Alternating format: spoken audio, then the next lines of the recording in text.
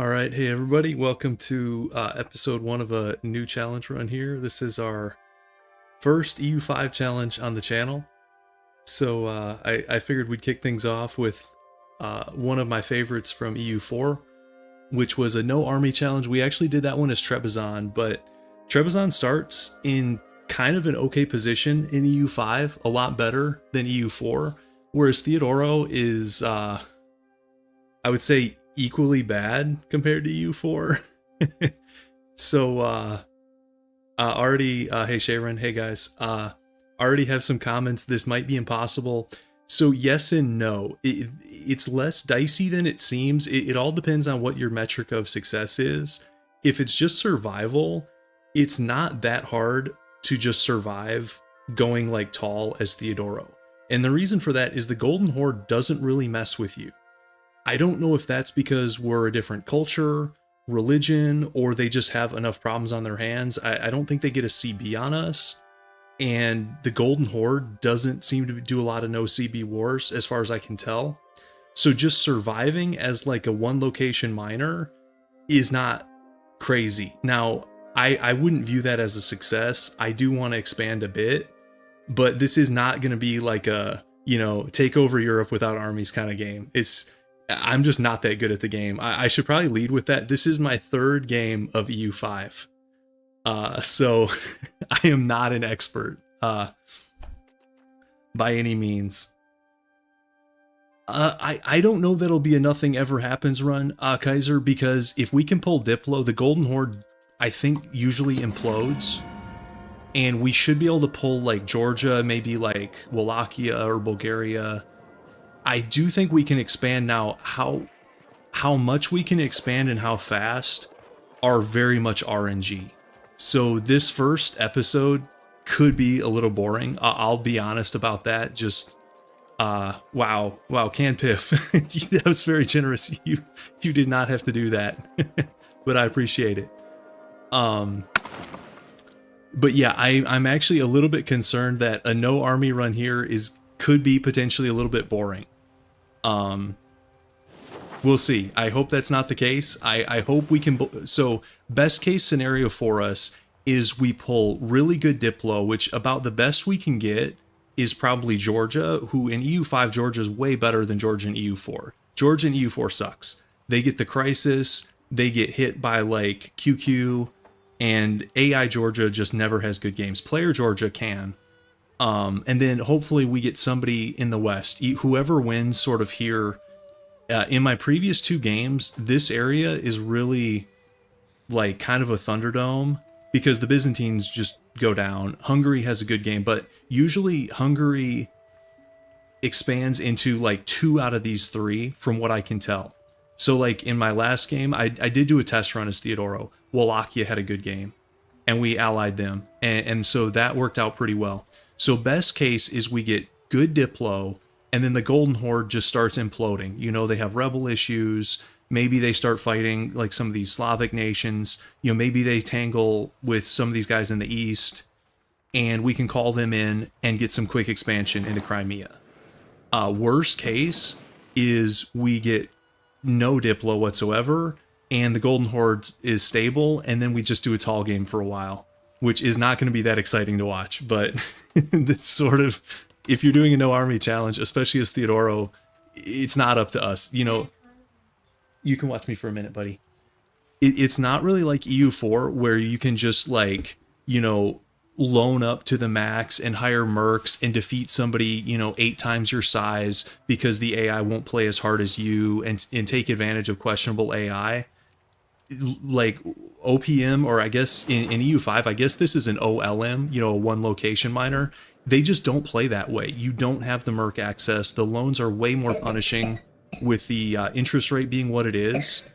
So you have to rely on Diplo for the most part. So and my son's gonna help me here for the opening bits. He doesn't have school tomorrow, so I'm gonna let him stay up a little bit.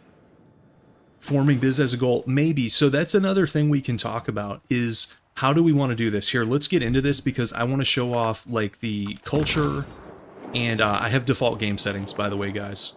I want to show off like the culture map mode and talk about Theodoro a little bit. You want to get some water? Okay, so of the sort of Byzantines and then the eventual rump states. So I mean, like the Trebizond and Theodoro. Theodoro is really kind of like the stepchild as far as EU5 game design. And the reason I say that is we have zero unique content as Theodoro. The Byzantines get a bunch, and by unique content, I pretty much mean advances. I don't know how many events they have. I actually haven't played Biz yet. Trebizond, they didn't seem to get many events, but they do have unique advances, which are kind of cool. It's still nowhere near like the level of flavor in EU4, but that's sort of a separate issue. Now, Theodoro, we get nothing. We get no unique advances, nothing. So this is very much what is EU5 like with no unique flavor. This will be a taste of it, but honestly, it's not bad. There's so many stars to my stock. Yeah, all the stars, those are capitals, buddy. Okay, so let's look at culture first, because culture is sort of the most interesting part of a Theodoro run, in my opinion, because we start, for those of you, most of you are familiar with this. This is, to my knowledge, the only majority Gothic culture province in the game. In Gothic is considered, it's part of the Hellenic group, so along with Greek, Pontic, I think there's a handful of other ones I'm probably blanking on, and I'm sure there's a way to check. It's part of the Hellenic group. There you go. So a few of those I don't think start with any majority provinces. They start minority, like Cappadocian, Greco, and Romagnati. I could be wrong about that. Guys, I'm not an expert in this game, but obviously when it comes to the Hellenic group, Greek is the 800-pound gorilla. Pontic actually has a respectable amount here, 500k. And then Gothic, there are 12,185 Gothic pops in the world, and I think they all live here. So, and then as you can see, our natural expansion is into Crimean culture, which is huge. I mean, the population-wise, 483, that's not crazy, but it's certainly a lot more than us. There's one thing working for us, and this is a little bit in the weeds of this game. When it comes to like cultural assimilation, there's these two values. This is a little bit in the weeds, but okay. So you have this cultural tradition and influence. As I understand it, whenever you're trying to assimilate, the game sort of simulates like a battle of culture, and my understanding is tradition is like your defensive value. So this would be how easy is it for other cultures to assimilate Gothic? Then influence is sort of the culture attack value. How easy is it for us to assimilate other cultures to Gothic? And of course, these start really low because we're a one location miner with nothing going on. But what we have working for us is there's no Crimean tag. So if we look at Crimean culture, it would be here. I'm sure there's faster ways to do this. So you see how they're at 0 and 0. That's because there's no starting Crimean tag. It's all part of the Golden Horde, which is actually Mongolian culture. See this? So, which also leads to interesting stuff like there's actually quite a bit of Mongolian culture. You don't really see it here because this is just showing majority cultures. But in these provinces, like, okay, that's a bad one. If we go further up.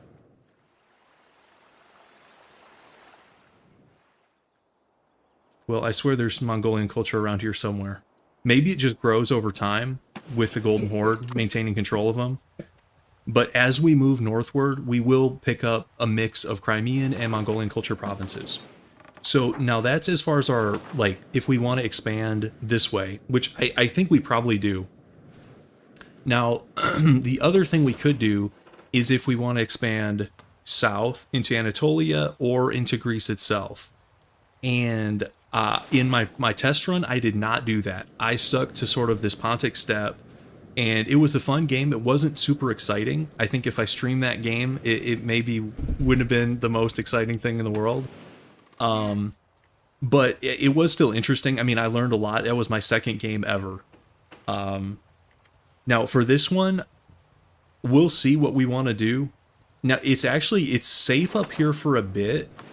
When the Golden Horde implodes, or if they implode, it gets a lot more dangerous That was this because where Crimea starts with a ton of... Here, let me see if I can look at their cores. Here we go. I don't know if that's picking up well on the stream. Maybe there's a better way to show that. They have cores on like all that culture, and if they pop out intact like that, we have a problem. Now, maybe we can chunk them down by then. We'll see. But that's an issue. Okay. Hey, call the shotin. And it's interesting about Roman Yati. I had not heard that before. A Greco-Jewish community. was that song. That's interesting. That I saw the squares. That was the four. Somebody just told me to compare our flag, which is up here, with this, guys, this 3D effect. I'm not into it. I'm sorry. I'm not into it. And also this whole presentation here, I'm not super into. That was. But That yes, was that square. and yes, our flag is extremely similar. Trebizond, it looks like they have that thing in the middle, which we don't. Here, which that's actually the symbol from EU4. This sort of like grayish lines, and then yes, Serbia. Theirs is white. I actually like the coat of arms more in EU4, but I don't want to get too much into the EU4 versus EU5 just yet. I think that stuff will come up as we play. I think there's some things this game does that just EU4 doesn't even try. That, I mean, that's an obvious thing, but I think it does those well. Like the population stuff, the culture. Comparing the culture in EU4 to EU5 is like, I don't know, like a going to a fast food restaurant and then like a actual Michelin star restaurant. It's night and day. But that being said, there's some things that EU4 had that EU5 just sort of doesn't. And I don't have an explanation for why. We were talking about it in Discord earlier. The province of interest system is basically mandatory for two reasons. The first is if you're going to play a Diplo game like this one, you have to know what your allies want and are willing to give you. And then there can even be a little bit of interplay there. And like in 4, where you could mark something of interest and your ally would usually drop it and say, okay, you can have that. Now, if they had it of vital interest, they're not going to go for it. In fact, that'll lead to a diplomatic clash, sort of. You get a negative modifier, shared provinces of interest. So that's one thing, is as the player, you need to know, because you need to know, like, can I even keep this alliance? If you want the same land and you're eventually going to fight over it, well, maybe you don't want to drag them into the war and then have to blitz occupations. Maybe you want to cut them loose. Or on the other hand, if they're not interested in any of it, maybe this is an ally I can keep all game. Here, you have no idea. It feels like the AIs basically have all of, like, the known world as red, of vital interest. And that's why you get such funky stuff. Like in my last game, Hungary had like one province up here on the Baltic, and they kept declaring a Novgorod for no reason. They didn't even border Novgorod. I felt bad for an AI. Like, I don't usually feel bad for the AI. And this is, keep in mind, this is mega Hungary. This is Hungary that expanded like a player. And so Novgorod is just keeps getting dunked on. Hungary 3 times, no CB wars from the AI, and they didn't even take land. And I'm like, what are we doing here? So, okay, that's a little bit of a sidetrack. And okay, the second reason, it relates to that, as far as a province of interest system, it makes sense for countries to want to get provinces of their own culture and religion, and not doing so leads to crazy splotchy stuff, which isn't historical and it's not satisfying. You know, if you're a map game player, I know people meme about border gore, but there is a point where, what's up? What's all the brown? Which brown? This one here? This one down here? Yeah. That's Morocco. It's one of the nations. And the dark brown. This one here? No. Oh, this is unexplored territory. This is stuff we don't know what's beyond this yet, buddy. Sorry, my son is sidetracking me. But anyways, I think you guys get my point about the province of interest system. And we'll see how hard that hurts us in this run, where we have no army, where we can actually take occupations and stuff like that. I do think they'll patch that in. It doesn't seem like a super heavy lift to do that, but it really puzzles me that the game got to this point without it. Any longtime EU4 player, and I'm even surprised, I'm sure, like when they did the early access with some of the influencers, some of them must have offered feedback on that, and maybe there just wasn't time to add it to release, or maybe they're not prioritizing that. I'm not sure, but it needs to be here. It just really does. And then the second thing we were talking about in Discord is I'm not sure how to add countries of interest to the news scroll here. And that's also key because you need to know what's going on in your area, especially for a Diplo game like this. If countries are decking on the Golden Horde, I need to know it. If the Golden Horde has rebellions, I need to know it because that's our green light. And if you don't have a notification system set up like that, then we're just checking this, every, 6 months. Golden Horde, what are you up to? Are you okay? Are you in trouble? And that's not a great way to play. So maybe there's a way to do that I'm just missing, but anyways, okay, I know there's a lot of lead up. We're 15 minutes in, we haven't done a single thing yet, so it's a classic Roo stream. Okay, so the first things I'm gonna do with I'm sure most of you are pretty familiar with this game, so I'm not gonna like super explain everything. We start with these 2 cabinet slots. One guy, let's hire our first guy. Let's see what we got. Okay, this guy's actually a beast. 98 admin. I like that. There's an estate system. These are all members of the nobility, which is a little bit unfortunate, but it is what it is. So this first guy with admin, we're going to encourage migration to our only location here.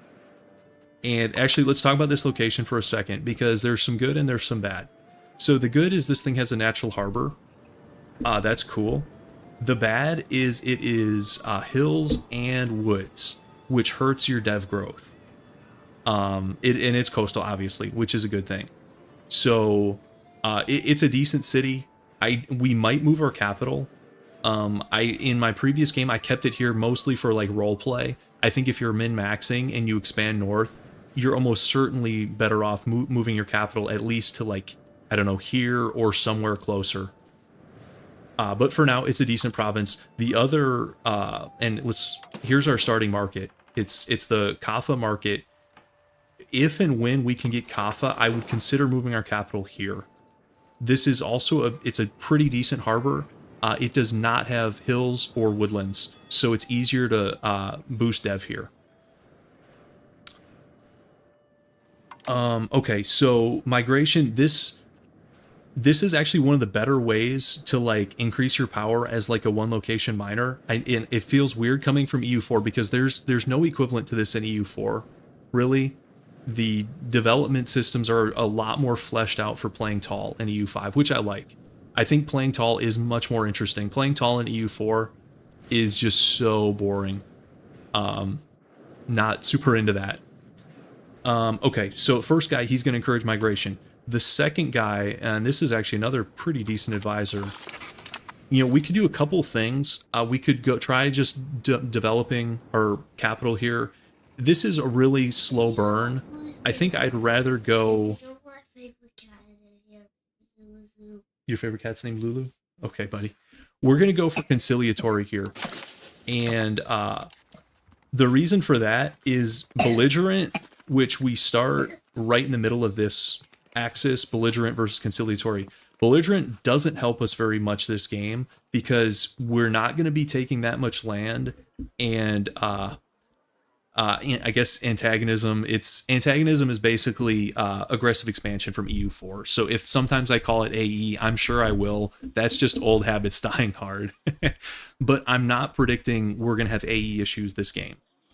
And the other things that it gives you, faster CBs and spy networks, we're going to use so sparingly, I'm not concerned about it. Now, on the other hand, conciliatory, cabinet efficiency is very good, Diplo rep is good, and opinion impact from shared borders this is actually kind of a big deal because we might end up bordering an ally.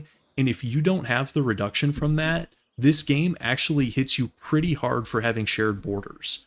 So if you have like a really extended border with an ally, if you don't have, if you're not pretty far towards conciliatory, I don't know that you're keeping that alliance. It's like a significant negative, which is, I think, an interesting addition, and I'm not totally opposed to it. I don't know. Maybe I need more playtime with that, but just from what I've seen so far, I think that's fine. And I'm not going to go over all this right now. These things will come up. I will say right at the jump here, this is not going to be a min-max game, which you might laugh. With a challenge like this, you might think, oh, you have to min-max it. For example, I think centralization is better than decentralization, but I think for this run, I'm going to stay over here. I want to do like a bit of like fun role play in this run, and I think I'm mostly going to be going for right side values here, which we already have a couple: traditional economy, but like Inno and Humanist are actually going to help us a lot with assimilation and cultural influence. So I think those are the right way to go. As far as power gaming, I think you probably want to go like centralization. I don't know which of these are better. I don't actually know what all's like the best meta values here. So we're just going to like YOLO values. It's going to be a vibes based government here. Okay, so this is going to be our starting cabinet lineup. Now let's take a look at estates real quick, because estates are quite a bit different here than in 4 also, and I think better, a lot more fleshed out. You actually have to like engage with them over the course of the game. EU4 could really kind of feel like set it in 1444 and forget it. The only thing you'd go in is to like sell and seize. These are the estates, buddy. There's the crown. This is the nobility. These are like the clerics, the burghers, like the merchant class, and then these are like the peasants. We have all the Greek names, so I guess, does this count as unique flavor for Theodoro that we have the Greek or Byzantine names for the estates? I don't know. I'll give them maybe half points for that. So we start actually with a pretty strong. Hey buddy, I gotta do this, okay? Nobody. We don't have any guys. All our people live in these houses. We can't train any soldiers this run, but we do have a boat. Actually, guys, I'm selling the boat. This is a transport that we are not going to use, so the boat is history. Okay, so estates. We start with a fairly strong burghers and nobility, and you start with a bunch of preset privileges. And a lot of these I would not choose, but it's pretty punishing to revoke these. For example, if we wanted to pull this, that's 76 stability and minus 40% estate satisfaction. Pretty steep. We will be tweaking them later. For now, I'm going to go with this Diplo traditions. I think this is obvious for a Diplo-based run, getting extra dip rep capacity, and then we want to go conciliatory anyways. So I think that's a no-brainer for our first reform. Now, another thing about EU5, this is not instant. You see this 10% over here? This actually takes like, like 2 years, a year and a half, something like that, to implement. That's another kind of cool change. In real life, when a government decides to do something, they don't snap their fingers and it's done. It takes time to actually implement things. So I'm all for stuff like that. Now, we have a second reform we can do. None of these jump out at me as far as must select now. We're not going serfdom. This one, we're not going to be building a lot of foreign buildings. I'm not sure how good trade range is in this game. I'm just not experienced enough to know that. In my last game, I went autocracy, and 10% crown power I think is good, but I'm hoping to go for plutocracy values this run and not aristocracy. And then this one here, we probably are going to do traditional economy, and noble satisfaction equilibrium is good, but loyalty of subjects, I'm not sure how many subjects. If we're going north, I'm probably not going to do a ton of subjects. Now, if we go south into Anatolia, we might do some subjects. I'm a little bit concerned with us having no military, what impact that's going to have on vassal loyalty. I just don't know enough about this game to really say. Now, in EU4, you don't really want to run a ton of vassals on a no military run. They won't be loyal and you'll just have problems. That might be different here because you have levies available. So, like, the vassals won't know that we're never going to use these guys, if that makes sense. So maybe vassals are viable for this run. We'll see how it goes. Yeah, if we go decentralized, they'll be loyal. You might be right. And yeah, let's talk about that. So decentralized, you get estate satisfaction, you get satisfaction recovery, which this looks small, but 0.2% is actually noticeable and good. And then loyalty of subjects, if we do play with subjects, this would be very useful. So we may or may not play with subjects. We'll see how it goes. Okay, let's give... I'm going to hold off, I think, on the second reform. This one maybe, if I had to pick one this second, I'd probably do feudal nobility, but I'm going to hold off on that for now. I'm going to give... I don't want to give much more to the nobility and burghers right now because they're already at 25 and 35%. I do feel okay giving... Actually, there's one I want to give to the burghers. I want to give this one to the burghers because it gives you monthly dev. Now, by giving that to the burghers, you can see the burghers are really happy with us. They get 15%. The other guys are less happy, and this scales with how much influence they have. So, like, the clerics and the peasants have such little power that they're not that fazed by it, whereas the nobility, they've got a bit more power. They lose 6.5%. That's temporary. You know, that doesn't change their equilibrium permanently, if that makes sense. And then there was something I wanted to give the peasants. Let me take a look at this. Commoners allowed in the cabinet is a maybe. I think that could be cool. This one, peasant levy size. I think the levy size reduction estates are kind of a no-brainer for this run because we're not going to use them. Free mobility for the common people. I don't know that we need this yet because these guys don't really have anywhere to migrate to, right? I mean, they would only migrate out of our nation. So I don't know that we want to do that just yet. Here's another one, commoners in parliament. Let's do that one. I think that gives you some extra agendas in parliament, which is kind of cool. And if we're role-playing this, guys, I don't want to be like a total jerk to the peasants. Maybe that's, you know, the nice guy in me or something. But if we're role playing, we're not going, you know, full serfdom. You know, these guys are, you know, you know what I'm saying. So let's do represented in parliament.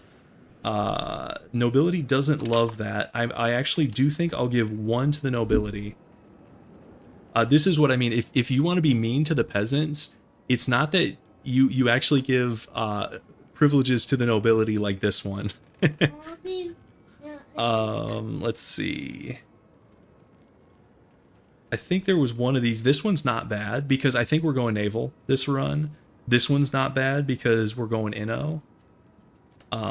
This one, I mean, we're not really going to use a lot of commanders, so this one is not crazy either.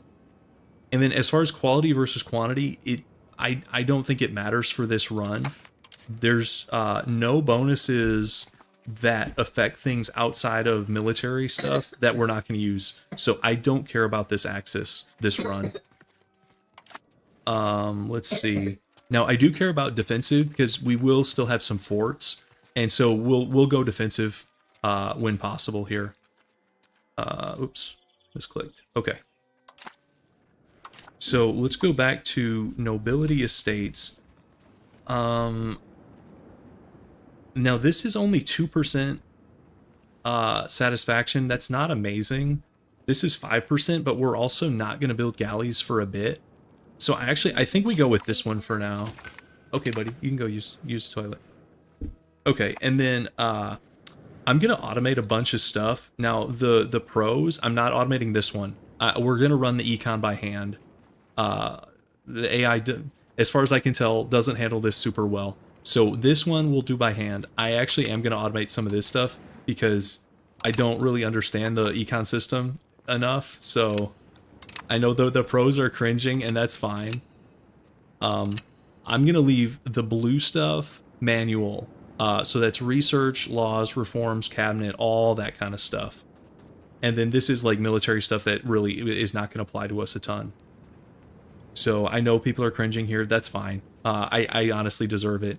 Like I said, I'm kind of a noob at this game. So now, and here's a question for you guys that I don't know the answer to. Do you think we should delete our starting castle?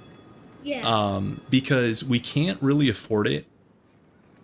But if we go to war, it's nice to have this versus having nothing and just getting immediately occupied. So I'm not sure. I'm not sure about the castle. I think you shouldn't do that. I'm going to automate the taxes. So this thing, it just moves the tax rate up or down to keep these guys near equilibrium, if that makes sense. I'm no call the shot. We're not, no sorting allowed. I think you need a 4. At a minimum, we'll turn down the maintenance while we think about it. Does it rain the map game that much? It doesn't really rain in the map game. There is like some weather. Actually, there's so many map modes in this game, guys. There is a danger map mode. This is an earthquake zone. So I kind of like, I mean, in addition to all of this, it's not like this is unique, but you've got to be impressed with like the levels of detail they went to on the simulation side. Like just a look at some of these map modes, and it's pretty wild. Current weather, you know what? But to me, it makes it that much crazier that they don't have some of the basics from EU4 when they have stuff like earthquake zones. Like, they went so hard on the simulation, you could tell that was the priority from day one, and I think some of the gameplay stuff has been left behind for now. I do think it's fixable. I'm not saying like it's much easier to add the gameplay stuff like provinces of interest later versus, you know, you can't add the simulation system later. You know, that would be like, you know, take EU4, put a simulation side on EU4. It's like, well, you can't really. It has to be baked into the game. So, okay, anyways, underage heir, we don't care. We don't care about most of this stuff. Start our research here. As far as opening Diplo, I think we want to go for Georgia. And then maybe Trebizond. These guys, I don't know that they're going to survive, but we might be able to get some settlers from them. You can get settlers from nations of your culture, which I think is just Byzantine Empire and Trebizond. And Byzantines, I don't think we want to ally Biz, even if they'd have us, because they look strong here, but in my previous 2 games, they were not long for this world. So let's open. We'll try with Trebizond. We might also consider allying like one of these miners just so mill access is less of an issue. What's up, buddy? Did you know, I think you needed, did you know there was 4 kinds of setting? Okay, buddy. So mill access is actually a bit harder in this game because you have to pay for it. It's and AIs they seem less likely to ask for and give it. So, you know, in EU4 where like you could be playing as Dithmarschen and like you're at war with Tunis and somehow Tunis finds a way, you know, they ask for mill access through 17 countries, and next thing you know they've got a stack up here, and you're kind of like scratching your head like, okay, you know, in real life would that have happened? No. In EU5 that I don't think that would happen, and so for me that's like another plus in the realism category. But we have to just think about that as far as if we're going to deck on the Golden Horde, our allies need mill access. So we might consider maybe one of these tribes if we can get Georgia and or Treb. So we'll see. Okay, so we're going to start with these guys. Okay, improve opinion. I'm going to turn up. This is cost of the court. This is basically legitimacy. And then stab down here, obviously goes into stab. Now the difference is stab seems to have like a pretty brutal decay, whereas legitimacy does not. So you can max this out and get to 100, and then it drops into like a maintenance level. And then stab is not the case. You can have this thing maxed, and eventually you'll hit sort of like a break-even point. It's pretty cheap, so maybe we should put some money into it. I don't know. We're already like, we're not making much money. Let's lower dip spending a bit. I don't know. Do we want to have a trickle going in? We want like... You give me a triple. Yeah, we can boost that when we need it. We'll keep that down. So I think this is how we're going to start the econ. I'll leave the fort for now at low maintenance. Obviously no mill maintenance. And then I'll probably lower this once we move stab up a bit. So yeah, Bulgaria is strong. It's really interesting. I don't know how much of it is a function of different game mechanics and how much is a function of having a start date, 100+ years earlier. But things do not play out how you would expect from EU4. Like, from what I've seen, like, France, Bohemia, and Hungary are, like, the 3 continental powers, and everybody else is just, like, scrambling to survive. And then the funniest thing to me is after, I've been playing EU4, like, I don't know, almost 10 years, 8 years, 9 years, something like that, too long. The MAMs have always gotten, the raw end of the deal versus the Ottomans.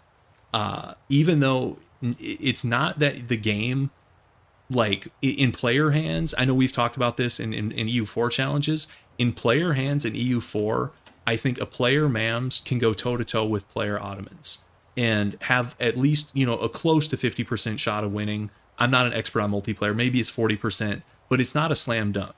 AI MAMs in EU4 has about a 1% chance of beating the Ottomans at any point, even if you've already beaten the Ottomans and weakened them. They just cannot get it done. It's really shameful. What's funny here is the shoe is on the other foot. It seems like the MAMs can take it to the Ottomans at will, which sort of makes sense because they start so much weaker. Another funky thing, I know I keep getting sidetracked, but this is my first EU5 video. I've got a lot to get out. There's no historical rivals or historical friends, so it leads to really funky stuff like MAMs, Ottoman alliances, which I saw, and then you have, like Iberian, friends from EU4, like Castile and Portugal.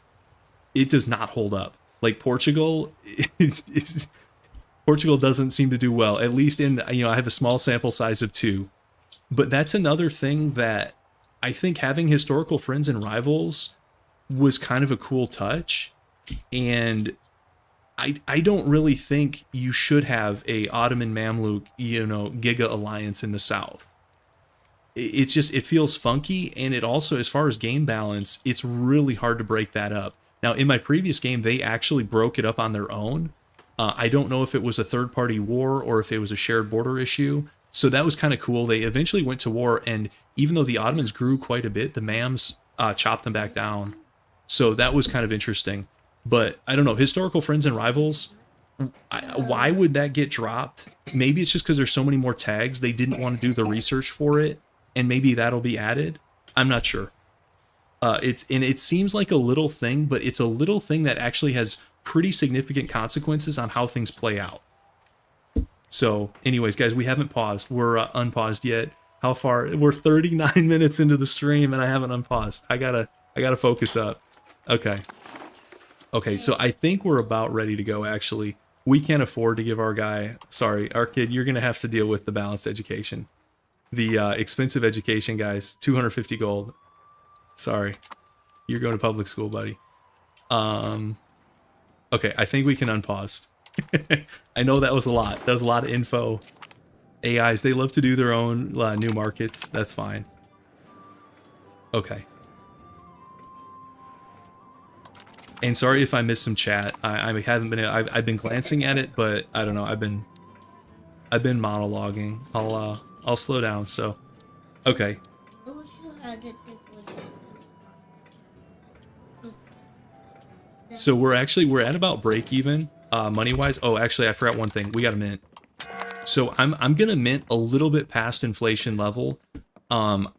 From my small sample size, it seems like keeping a little bit of inflation is okay because sometimes you get a parliament agenda that removes inflation. So I don't mind running this up a little bit.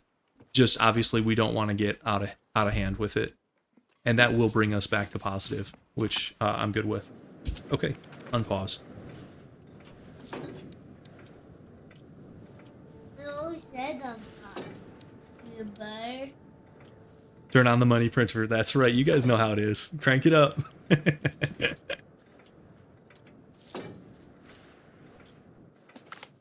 So is there a fix the coinage debate? The one I saw was like balance the budget, and it gave you minus 2.5% inflation. But the best part was while the debate was ongoing, it had like minus 0.4% inflation per month, which is really high. Yeah, no, it seemed good to me too. Balance the budget. I was doing that, and I was like, okay, I can get behind this. That guy. Yeah, this is our Duke, Demetrios. He's kind of mid. An interesting thing here, which I think I like, is it seems like ruler skill is much less important than it was in 4. In 4, it was so important that, you know, and I'm as bad as anybody because we did it on stream.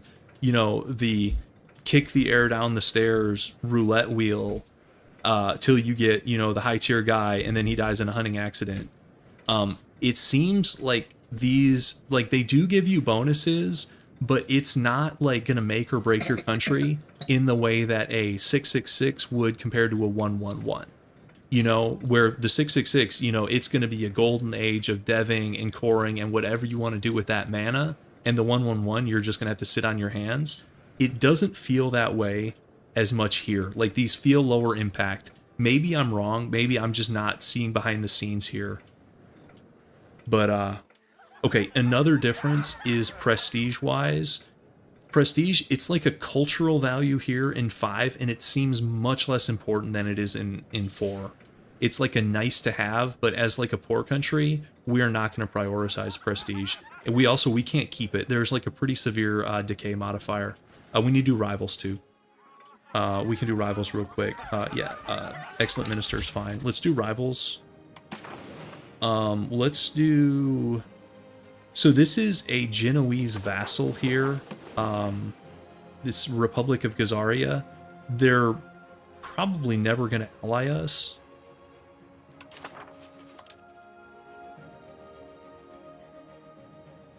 And as a vassal, I think we can rival those guys. And we might also just rival the Golden Horde, which the rival system in this game, you can rival, it seems like, at will. And EU4 let you do that to a degree where you'd have rivals that you're kind of like, really? You know, I could stomp them, you know, in a 3-month war, and you're saying I could rival them? Here, that is like taken to like the next level, where the Golden Horde, yeah, okay.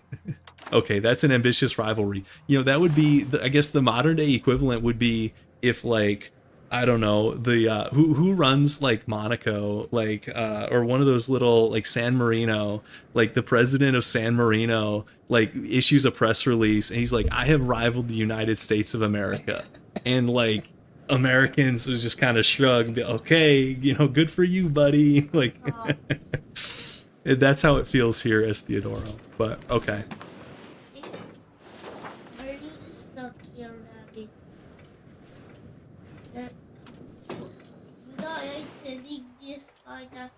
These guys that much. What's up, buddy?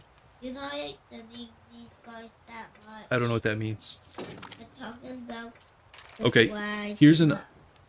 Oh, yeah, the flag, it sort of waves. It's, my son's asking about the waving flag. Guys, this 3D effect, it's like, reminds me of the early internet, where, you know, sometimes they would animate things just because you could animate things without really asking, like, why or should we? Just like, we can, so we will. And I think we can turn that off in the settings, right? Maybe I should do that. Another thing I'm going to do, if you play an Orthodox country, you will get these notifications about countries joining or leaving these patriarchates. I'm turning this off. I don't care. Maybe if we set up our own, you know, Theodoro patriarchate, maybe we'll care about that at some point in the future. I think we start in the Constantinople. This is it right here. We do. And we might leave because I don't know if there's a benefit to being in here. I don't know how all this works. Typically, in my previous run, I joined like the Georgian one because they were my buddies, and Biz was going down in flames. But can you make it But snow? I'm sorry, I can't make it snow, buddy. I don't know if you get like a Diplo bonus to the, you know, country that has this. I don't know exactly how this works, so maybe you guys can advise me on the best way to play, but I'm certainly turning off the notification because I got spammed with it last game.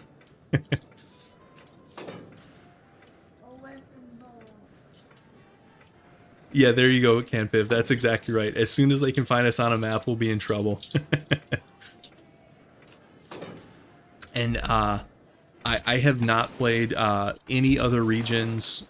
My first game was a Trebizond game that I played to about 1500, just sort of like figuring things out, and it went okay. I expanded a bit, but I really didn't understand like control, so I was like expanding like south into Anatolia, and with like all these mountains and stuff, like I didn't even have roads up, and all it takes with these mountains, your control, you're not getting like past the first mountain range, let alone by the time you get to like the second one, you know, your control's in the basement. And I'm wondering why, like, I'm expanding, but, like, my economy's not improving, and my soldiers aren't improving, and things aren't changing. Well, that's because at Control 0, none of that is going to change. So we'll talk more about control when we actually expand, because right now, you know, we have control of 100 in our capital, and that's it. I actually think the control system's kind of cool, and way more realistic than autonomy in EU4. Autonomy was so gameable with, you know, you start as Theodoro, you take the Pontic step, and then you just mass reduce autonomy. I don't... In real life, it's a little bit more complicated than that, and EU5 gets much closer to that complicated level than EU4 ever could. So I'll give this game a thumbs up for the control system.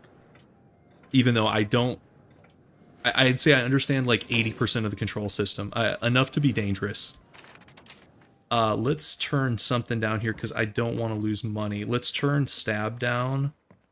So I want to run a small positive. And once we get up to 100 legitimacy, that should reduce cost of court. Okay, first tech.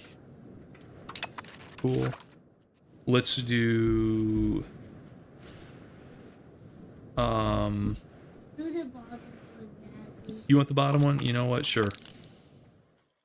I think Works that- for me, buddy. Yeah. Letting 5-year-olds guide the future of our OLM. And let's go towards defensive here. We talked about that. Or bad.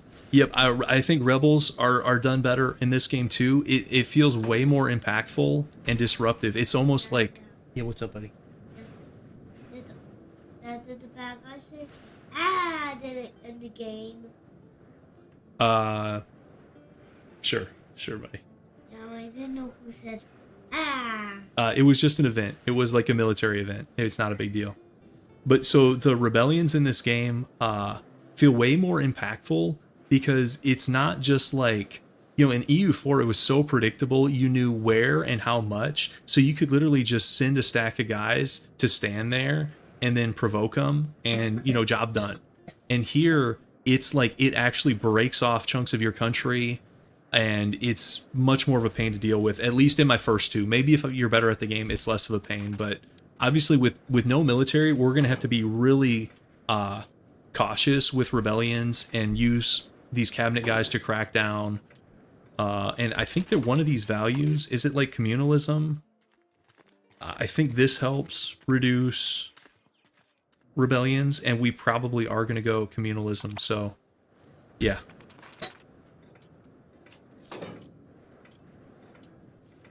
Well, yeah, in EU5 you can see, but if you have a levy-based army, I've got to turn off the... I guess it's two separate notifications. There's the leave and then there's the join. We'll turn them both off. In EU5, it's a little bit different because until you get to standing armies, you can't really like camp them, right? You know, if you're using levies, you can't raise the levies until the rebels are actually fire. So maybe late game you can still like camp them and maybe it's easy, but I don't know. By the time I got to the later game in professional armies, I wasn't getting rebellions firing nearly as much. It was sort of an early game issue. Okay, we just had a baby. That's cool. I'm getting rid of this education thing. Yeah, that's weird. 70 hours on speed 3? Oh no. I couldn't do 70 hours on speed 3. I do this one mostly on 5. At war, I was going to 4, and actually, so I was going to speed 3 because once you get railroads, your guys move around so fast. I was not used to it. At speed 4 and railroads, and yeah, I played like pretty far into the late game. I know nobody does that, but I wanted to see what was there. Guys, I wanted to see like the revolution mechanic. It's just, there are no revolutions. It's not a thing. It's actually kind of funny. But okay, we've got our first parliament, so let's call this thing. Okay, so we can do a census for some pop growth. I like that. We could get like an extra advisor or something. Let's do the burger picture. That orange. You know the orange are the burgers? That's pretty good, buddy. Cathedral building. I don't know if we can afford this. Can we afford this? No, we definitely can't afford that. So not happening. I think the census, just having like baseline pop growth, is pretty decent, right? I think so. So for those of you, I'm assuming most of the audience here it probably knows this game at least as well as I do, but maybe there's a small number that don't. It's kind of interesting how the parliament works here. You actually have to get parliament support over 50%. It's not like EU4 where you had to get to 100%, which that never made any sense. You know, what government is trying to convince 100% of the legislature? Like, it's not even possible in most governments, you know? So you have the different estates have different things that they want. Now, our parliament support is pretty bad, and I think that's because we don't have a lot of crown power. So getting this thing passed might be a little bit of a struggle bus. We could get 20% off pushing towards individualism. That still only gets us to like the mid-30s. I don't know, call the shot. I'm going to try to strike a balance. The question is, do we want to run a poll if we want detailed explanations versus not so much detail? I'm going to try to strike a balance between, because I don't want to bore people who know the game, but I don't want to just say nothing and click buttons and then people new to the game have no idea. So let's do this. And 30, I don't know if this is worth it, guys. Because now the nobility, okay, we can actually, let's boost the nobility back up. These increased opinion ones are easy enough.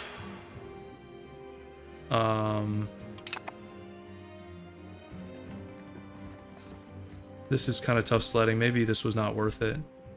I wish you did pick that. Because you see our tax income's going down because these guys are mad. Because the estates are mad, it's automatically lowering their taxes. But we should be okay. Let's do this. We're committed now, guys. We're all in. All in on this census. I'd rather not do serfdom. Is this going to be enough? Well, there's also going to be some events. Let's let the events play out. Sometimes you get events for, like, plus support. Okay, so we can get some stab here. We can get 10 legitimacy. We're taking the money. For sure, we're taking the money. Yeah, for sure. I thought the estates being mad does affect taxes.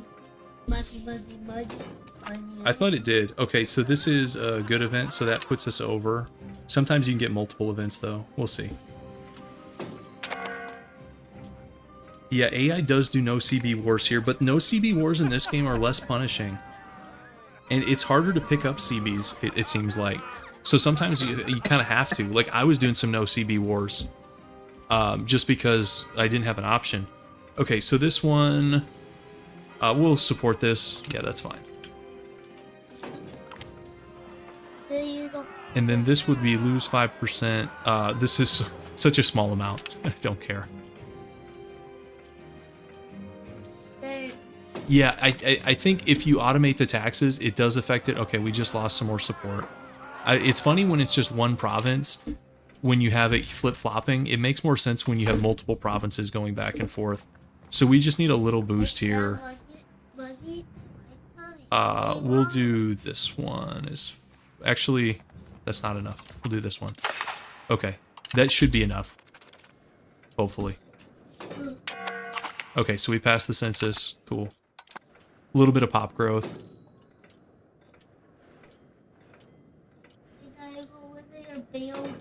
Yeah, Chaotic Arcane, that's my understanding.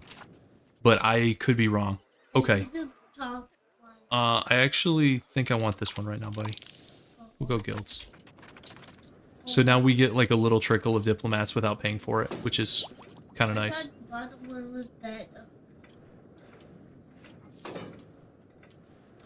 Hey Bob, we haven't done much, honestly. We're just a few years in. I was talking a lot about the game since this is my first EU5 stream, so I don't know.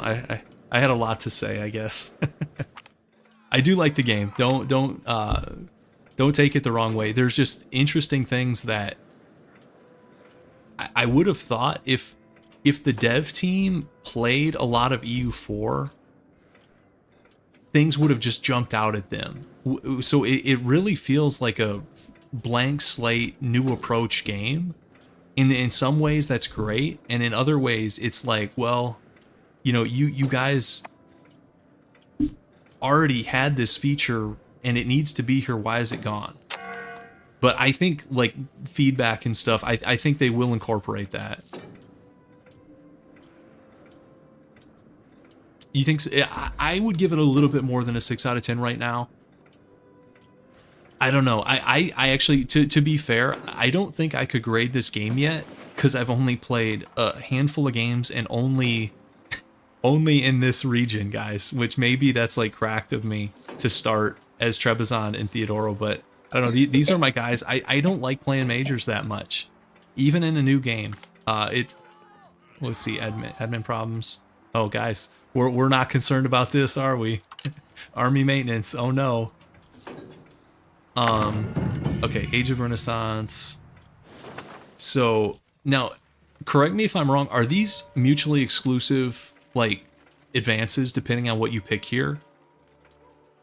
So if we go for admin focus, these are all blocked out. Is that right? Or do you still get access to these? Okay. Okay. So, max literacy's obviously good. That's decent. Cost of court. I think the blue is, but the blues one near kinda. I see. Do you want to do the blue one? So some of those are pretty good. Diplomats. Yeah, see, we're probably not going to have marches. But that one has some money for. This has some money. Ooh, dip rep though. And improve relations. So I think Mill is out for obvious reasons. That hit the blue button. I think both of these have some good stuff. Literacy's good. Religious CB's good because, well, I wouldn't say everybody to our north is other religions because these guys are Orthodox, but Golden Horde certainly is not. It's kind of interesting, the religious mix. I guess we didn't really talk about that. Yeah, I think you need money for the middle one. Is which tab is religion in? It's not that one. Here we go. So that's not the one I'm looking for. This is it. It's kind of interesting. As you head north here from Theodoro, it's a mix of like Sunni, Tingri, and then you hit like Orthodox eventually. But this is like the westernmost push of the like Tingri, and then there's some Sunni in here too. So it's kind of interesting. And then you go far enough, you will hit, you know, the main Orthodox block. So Deus Volt could be useful, but then again, Diplo. The blue one. Well, I don't know. What do you guys think? What's I think the blue one. okay? My son is voting blue based off color only, which I guess you could have worse reasons than that. Yeah, blue has some money. What's the chat vote? You guys want admin for like literacy and religious CB? The cost of court. There's some other. The Merc stuff isn't super useful. Proximity cost, not yet, but eventually it could be if we expand. I think blue. I think both have some good stuff. Yeah. Blue. Okay, so I've got. Oh man, now it's like I think it's tied up. Okay, we've got. And I think the We one- got votes for both. I think it's like it's pretty close. I think blue red's not that good. I do suspect if you're doing a normal campaign and not funky rules, admin is better. But we're not going to be able to expand as much as normal. I think That's probably an understatement. I think the baddies are not. I think the baddies are gonna pick the way. Yeah, let's go dip, guys. I think dip is king in this run. Let's go institution growth now. I think some institutions should be popping up reasonably soon. I don't know the dates on all the institutions. We are cooked if we can't find allies. I agree with that 100%. Yep. Yep, you're totally right.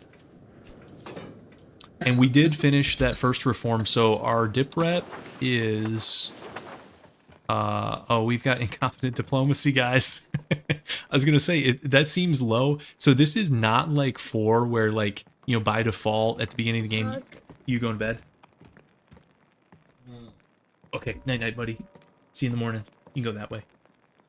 This is not like EU4 where, you know, you start with kind of like a base of maybe like 1 dip rep, or if you go religious diplomats, maybe you have 2 dip rep. Here, you should be starting with like, I don't know, more than this.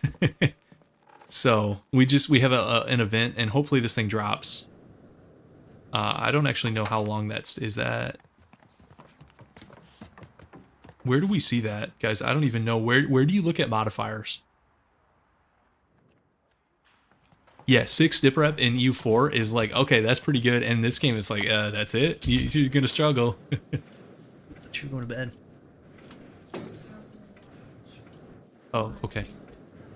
You can watch me until 9:30. You can watch me for another 7 minutes, okay? Okay, so I was close. It's a flag in the middle of the screen. No, that's ruling history. Oh, it's right here. Okay. And then Oh, it's up in, well, 8 years. That's kind of a long time. yeah, sometimes you do it with a blanket. Yeah, I don't need a blanket right now, buddy. It's not that cold. Fine. Okay, you can grab one. Yeah, 'cause And we can see, so we're probably, and look, Georgia's got a little rebel issue here, but they should be fine. We might need royal marriages to get this stuff online. I actually think we almost certainly will. This one was. Because we're at minus 51 with Georgia, and then I bet we're similar here. Okay, we're closer with Theodoro, but we'll probably need marriages to get anything more than like tiny alliances. Yeah, I know. Okay, that's a decent trait. Did you know what? Let's get rid of this because we're not going to be using it. You can also, guys, change your succession law, and there's some funky stuff in here. So you guys might laugh. There's one here that it sounds really cool. You look at that description. You know, the new ruler is the most capable person in the dynasty of the previous ruler. So in EU4, that sounds awesome. It sounds like you're guaranteed like a 666. In this game, what this means is you become the junior partner in a lot of unions. I did this in my previous run as Theodoro, and we kept getting PU'd, And the unions in this game are funky, but kind of punishing because they can like go through this progress and eventually flip all your government values, like all your estate privileges and laws and stuff. Guys, we haven't even talked about laws. We've got all these laws on the books. We'll change some of these when the time is right. Basically, they threw out like 100 years of work by passing something. It drove me nuts. I didn't know it was going to be quite that punishing, but it is what it is. Let's take this for now. And I don't know enough to know if that's a good change or a bad change. It's certainly more involved than EU4, where unions were pretty, once they happened, like there wasn't a lot of depth to them. The other option here, I can look at where it spawned. So here's Italy. You know, we didn't talk. Hey, this is another good event. We'll take a little bit more money. We didn't talk about starting dev. Dev is it's not like EU4 dev. Which one is it? It's in here somewhere. So we do not start in the richest part of the world. Now that's also true in EU4, but it's worse. It's worse here because, guys, look at all of Crimea. You know, this is tough sledding. We're at 12. Now, for reference, like a random province in France is like 16, 19, 20. So, and I'm not saying this is ahistorical. It probably is historical, but just as far as starting development and whatnot, and then population, this is not that well populated either. This is not a rich part of Europe. Let's put it that way. So we definitely have our work cut out, but it kind of makes it more satisfying. So if you do a tall game, and even if we don't expand massively, like in my previous game, I didn't expand that big. I had like, I guess part of what would be like present day Ukraine and Crimea and stuff, but I was able to get like population and dev up a decent amount. And I don't know, it feels more satisfying than just EU4 looking at the dev map like, ooh, you know, green dev. It feels more tangible having population. So, and yeah, call the shot. And I agree with you. Dev is, it doesn't feel super impactful in the same way that in EU4 and CK3. In CK3, dev is like awesome. And in EU4, it's also awesome. Here, it seems like it's nice, but it is not like a game breaker. You know, if we got this thing, say I could like, you know, type in a cheat code and get our city here to 100 dev, the game doesn't change that significantly in the same way that an EU4 game, if we give ourselves 100 dev in here, you know, we're now a regional power. It's not like that, as far as I can tell. You know, we might get like more population, migration pull, you could build some more buildings. Like it modifies a bunch of things. So yeah, like, you know, we could house more people, but it doesn't automatically put the people there. That takes time. And yeah, we would grow institutions faster. Well, that's cool, but that doesn't make you a regional power. So yeah, I think you guys get what I'm saying. Okay, we have an unmarried heir. No one wants to marry us yet. And we are negative on diplomats because of that incompetent diplomacy. That's a bummer, guys. That event is really unfortunate for this. Let's remove this modifier. So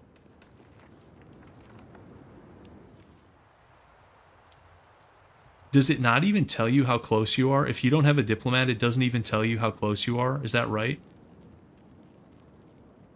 It'd be nice to know.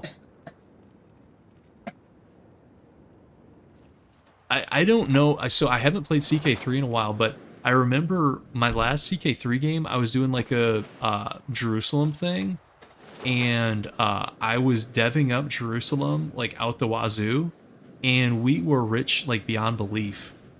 Like, I don't know, it felt really impactful, but I'm not like a CK3 expert, so maybe I don't understand that totally. This is lame because, okay, cost of court just went down. How much do we have to spend to actually get positive Diplo here?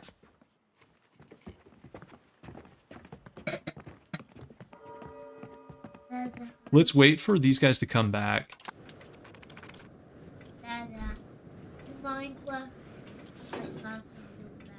So 100 dev in CK3 is 200% levies and double the income. Yeah, that's impactful.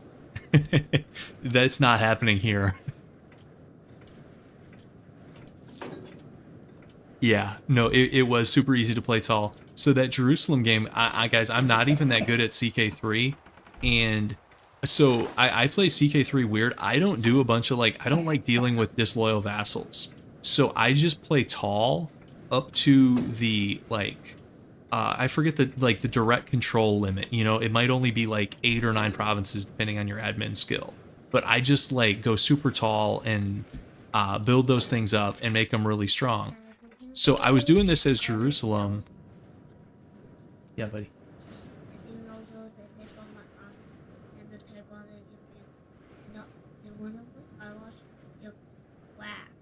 Okay, buddy. So I was doing this. Okay, buddy. I was doing this tall Jerusalem thing, and we were strong enough, no one in the area was messing with us. Well, then Genghis Khan shows up, and guys, as tall Jerusalem with 10 provinces, we beat back Genghis Khan, single-handedly. It was well, okay, I don't know about this, guys. I don't know how realistic this would be. Okay, go ahead, buddy.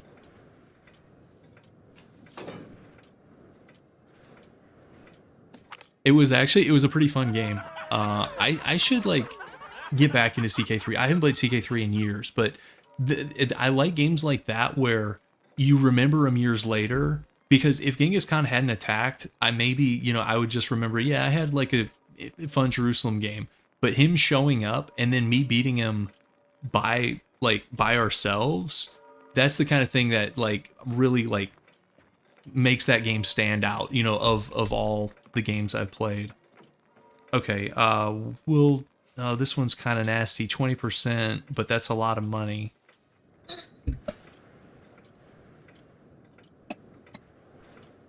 I don't think we can afford that. I think we just take the opinion hit.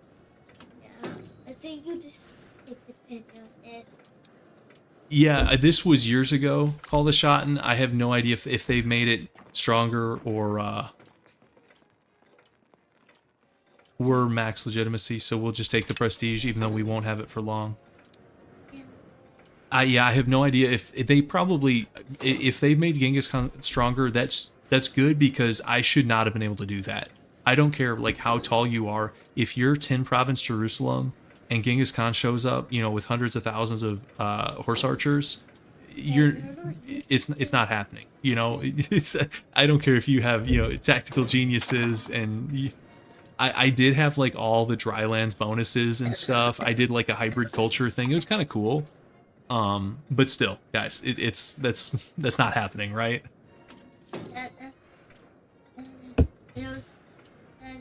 He can run away from you and siege at the same time. Well, that doesn't sound very balanced. It's also, guys, this encourage migration thing is kind of funky because it fluctuates up and down. You'll have a month where no one shows up, and then the next month they do. I don't know if that's intended or improve relations. I like that.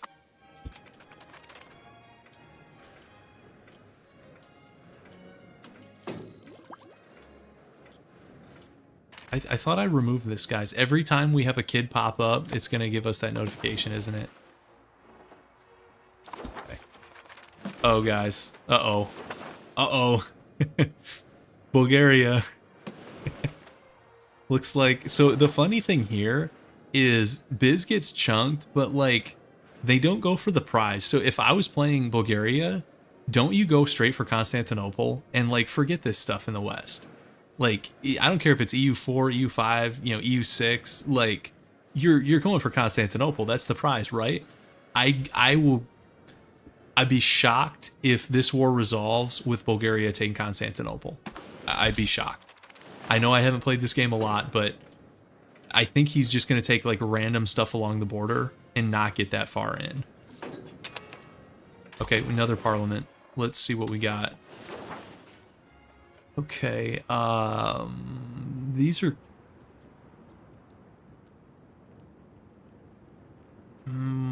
what do we want to do here?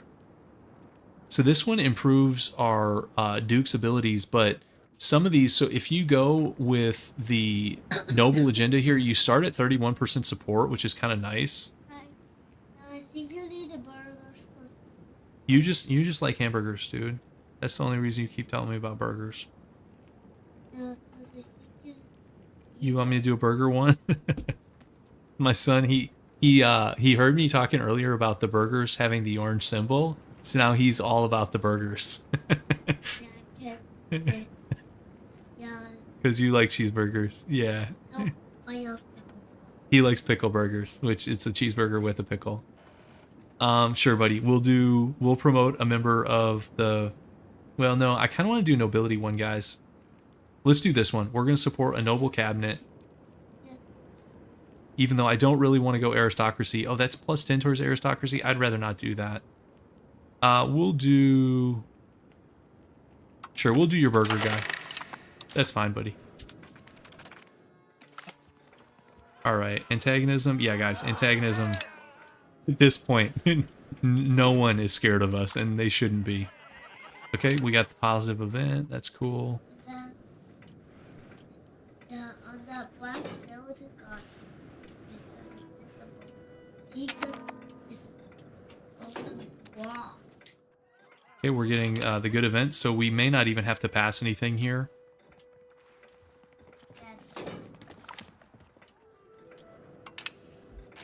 Yes, buddy? Did you that black skeleton I can turn invisible could go through walls. We're also about to get some ticking diplomacy from our diplomats coming back here. They're almost maxed out with Georgia and Trebizond.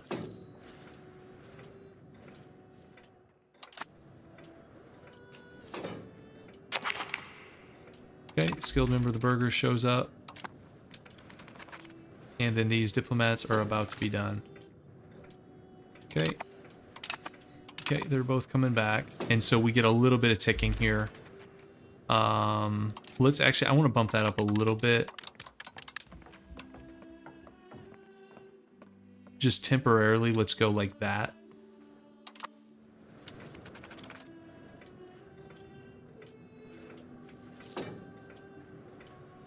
Because I think Bulgaria looks like they're going to have a decent game here with this war, potentially. We could look and see... Ooh, having Hungary as a rival, that might be a bad time. But the fact that they've rivaled the Golden Horde means they would probably help us, so we'll see. It doesn't hurt to improve with them. Doesn't mean we have to commit to anything. And really, as a one-location miner, so even if we get pulled into a bad war, we still have a couple things going for us. One is that the Golden Horde may not give out mill access. Like, say we ally Bulgaria and we get pulled into a Hungarian war. Golden Horde might not give mill access to either of these because they probably don't like them that much. And then even if they do, say they come take our capital, like, we can separate peace out. There's really not that much they can do to us because, like, I mean, short of taking our land, and maybe they would, you know, with the AI in this game, maybe they would take our land. But, you know, normally they go for, like, release nations and war reps and stuff like that. Well, our war reps, it'd be, like, you know, 0.05 gold per month. So we'll see. We'll see what happens.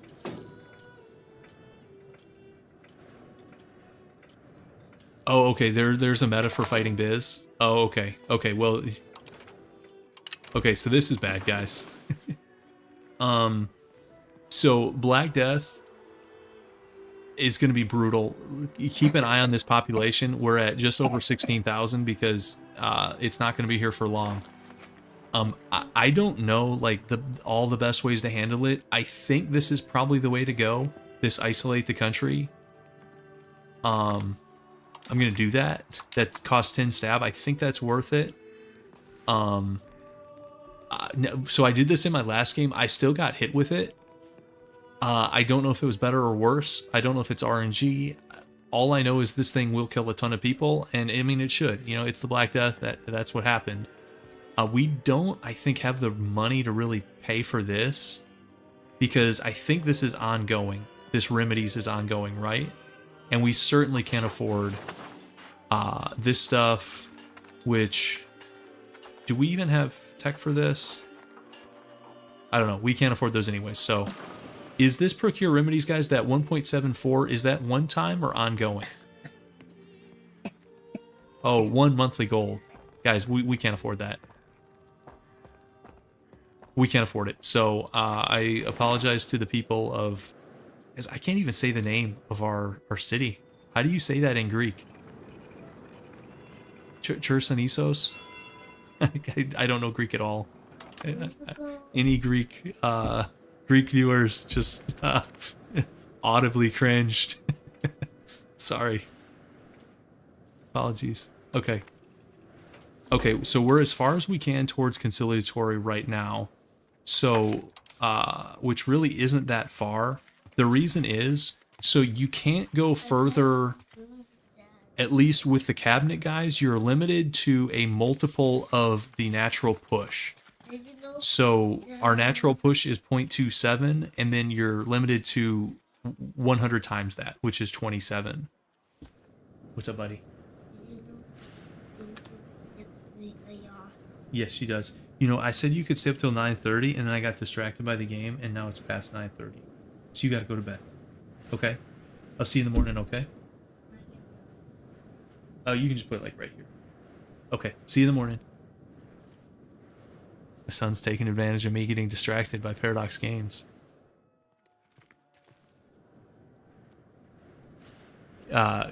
Care son Essos, more like that. Little Rue got caught, yeah. Yeah, he wasn't going to say anything, although he doesn't really understand time that much. So he wasn't being that sneaky. Okay, so with this guy, let's go look at our estates.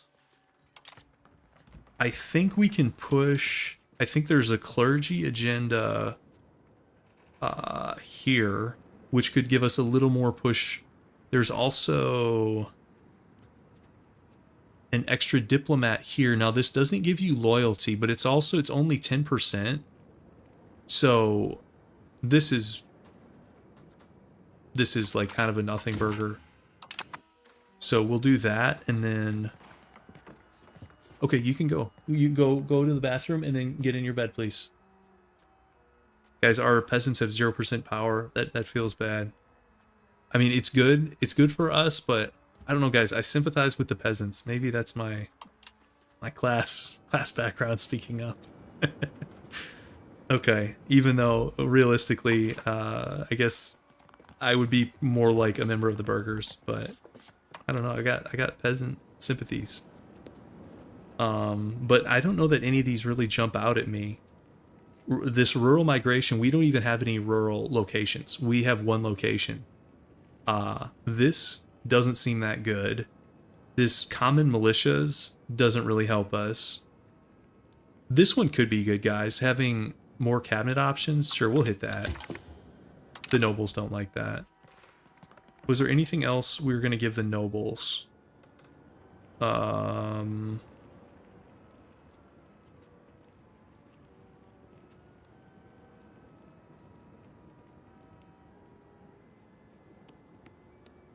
mean, I'm call the shot, and I don't want to out myself. I would consider myself reasonably educated, and I sort of have a trade.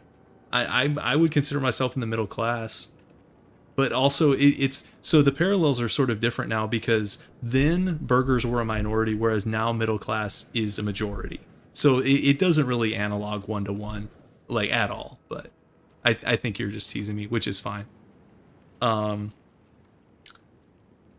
So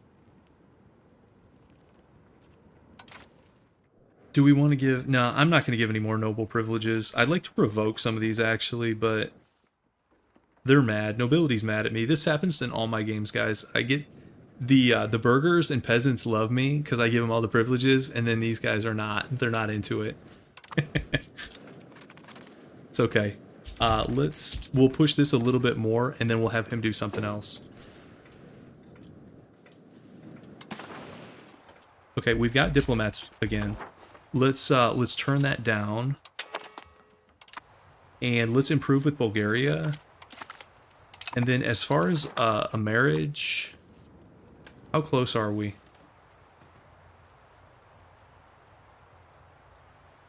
Okay, Trebizond's in. think. No, they're not. She's too old. She's 38. There's a penalty for age of consort. Okay, we'll keep an eye on that. The second diplomat, do we want to hold him in reserve? Maybe we'll hold off on that. Okay, we'll hold off on the second diplomat. Yeah, the noble privileges, it seems like they're fine if you want to do like a serfdom aristocracy game.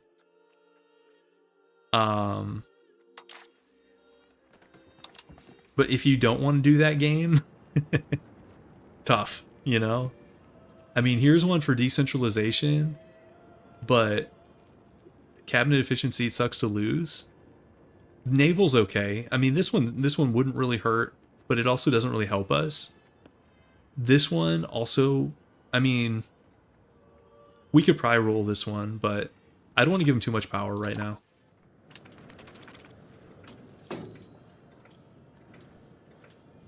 Guys, any predictions on Black Death, which is heading west rapidly through the Golden Horde?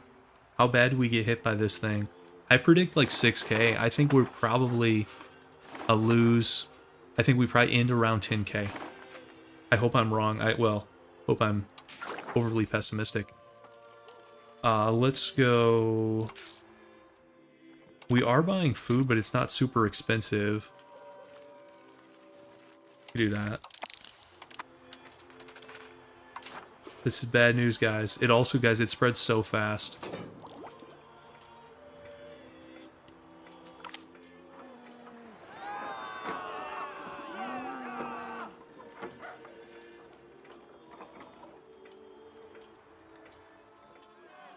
I think these smugglers are just gonna rampage. Because I don't want to pay to track him down. Oh, it's getting closer, guys. It's in the Genoese colony here. It's in is it Kaffa? Is that how you say that city name?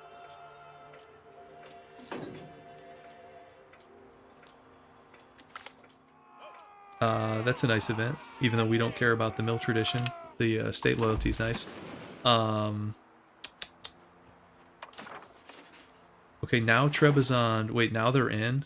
Okay, guys. This, I think, is just a glitch in the game right now. So, it says we have an unmarried heir. Okay, you click it. Now Georgia, or I'm sorry, not Georgia, Trebizond lights up green.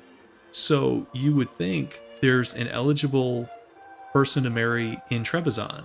Well, you click it, there's only one woman, and she's not eligible because she's too old. She's got a 30 age of consort penalty. Is it? You think it's because of the filters? Well, I don't know why. It doesn't show up over here, but it does light up green here. It just means theoretically they would accept if they had a younger person. I don't know. You'd think there would be different colors or something. I don't know. It's a little bit confusing because when I see green, it makes me think we have a valid target, and we don't. Yeah, she is too old. Yeah, we want kids, and our dude's 19. It feels a little bit funky. I know they did that stuff back in the day, but it feels a little bit funky. Of my 19-year-old son. All right, here you go. She's almost 40. Not that I have anything against almost 40-year-old women. I'm almost 40, but you guys know what I'm saying.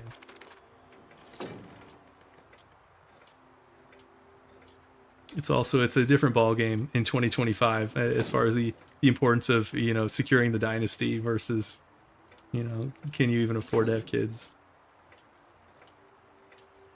Your parents are further apart than them? Oh wow. Mine are not. My parents are pretty close in age, and then my wife and I are pretty close in age too.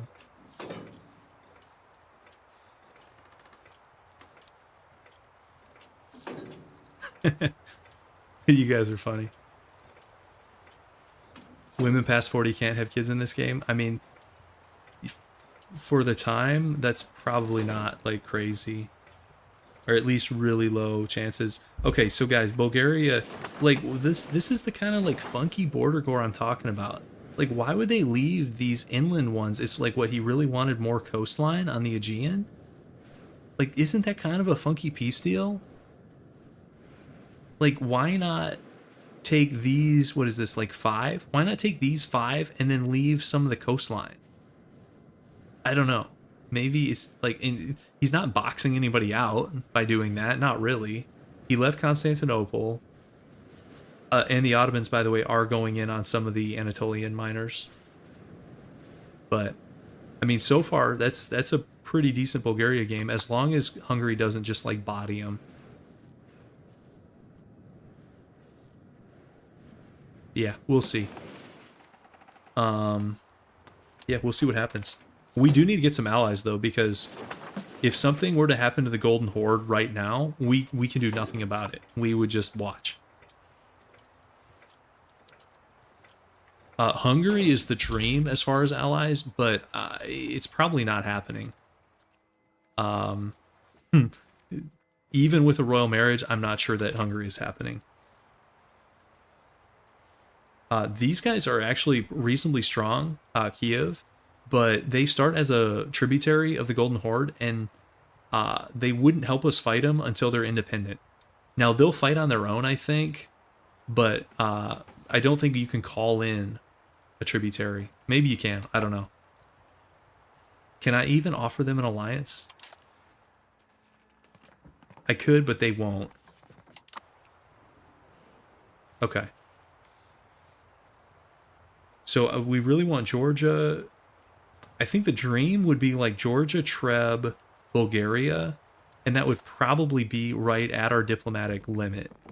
That's another thing in this game. You can't just ally, 3 superpowers. If you're a nobody, and especially starting out, it's very expensive to keep like strong allies, which keeps you, in EU4, where it's like, if you start in Western Europe, Royal Marry and then ally France and then like coast, or if you're like Sunni anywhere, Royal Marry, ally Ottomans, coast, like game over. That's harder to do, and that's fine. That was a little bit too easy to do. Also, guys, why are there 2,000 Golden Horde? That's not a good sign. Do we need to get the restart counter up?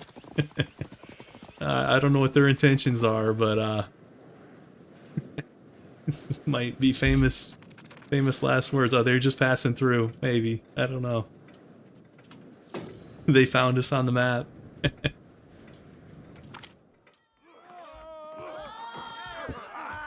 Temporary insanity of our Duke. Seems good. We'll just do military.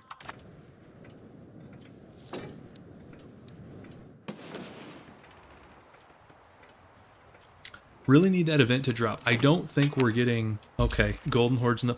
Okay, here's another funny thing, guys. It says Golden Horde's no longer a valid rival. Okay, I wasn't sure if it was going to let us click him again. It does not. Wait, guys, Golden Horde is in like a big civil war with a rival warlord. So this would be like if we had Georgia, if we had Bulgaria, this could be potential go time, but we have nothing. We got nobody. So we're just going to have to watch that, unfortunately.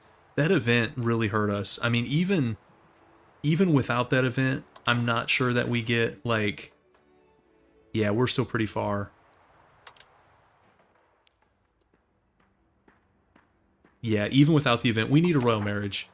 We need a royal marriage and the event to drop, and then I think we can pull somebody.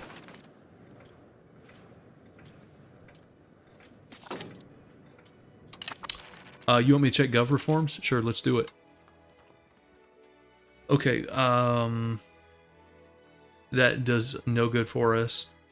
So this one is a little bit interesting because I kind of want to go plutocratic here.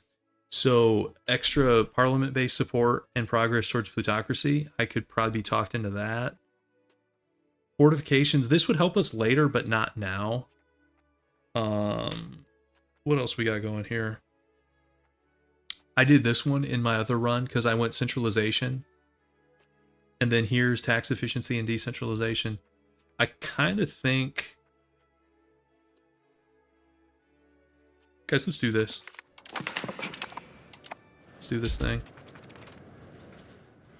Yeah, the last game, that's what I did, Shayren, but I feel like I don't just want to do the same things this game. I kind of want to mix it up. So,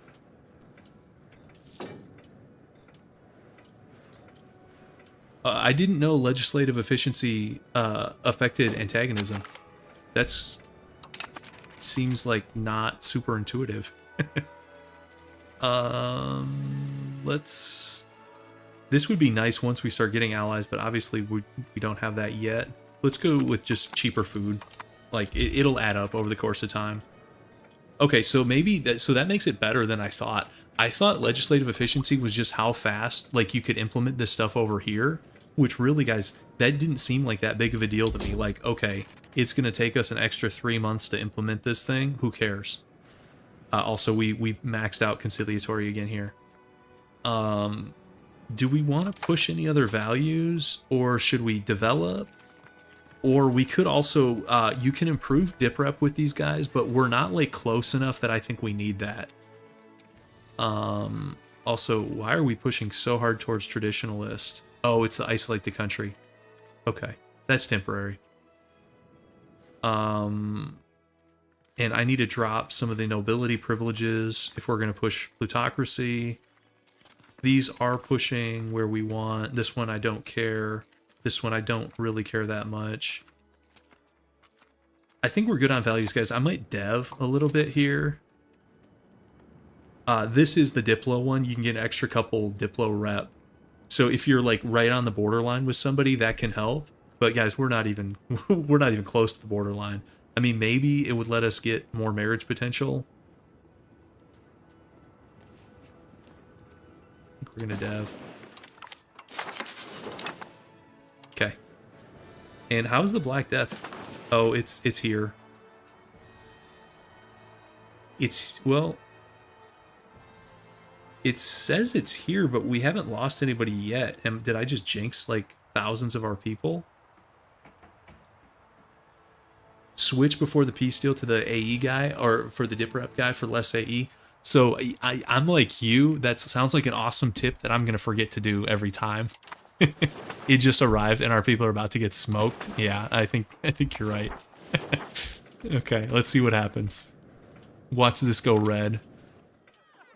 Okay, that's nice. Ready for it. How bad is it gonna be? Eh? Okay, the Genoese Republic just rivaled us. So far so good. That can't hold up. We are gonna lose, guys, right? I don't think there's any way you don't. I'm just gonna keep checking this royal marriage thing. Okay. And we lose that a Diplo modifier in a year, because it's almost 1349. I think we lose it in 1350. What is this? We're good on legitimacy. Okay. Satisfaction, that's fine.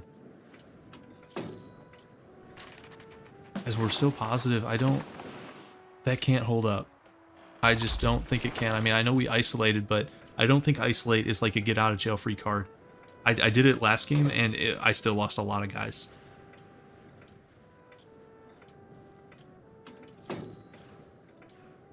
I can keep my fingers crossed here. And look at the guys, Golden Horde. This is... I mean, Georgia has more troops. Like, if we could pull decent Diplo... Now, I don't think Trebizond is... Wow, why are their troops, like, 0? Did they fight somebody? Why is Trebizond at 150? Huh. When you have... because, we can muster 231. When you can muster fewer levies than Theodoro... I don't know about that. Maybe we don't want Treb.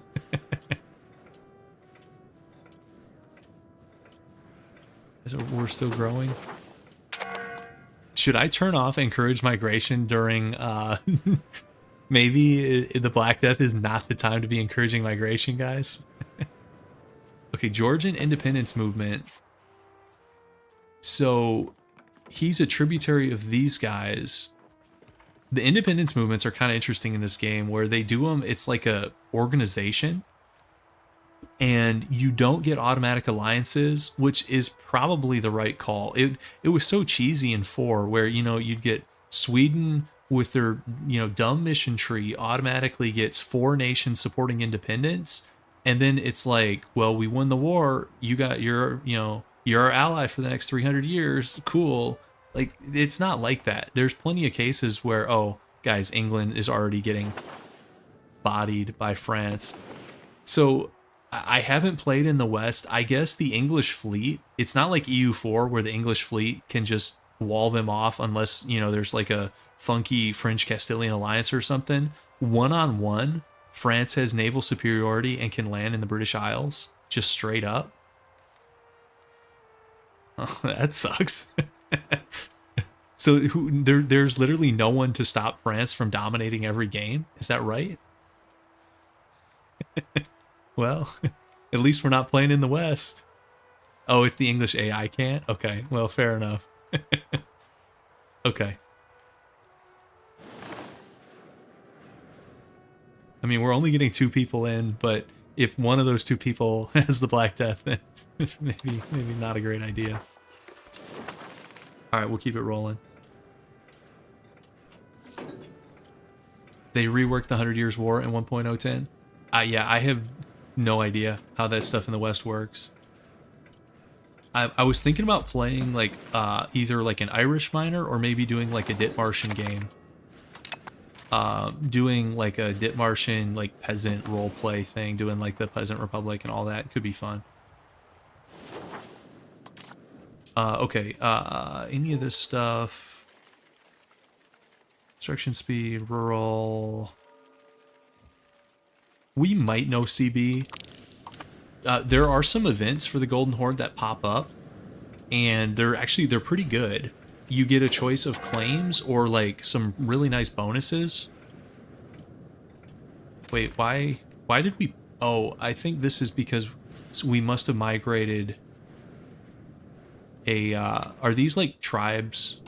Is this like the tribes?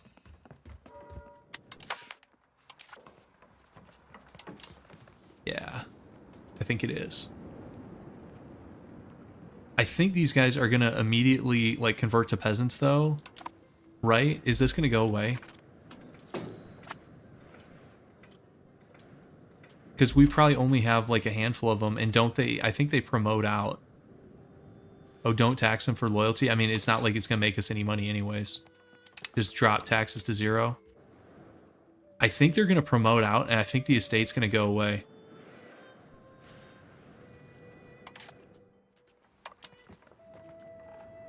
Should I give him anything? Of course, if I give him something, it's going to like make other estates a little bit upset.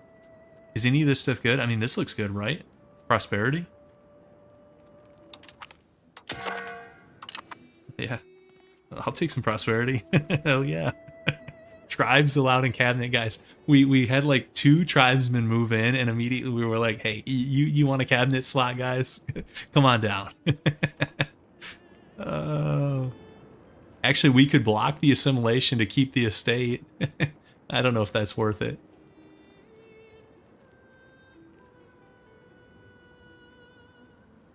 I don't know. Some of these bonuses aren't too bad, guys. Okay, here's the number, guys. We have 550.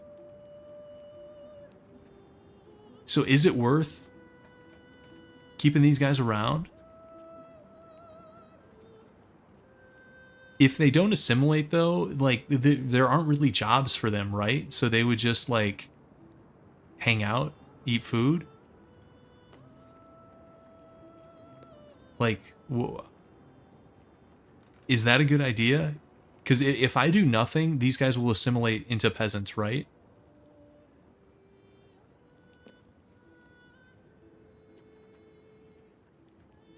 Yeah, that's what I'm thinking. If we can keep a small number of... Well, here, let's see what this number does over time.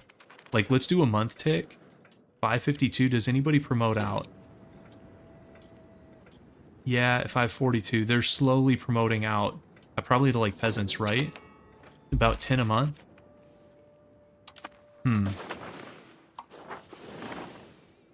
Ooh, I like this one, guys. This one gives you dev. I know dev, we talked about how it's not that amazing, but...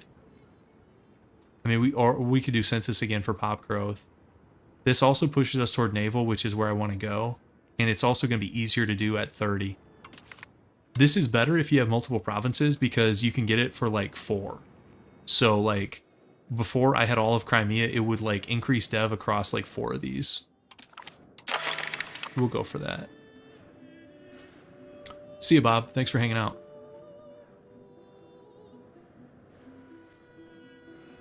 Yeah, prosperity is good because prosperity affects migration and dev, doesn't it? Yeah. Yeah, I mean, prosperity's good. Should we keep these guys from assimilating? And then we can always pull it later. Like, if we get too many and they're dead weight, let's do this to keep them around. And then maybe, do we give them... I mean, stab investment cost, that's not bad. Tolerance of heathen beliefs. So that will actually be decent once we start taking Sunni and Tingri land. And I mean, there's not a big cost to these guys. I mean, the only cost is the other estates are going to be mad, but they'll recover from that.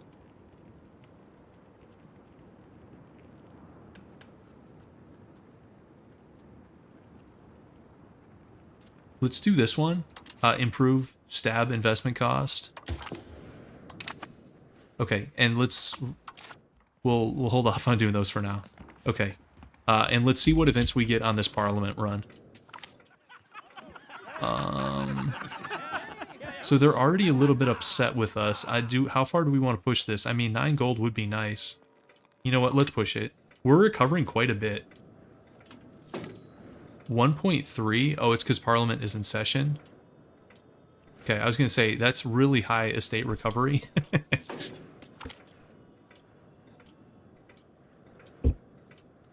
Okay, hover over tribes, estate satisfaction. Yes, I can. So they are giving us some raw materials output and food production. Yep. And that's a nice event. That's 5% support.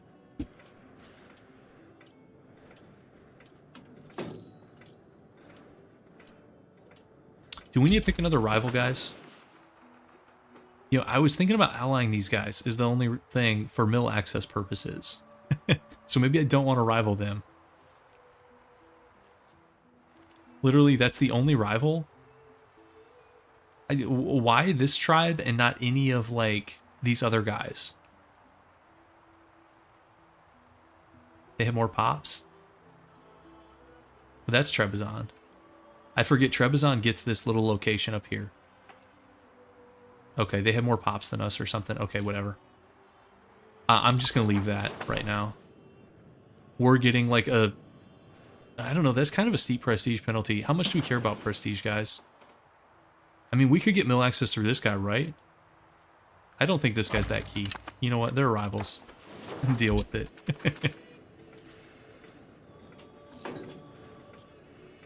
Yeah, clergy does have some good loyalty bonuses. I did see that. So it is kind of useless for me right now. I don't know. It's EU4 habits dying hard. It's what that is called, a Schotten. But I think that's fine. I don't think this tribe or whatever is going to make or break our run. Okay, there's our Parliament issue passed. Still struggling with Diplo. We did... Nope, we still have the event. The event's got to be gone soon, right? Oh, it's the end of the year. I saw 1350. I assume January. It is not January. It's the end of the year. Okay. Whatever. Something in EU4 I wish was in 5. Okay, I'm going to say 3 things. The first 2 we already talked about, so I'm not going to beat, you know, dead horse. But I'll just say them because you might not have been on at the start of the stream. First one is a provinces of interest map mode for every nation with the same kind of system where you can see where it's either no interest at all, some interest but not a deal breaker, and then vital interest. So that's one thing. Second thing would be, what was the other thing we talked about? Oh yeah, a setting for countries to view their notifications. On or off, like EU4 had. I haven't been able to see if that's in here, and it seemed like some of the other more experienced players said they didn't either. So that seems like a kind of a big omission. And then the third one, guys, I know this is a divisive topic and people love them or hate them. I did like the mission trees in 4. I thought they gave a lot of flavor, and I liked them. I thought they were fun. I know they were. I'll never say they were balanced because they were balanced horrifically. I'll be the first to admit that. But I think this is like mostly a single player game, and in a single player game, I mean, guys, there's nothing balanced about this game as far as, you know, if you start as France or if you start as Theodoro, you're not having the same experience. You're not really playing the same game. So from the jump, it's not balanced. And having some overpowered missions doesn't fundamentally change that. You really do set your own difficulty in these games by who you play and your play style and goals and all that stuff. So those are the three that jump out at the top of my head for EU4 things. Would be province of interest, setting, country level settings for notifications, and then mission trees, which I think they are going to sneak mission trees back in as DLC. That's the classic, like, that's the old, like, EA technique with, like, Madden and the sports games, where they pull a feature and then 2 years later, they restore the feature as a new, you know, we got a weather system. Check this out. You know, you can play in the snow. It's awesome. And then those guys on YouTube who are like super fans of the series, they'll be like, yeah, you know, Madden 16 had weather. Like, you can't take a feature and then sell it to us as a new feature 2 years later. But I'm not saying Paradox is not as bad as EA. Don't get it twisted, guys. How do you star a nation? Call the shot. And how do you do that? So like Golden Horde. Ooh, is that it? Pinned outliner? Is it as simple as that? Well, guys, they just solved one of my two. Is it that simple? It's the star. So that it's anything that happens to these guys that's on this list. And guys, this is overwhelming. I can't be bothered to go through all this. This is too much. This is chore like, you know, I play these things to like get away from work. This feels like work. Look at the size of these. If I expand all of these, oh my god. Let's do it. Let's expand all of them. Let's see how bad it is. Holy moly.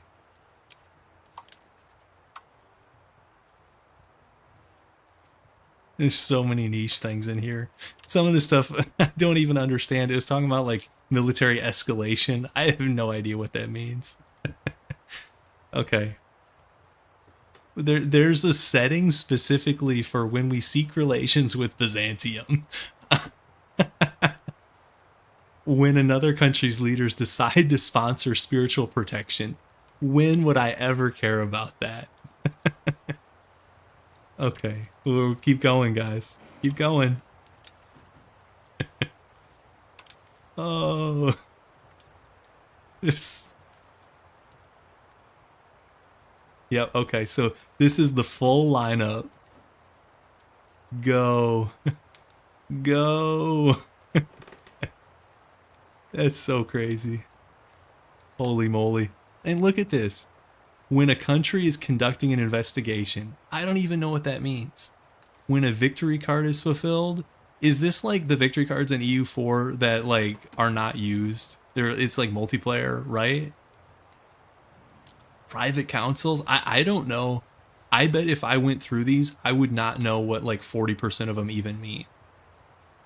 Like, is this like a situation? Is this like a Japanese situation or something? Yeah, it is. Okay, so maybe some of these matter if you're in the area or something.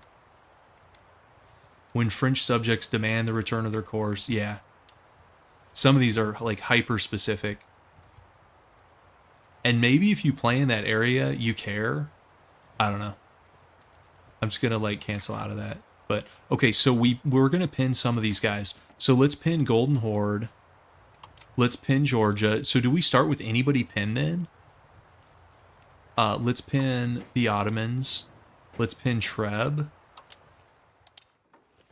These are, guys, the Byzantine rebels have... Constantinople has fallen to... Man, that font is so small. I think it says Byzantine Pretender Rebel Empire. Yeah, that font is... If you go too close, though, it disappears. Okay, okay, we're getting sidetracked again. Guys, did we skip the Black Death? What just happened? How did we miss it?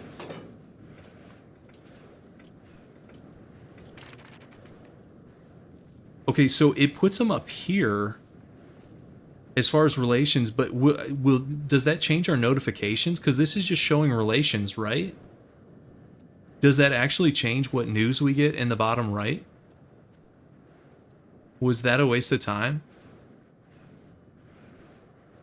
I'm not repealing the isolation until this thing's gone. Maybe I'm paranoid.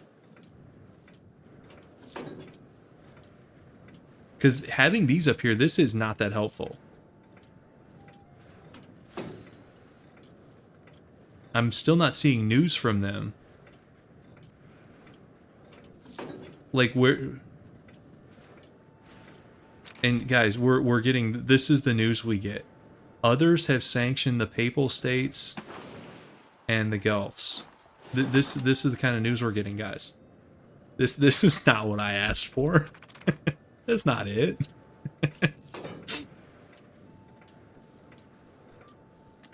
Guys, if this is all we did, I'm disappointed. You guys had me up here, and now I'm back down. Now this, oh, okay, it's anti. I was hoping this was like dip rep. I don't really care about AE reduction. We have no AE. Well, let's leave it on for a bit and see if it affects the feed. If it does, great. If it doesn't, I might turn it off. Okay. I don't really care about those. Those don't pop up that much, though. Okay. Oh, no. Crimea is out on their own. How did that happen? Did Genoa lose a war? So are these guys both in? No, they're still loyal. How did Crimea pop out here? So this means they're going to get influence. I mean, they won't get that much because this is not a strong province, but how did they pop out? Was that rebels or Genoa lost a war or something? Yeah, maybe it's my bad, guys. I've been trying to keep up with chat, but I have not. I have missed messages, so yeah, maybe it's on me for getting too excited. Okay, Republic of Crimea declared. Okay, they declared a revolt, so they might get squashed. Because is Genoa going to get called into this?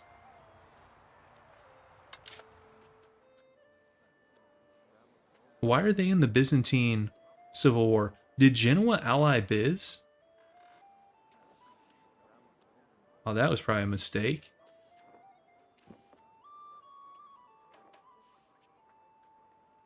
Okay, so these guys are gonna get stomped. Okay, okay, they're not here for long. So that's another like EU4 habit that I'm gonna have to break, because in EU4, if you see this pop up, it means it's a done deal and the peace treaty's been signed. In EU5, it means nothing. You know, the rebellion could have fired 2 days ago, and I think it did, or pretty recently. So these guys are probably not long for the world. Yeah. Okay. So. It wasn't that big of a deal, but I don't think that's going to hold up. There's a lot of little things like that where it's you sort of have like the muscle memory from EU4, and then you look into it and you're like, okay, actually, that's not the case. Oh, was it Catholic Crimea? You're right, it is Catholic Crimea. Okay. Let's do Diplocap. Maybe we should also be checking the air situation. Here we go. So Trebizond has a 16-year-old that we could marry our son to. The issue is, I think Trebizond is headed down the tubes. Wait, tell me they didn't ally Biz too. Oh, they're in alliance with Bulgaria. Why is Bulgaria involved Wait. Why is Trebizond in this war, guys?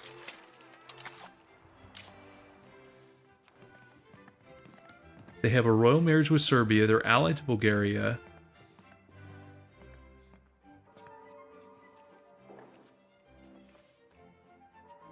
They've rivaled the Ottomans. And see, this I don't like. Because I would much rather have Georgia than Treb. But,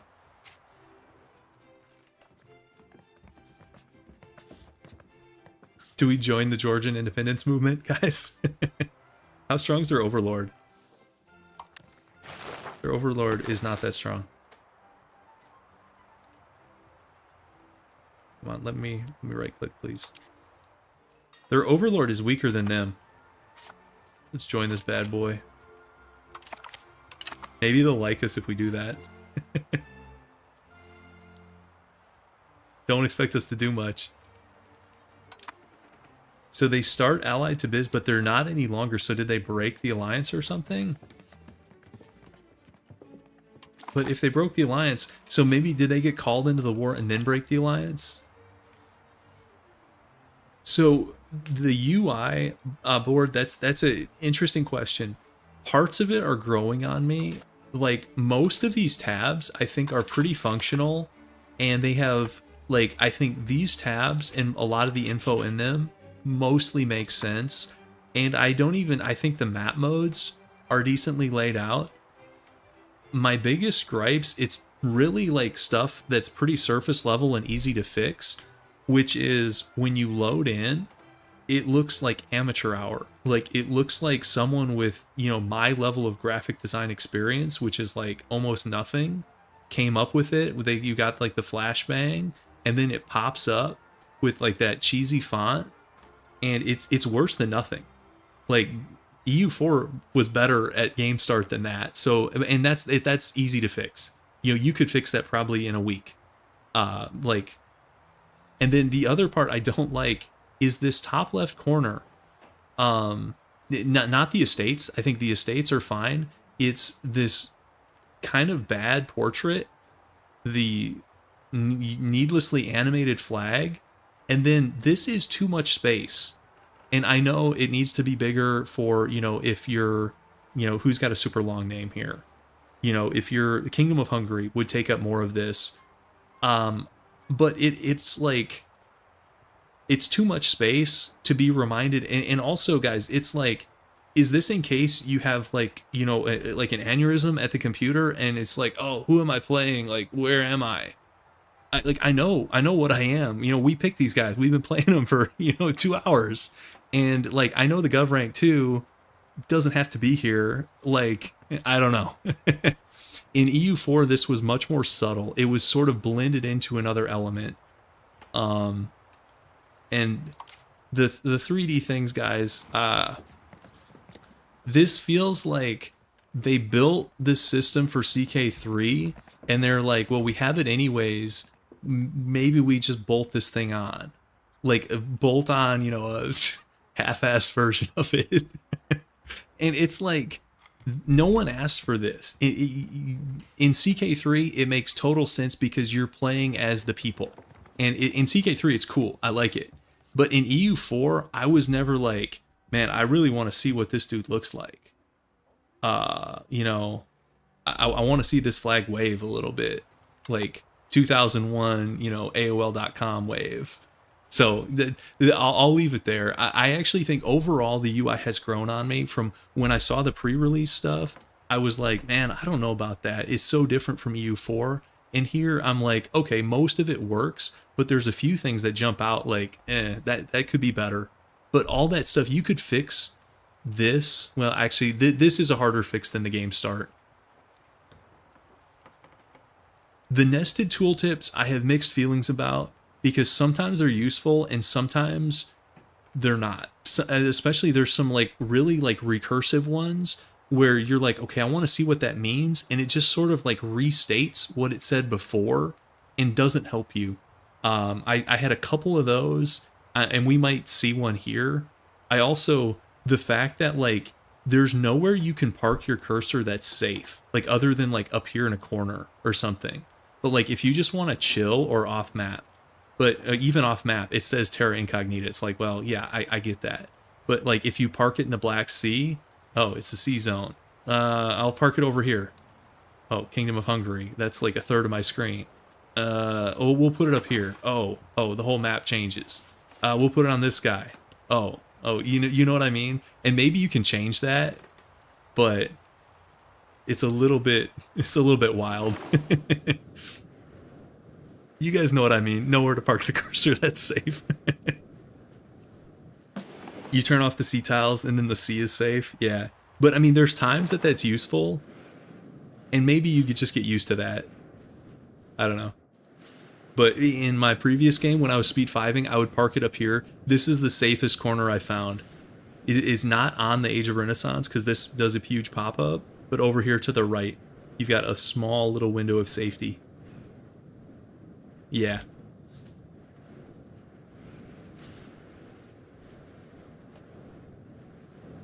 Okay. Another tangent. That's okay though.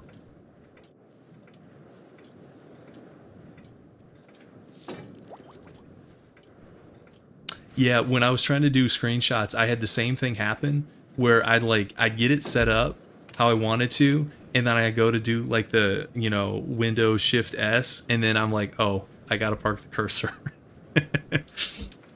But that's a little thing. I mean, that's not a huge deal. Okay, so we are at 73 with Bulgaria.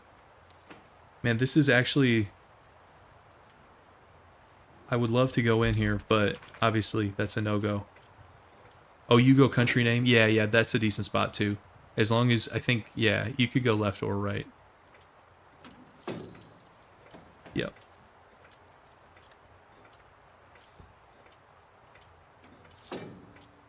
Yeah, it is the same background. Yep.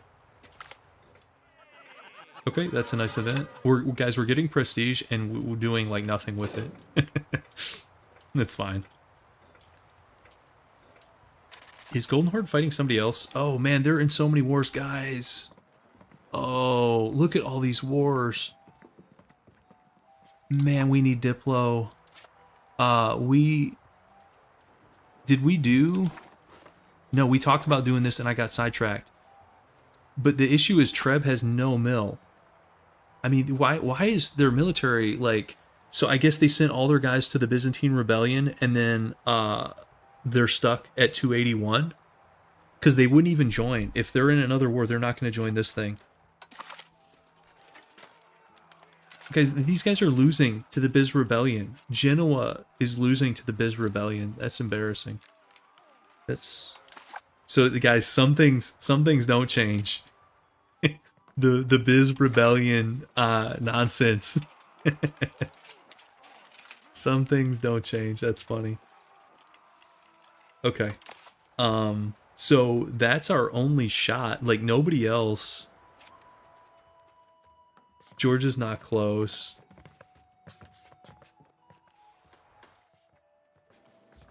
These guys don't have eligible characters to marry, which is kind of lame. Anybody else we should check? Like Wallachia. Here, I think we can go... And there just aren't... I mean, Poland, we're not getting Poland, guys. No shot. Too far. Different religion, different culture, different rank. No shot. There's a lot more modifiers. Like, EU4, it was more like opinion and then relative strength. And, I mean, religion did matter, but, like, border distance and government rank mattered less.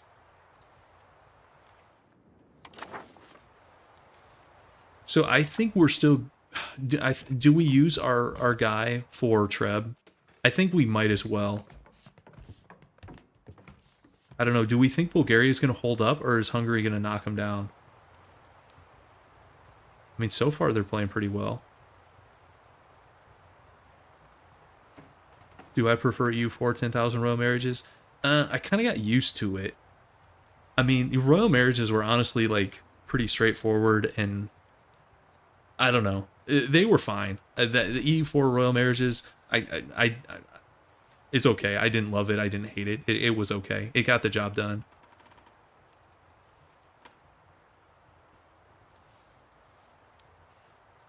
Yeah, I don't think we have much of a choice, guys. I think Helene here.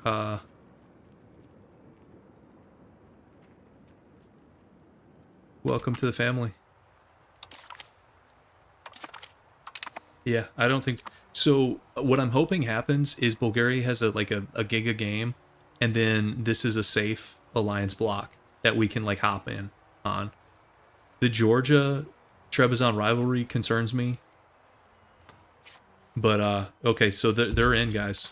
We got to get a diplomat. Let's do that. I'll just crank that up for like 2 months.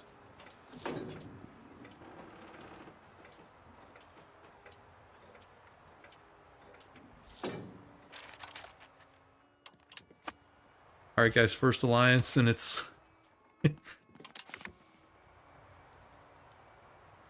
guys. It costs that much diplo capacity. We're really that weak? 3.7? It's like 75% of our diplo capacity for a mediocre ally. Man, I'm still doing it. I mean, what's the saying? Beggars can't be choosers. We are the definition of beggars, but that is not exactly. I know they have 10x our pop, but their soldiers, right now they have fewer soldiers than we do. Well, no, actually they still have more, but it's close. Yeah. I'm just, it's EU4 where when you're small, like, there weren't the diplo penalties for being small. Not this directly. We're good on legitimacy. We'll just do that one. That's better than nothing. I shouldn't complain too much.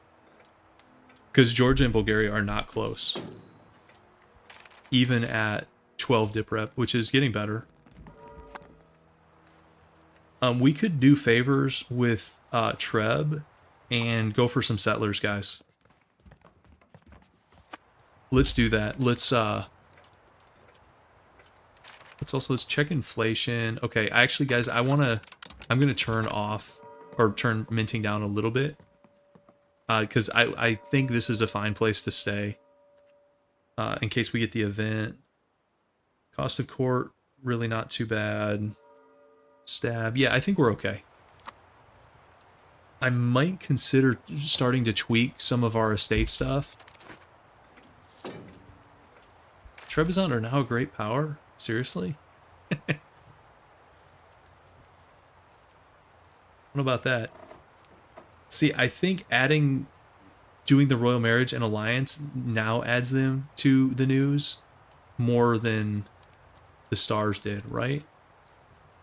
I don't know. I haven't been watching this, to be honest with you guys.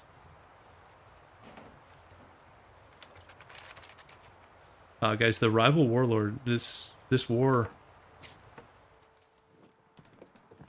How many wars are they in? Wait, are they down to 1 war? Didn't we just check a minute ago? They had like 6 wars. Did they end all those? So that was our like time to go. Oh well.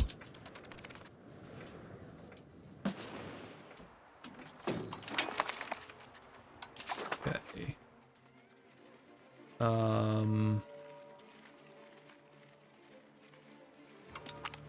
Maximum RGO size, that's fine.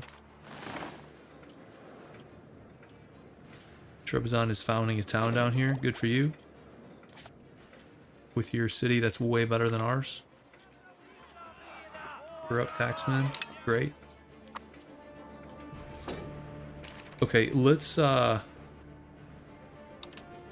curry favors and get settlers from Trebizond going, maybe.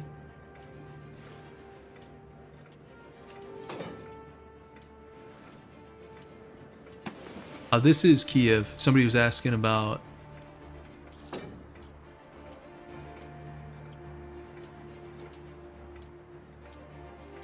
Treb dishonored their treaties with Biz. Yeah, they must have. Because, yeah, I think you guys are right. I think they start with the Alliance. And they must have honored to join that civil war or whatever.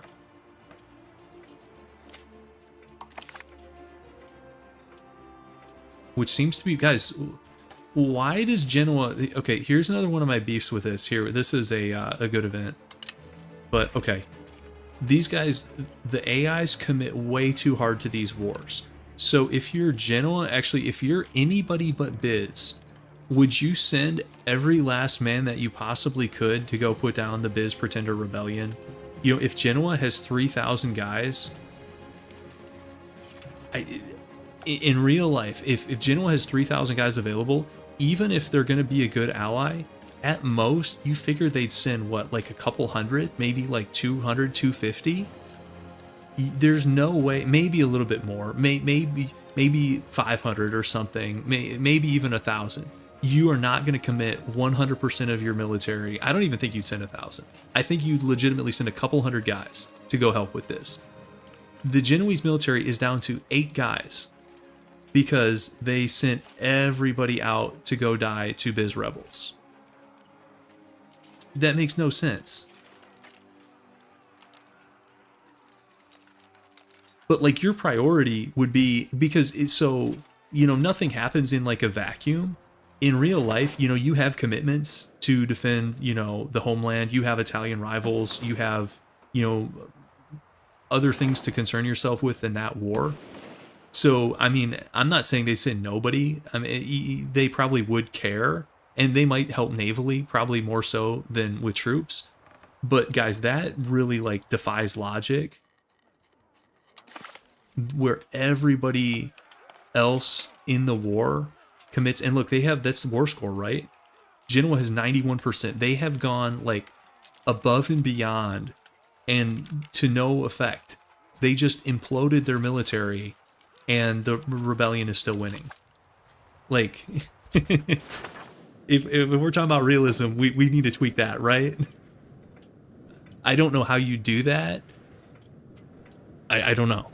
But certainly, when you reach the point where your military is weaker than the enemy, maybe you stay home, right?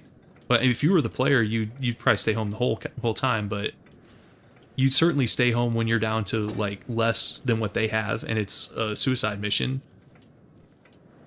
Like that's that's suicidal AI, sort of. Oh yeah, they have Constantinople, and yeah, these borders have not changed. So I don't know what this is going to kick out as if they win. Yeah, are there going to be 2 Byzantiums? I guess we're probably going to find out. Okay, we have 5 favors with Treb. So let's ask for some settlers. And I think that's... Is it like 20 guys for like 12 months? Or I forget the numbers. Last time I did it, I thought it told me the numbers. Maybe I clicked through too fast there. Well, I already feel like AI allies sometimes half-ass, but some of that, it's not always clear where the line is between just like AI ineptitude and like actual, like, are the AIs not helping because they're just programmed badly? Are they not helping because they've made like a cost-benefit calculation and they've decided, you know, there's no benefit to me suiciding 2,000 guys into Biz rebels? So I do get that side of it, but they need to dial this thing back because that's more suicidal. In EU4, Genoa would not have done that. I mean, they might have tried to land some guys, but I don't think they go to 0 doing that. And actually in EU4, Genoa probably could have won, but I don't know. Biz fires rebels so often. Sometimes Biz rebels can just wear you down. Which that... I don't know if it's as bad in 5 with, like, the numbers. In EU4, the numbers were crazy. Like, you could get those... was it, like, anti-unionist rebels? Because you'd get the pretenders every time you had a succession. But then if you, it was something to do with the Union. I forget all the details. You guys know what I'm talking about. It's, I think, anti-Unionist rebels. They would spawn in like crazy numbers, like higher than your force limit. And they'd fire like every 18 months. It's like, where are these guys coming from? You know, like the population of Constantinople has now been rebelled 8 times over. That was ridiculous. Okay, passive and political crisis, efficiency. We'll just take the prestige hit. We're not really doing much with the prestige anyways. Okay, so in this one they have a potential disaster. I haven't played Biz yet. I kind of want to wait for the DLC to play Biz. I feel like maybe I should play him first to get a sense of comparison. We'll see. But they seem like stronger here to the point where I think if you know what you're doing, they're not even really like an underdog, right? Because isn't the play you release a bunch of vassals in Greece? And then with the vassal swarm, like you can beat people?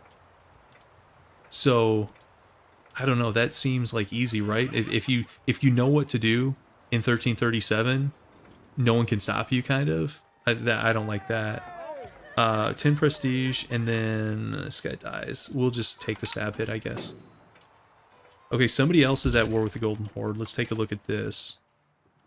Oh, that's interesting. It's actually Novgorod. Do they even share land? Maybe up here that we can't see. Okay, whatever. We'll see how that goes.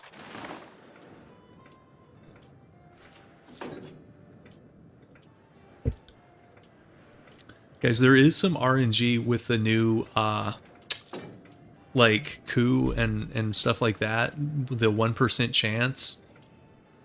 I could see some people getting pretty frustrated if like the thing pops up and you get unlucky and the 1% hits in like the first like 5 or 6 months. I can see that.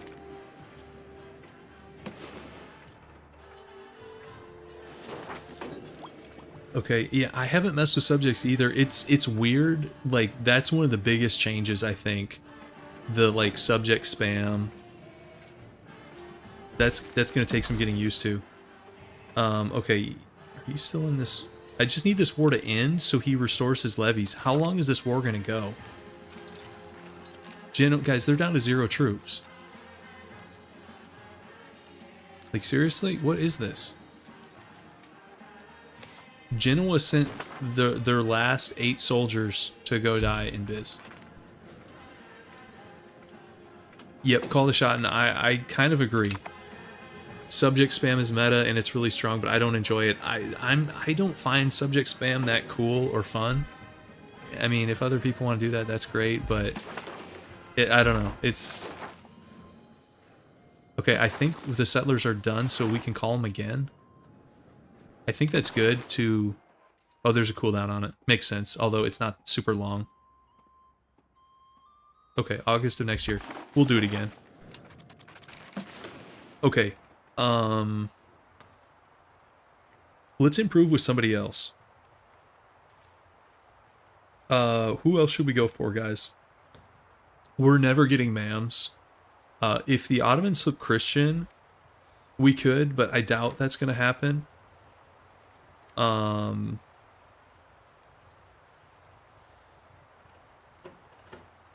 Maybe Kiev. Would these guys actually help us against their overlord, though?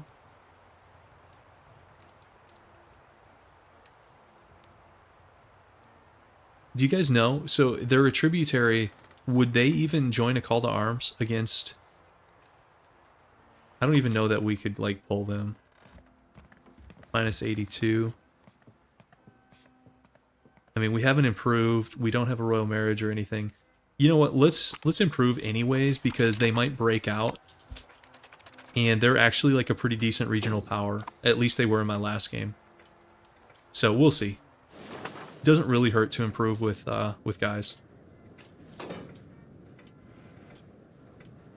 Yeah, that's kind of what I think, is I don't think they'll actually join us in the war, but if they break out, they're not bad to have, like, on at least good relations with. Okay, let's do another. Here's balance the budget, which we talked about, and census. I think I want to go for balance the budget, guys. So while this is going,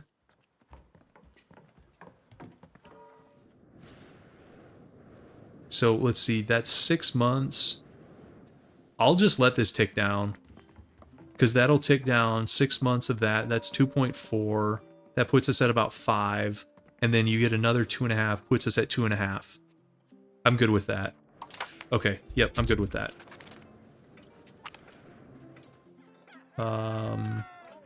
Okay, that's a nice event. We need to, okay, we can rival Golden Horde again. I don't know. Make it make sense, guys. We couldn't rival these miners because they had 25% more population than us, but we can rival the Golden Horde with 3 mil. Make it make sense. I know Golden Horde is different. It's not, it's like a government by army or whatever. I don't even know the term. It's not like a location. It's not the same kind of government as like the rest of us. Maybe that's why it doesn't know exactly how to handle that, but okay, Parliament, yeah, that's a good event. The other thing we can do, guys, if we can jack this thing way up, oh, actually, and we might be able to, we could get a law change through, and that might be worth it. Because look at this, guys. Lessen levy obligations. First of all, we're not calling levies at any point this game, and our levies are so small that we're going to go from, what, 250 to, like, 215?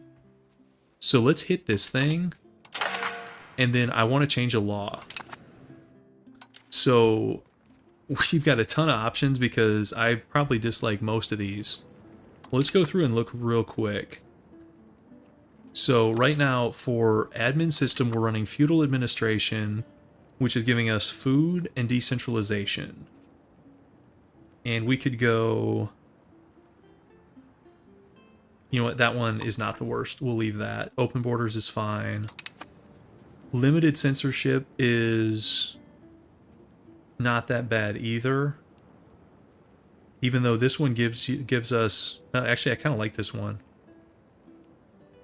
This one will be better once we actually have land to take, because it'll give us cultural influence, tolerance of heathens, Anno and humanist. But I don't know that we need to do this now. I don't think that's like a high priority. Martial society should be dumped. We're not going to use that. This one's better. Okay, so that's like a pretty strong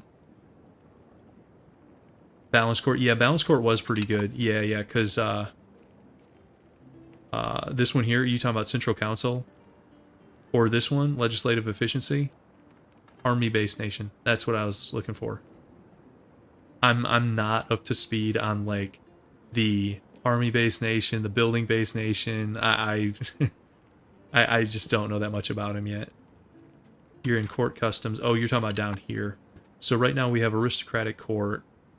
Yeah, I don't love that. Yeah. Yeah, that's not a bad one either, is it? I don't know, this one has potential, is cultural traditions. Right now we have traditional distribution. We could favor somebody here.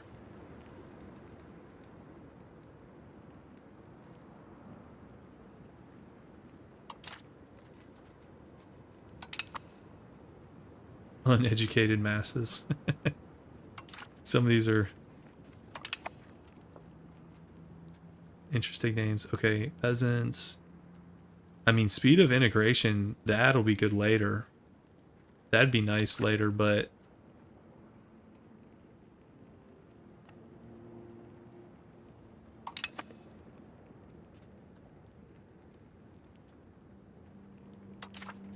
a lot of options here.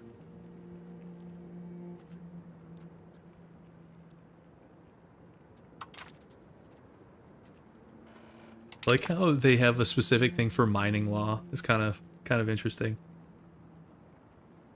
Man, there's I want to change like most of these eventually. I don't know. I think I kind of want to do that one, even though it maybe is not the best call yet. Which was the one? I know you guys like favor the ruler. That is pretty good. Yeah, either burger or peasant controlled mining is probably what I'm going to do eventually. I'm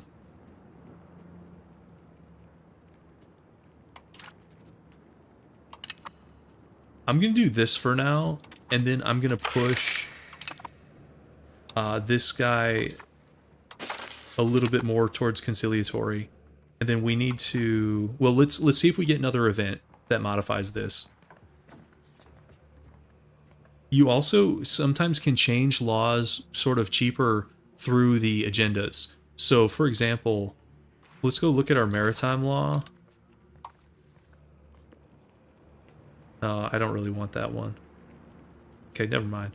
But you can do this. So this, doing it that way costs you a lot less stab. You know, this costs you 12 stab versus if we were just to go into the law and do it, that would cost like 100 stab. It's brutal. So, okay. But I don't want to switch to that shipwright thing. It's just not... Doesn't seem that good. Okay. See if we get lucky with another event. I should really be checking these every parliament, even if we have high enough support, because that's a much smoother way of doing it. I didn't realize you could do that until like well into the game, and I was just like a blunt forcing things through and just losing stab like crazy. Yeah, the parliament is really strong. I kind of like the parliament. It's interesting. Okay, so we're not getting any more events, I don't think. Let's get... we just need a little bit more here.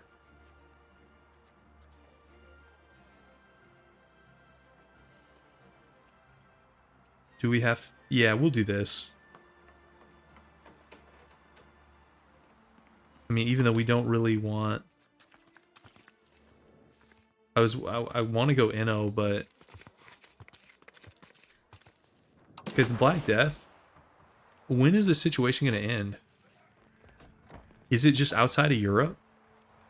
It must be. I think we can repeal this, right? Hopefully that doesn't mess us up. I mean, it's out of Europe, so we'll see. We got really lucky on that. My first two runs, we got gutted by the Black Death.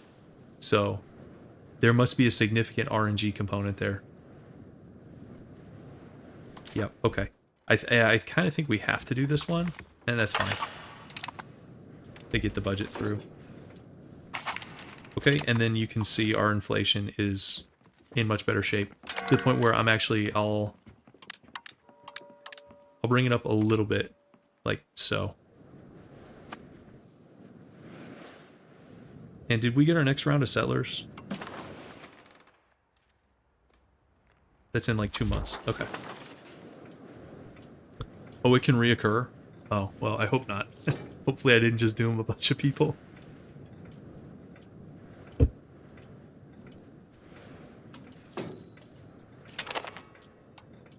Okay, so we've got another royal marriage in play, which is great, but we gotta get somebody better than Treb.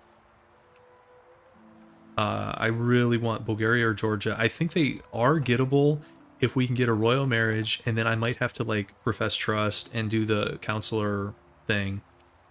But I think they might, but without a royal marriage, I don't think they're happening. Okay, they're losing... Okay. Okay, this is that same Novgorod war. Somehow they're losing. Looks like Ryazan is carrying. How is Ryazan carrying so hard? Huh. Okay. Well, good for you.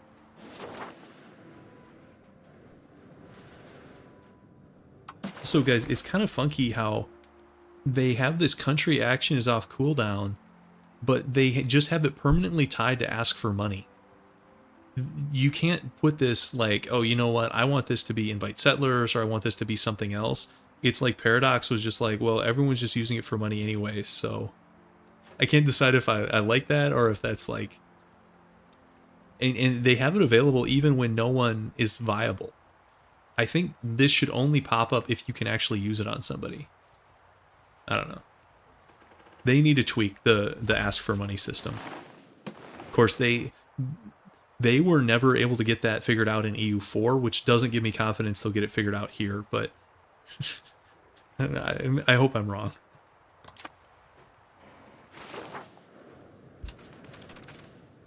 Because in EU4, that was broken from introduction to present day. All right, we can do settlers. Come on down. Okay, it's got to have a set. Okay, here it is. So it's 10 peasants for 24 months. So it's 240. I mean, that's not bad. At this point, guys, we need every little every able body we can get. Okay, nobles just fired. So Golden Horde is like kind of imploding, but tell me they're not still in the war, guys. Like, when will this end? I don't know. I just work here, guys. I don't know. They're stuck in a perma war. It's no end. We can't even see when it started, right? Does it have the start? If I hover on something here, will it tell me? Half this game is knowing where to, like, hover. I don't know. What are you gonna do?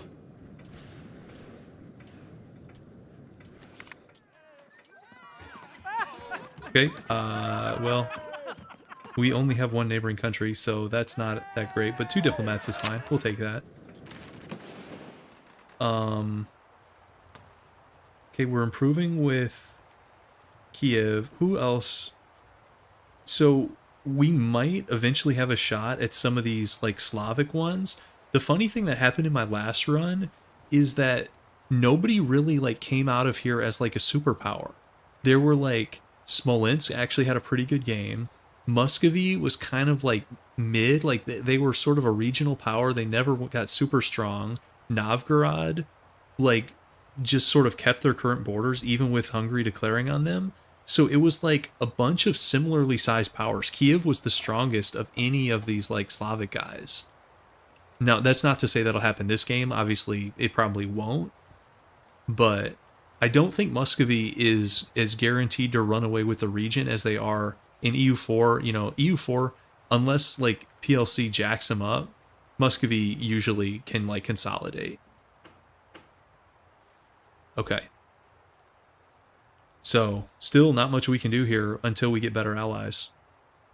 And I'd love to have Bulgaria.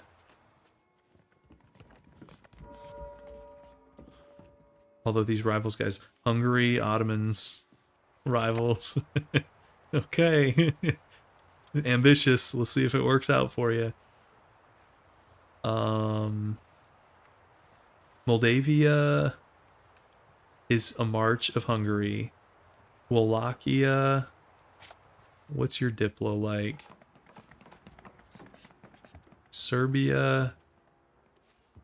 And then these guys. How strong are you? 32. I still think Hungary is going to go in on somebody here. Right? Maybe like Wallachia is worth trying for? I don't know. Do we get bonuses to Diplo if we join their, like, Orthodox thing?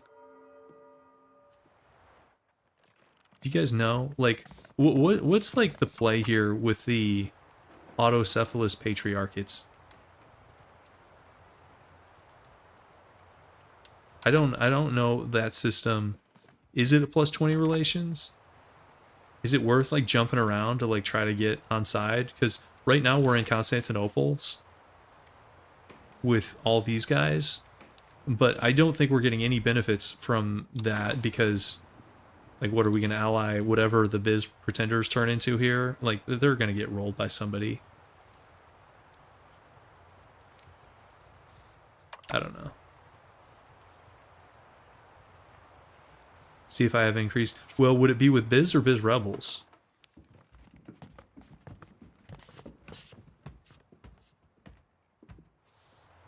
I don't actually know who it'd be with. Okay, there's a +10. Insane Autocephalous Patriarchate. Okay. Okay, so it's a +10. I mean, that's not nothing. We'll see if we need it to, like, tip us over. Yeah. Okay.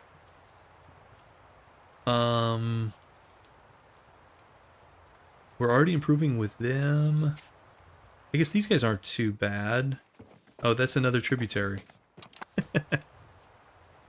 I mean, do we try to go for, like, Muscovy or Smolensk or something?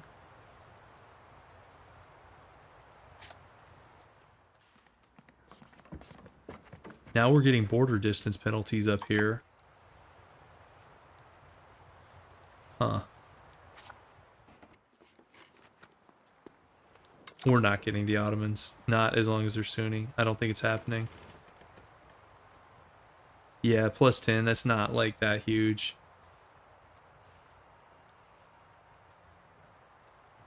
I don't know. I should just do somebody. Let's just do Ottomans. Yeah. It's not going to hurt anything. We're not getting the alliance, but, you know, maybe they won't. Although they seem less likely to, like, invade across the Black Sea, as in 4. Because, you know, in 4, the Ottomans all the time would go into Crimea, regardless of, like, how that event plays out. You know, even if Crimea does not take the subject thing, the Ottomans, like, I think they still get claims and go in there. And that does not seem to be the case in this one.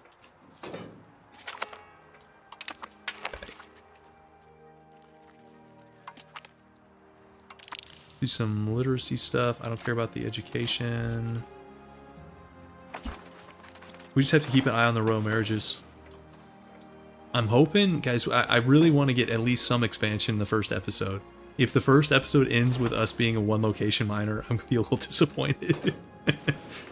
Like, here you go, guys. We started with one location, and we end with one location. Like, check this out.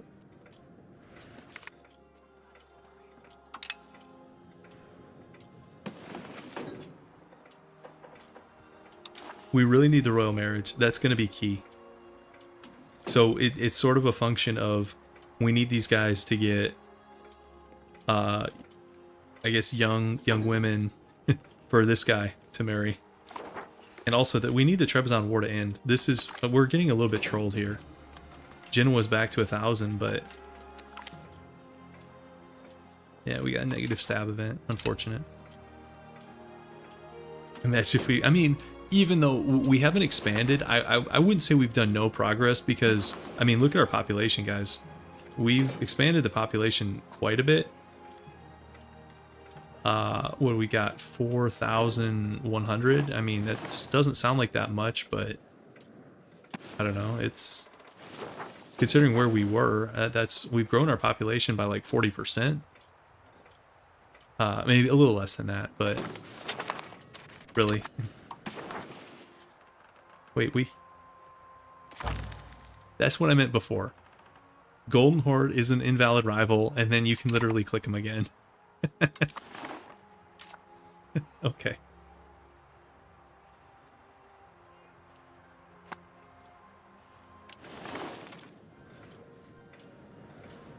Yes, Viper, we're gonna culture. Yeah. So the easy way would be, if you expand, is to flip Crimean. We're not doing that. That's lame. We're gonna spread Gothic culture because it's cool. But right now, the expansion's the issue.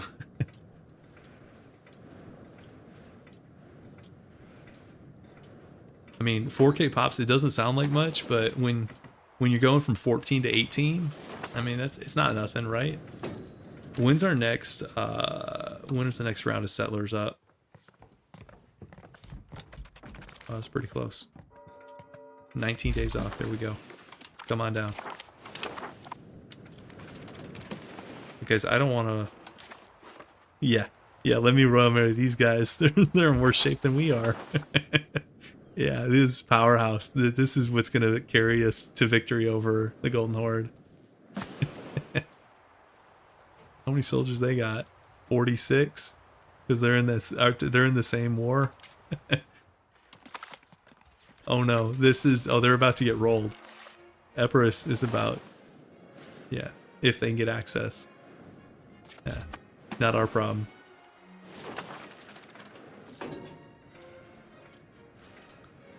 Well, the building. So the issue with the building is. I just automated it, call the shot, because I don't totally understand the econ system, which I know that's a personal issue. So maybe there's something we should be building, or maybe expanding, like the wine RGO. Is it like that what you guys would do? Is expand the wine? Let's do that. I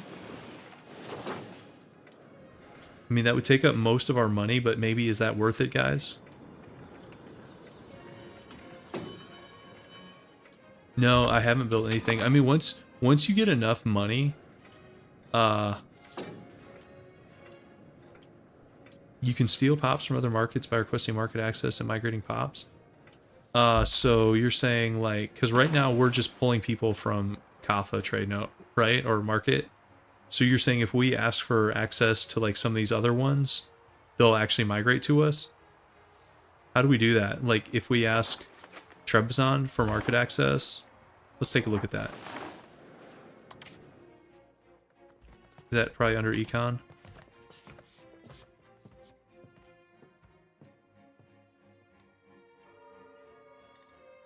So like this.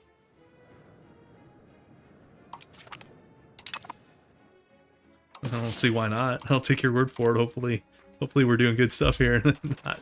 not bad. You go with RGO? Okay, hang on a second. That's pretty decent too. Let's do that.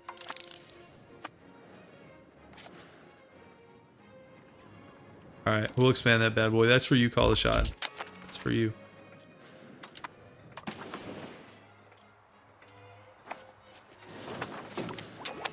Really? We're doing this game again? Can we rival the nobles? Guys, the nobles are winning. Looks like they are. Okay. Yes, we are no longer isolated. Super dead. Black Death is over. We escaped it. So we now have 2 people to marry off. We have a daughter and a son, right? Nobody wants no nobody wants any part of that.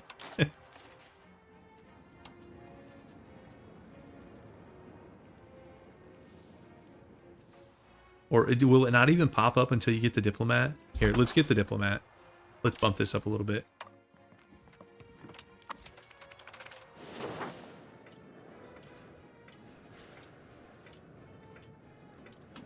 Yeah, we'll get a diplomat.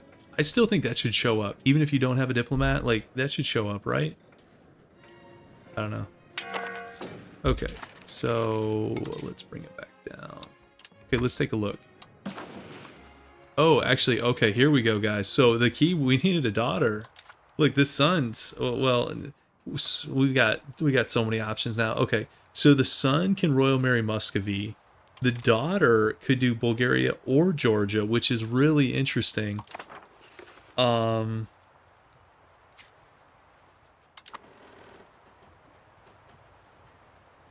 we can't do both. I think Georgia's safer, guys, because Bulgaria might get jacked up by Hungary. You guys agree? You think Georgia's the play? Now, another issue, though, is they're a tributary of the Horde, but I think that's a Horde over here. I think they would still join us, right?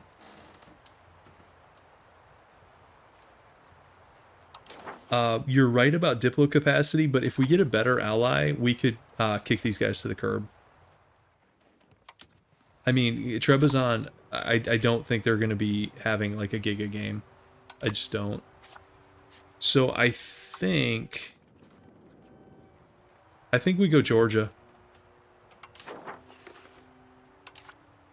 So our daughter is going to Georgia. Oh, we're marrying the king. Holy moly. It's not some courtier. Okay. Okay. So there's the Georgia royal marriage.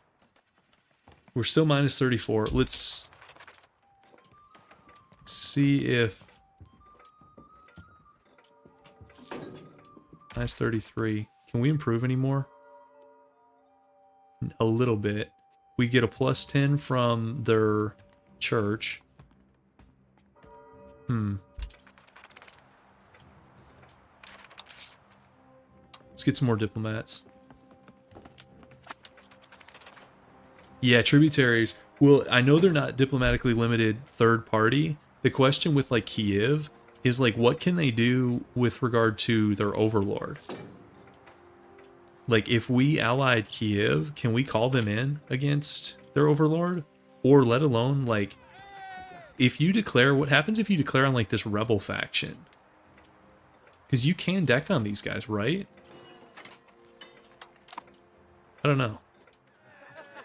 What privilege is this? Trade monopolies.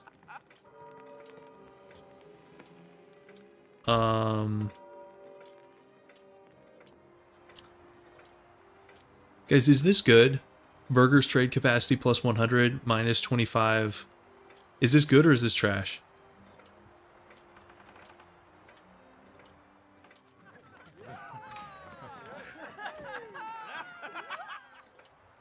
I don't know enough about the trade system to know if this is good or bad.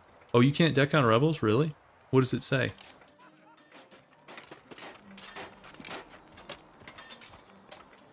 Oh, there's a bunch of reasons we can't. Yeah, you're right. You cannot declare a war on a revolter in a civil war. And also, we don't even know where their capital is. Okay, well, never mind. You guys answered. Guys, you guys are supposed to have all the answers. Trade monopoly scares me, so I don't touch it. I don't know. I don't know if that's good or not. Yeah, the safe play here is probably just to do this one. We'll do that.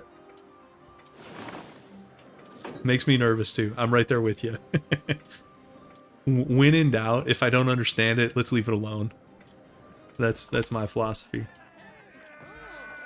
Somebody else says it's generally bad. Usually those events give bad privileges. They do seem to, don't they? All right, this is one of our cabinet guys, and he's pretty good, so we'll keep him. Keep him around.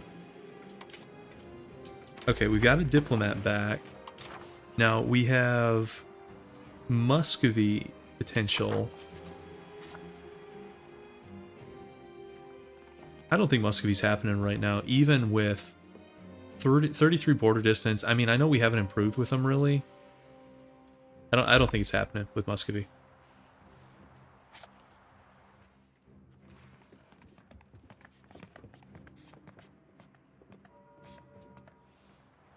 Okay.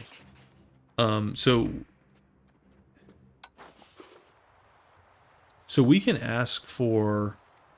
So should we just try to get in like all these markets? Is there a penalty for doing this?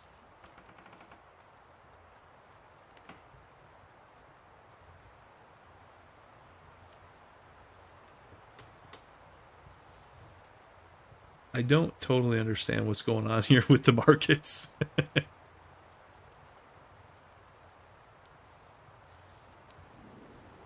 I think it's still that rebel faction, guys. Yeah, there's like a Byzantine civil war that's been going on for like 15 years. I don't know what's going on with that. That's a mess. But now I'm intrigued with this market preference thing. If we can be pulling settlers or migrants from like other trade nodes, let's do it with Georgia. And then maybe we'll also do Bulgaria. We'll need a diplomat though. And I mean, is this gonna like tank our economy? Are we doing bad stuff here? Not sure.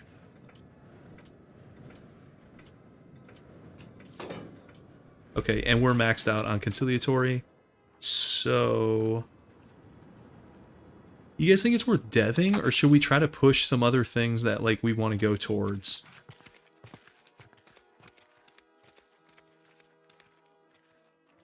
like I'd love to have, of course we're pushing spiritualists because of laws and estate stuff. I'd love to have humanists for when we expand. We could assimilate a little bit faster. I think I just go back to deving. Or do we go Diplo? Try to get a little bit more rep. I mean, we're like... We're not that close, guys. I mean, 34. It's not like we're on the brink. Let's dev for now.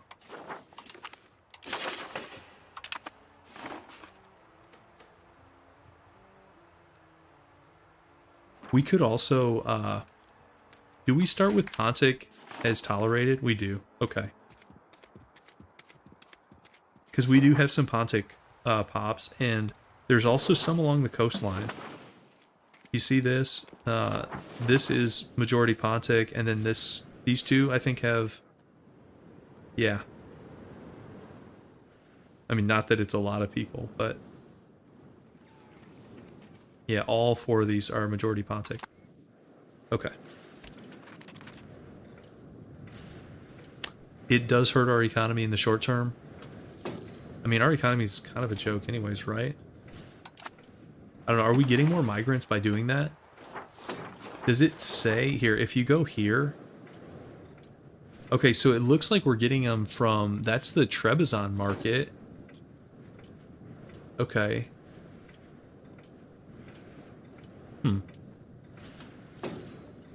Okay, interesting. It seems like it's working for the Trebizond market right now. I don't know, we'll take them.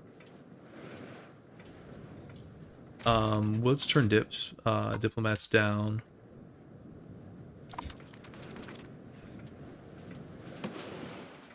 Any other things we can, like, do here to get Georgia on side? Let's join their church.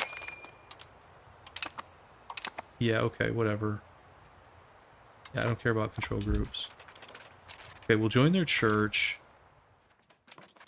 Yeah, we are doing more migration. I think that was a good tip. Yeah, I think that worked out. I like that. That's the kind of stuff that, guys, if Chad didn't tell me that... Oh, guys, Serbia. I think Serbia just dunked on what's left of Biz. I think it's an access issue. I don't think Bulgaria is giving access to either side of the civil war, so they're just in a standoff, and neither side is, like, winning. But this... Oh, Serbia and Bulgaria are both... They must be allied, right? Yeah.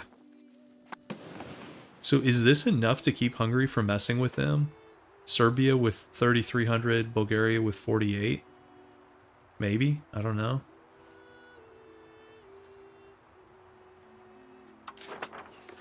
Guess we'll find out.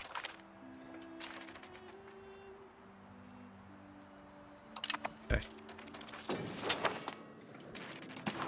Parliament time. We could do naval infrastructure again. Sure.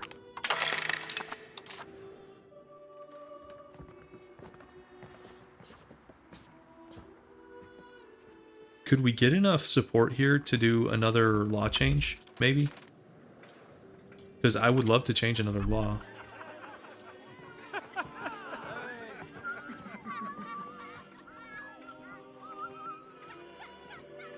How are we doing on religious influence?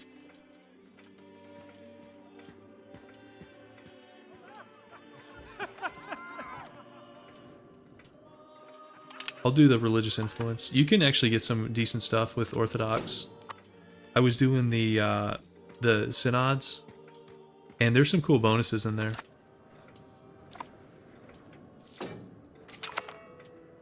Do you want me to try to join the Constantinople market? Let's see if we can.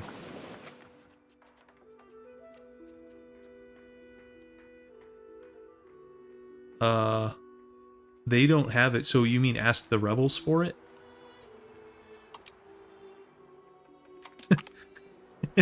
Guys, we're asking the Biz Rebels for access to their markets.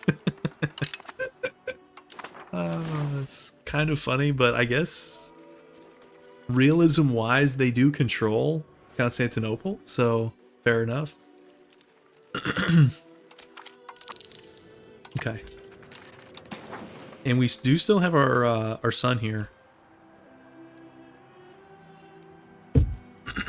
Nobody wants him though. Even Muscovy's out now. Or it's a Diplo issue. Gotta get used to that. Okay.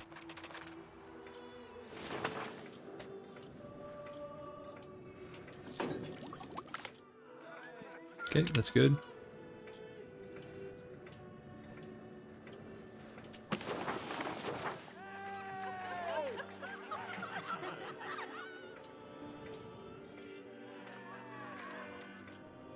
I am definitely taking that. That's actually... That's kind of a nice event, guys. So we get Prosperity, Dev, and then we get 480 Turkish Sunni pops that will assimilate. Yeah, I'm all in on that.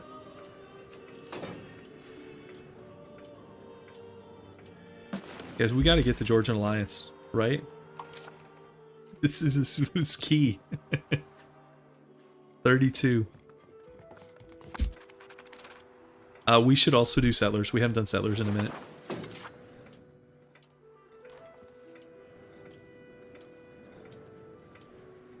Okay, so this thing's gonna pass. If we... I don't know that we're getting a law change here. Even if we did both of these, that's 34. That's not enough.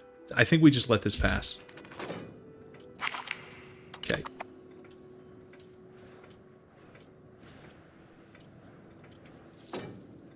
And let's do settlers again.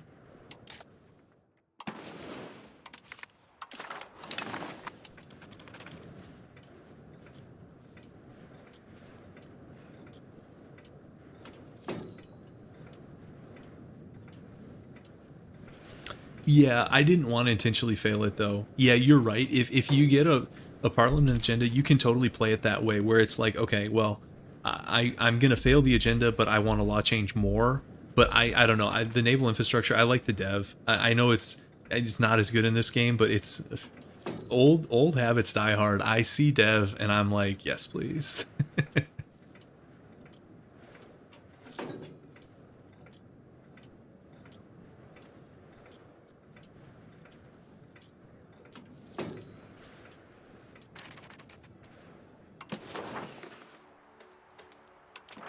So it's almost like this was originally... Are we trading through this market instead of Kaffa now? Is that what's going on? Is that why is Constantinople in the outliner now instead of Kaffa? Yeah, we are. See, we're blue. So we're trading through this market. Right? Yeah, okay. Okay, interesting. I guess I didn't totally realize what we were doing. So when we have access to all these markets, does it automatically choose the one that's most beneficial for us? Because there for a bit we were trading through the Trebizond market, and now I don't know. But if you're like role playing, I kind of like that idea of like we'll go with whoever gives us the best option. I mean, we're on the coast and we have like a trading fleet. So, like, I mean, these are not long voyages. Yeah, okay. That's kind of cool. I like that. You're not doing that in EU4, guys. I promise you're not doing that in EU4. You're in the Crimea node and you're gonna like it. Actually, you're not. You're really not gonna like the Crimea node, but you're there. You're there nonetheless. We'll just take that, I guess.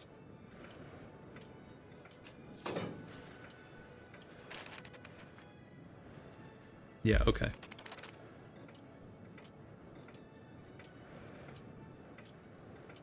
Yeah, so by having market access, so it put all three of these on the same playing field, and this one is most advantageous to us right now. Is that correct?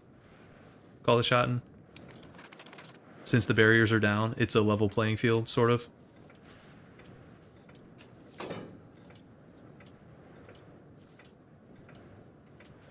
Is this what you're talking about right here? You you can see which market has the best access or something. I don't know. The markets, they seem cool, but I don't really get them, guys. Not all the way. I get a little bit. Maybe I should like watch a video about the markets, but I like to learn by doing more than like watching videos. I don't know. That's how I learned EU4. I didn't watch like any how to play EU4 videos. It was just me failing at small countries. So we're reprising that. Okay, so Golden Horde, I guess the rebels won. So they flipped over. They are not in any wars. I'm surprised we haven't gotten the events yet. There's like a Golden Horde event. Because that prosperity's pretty good. 80% prosperity.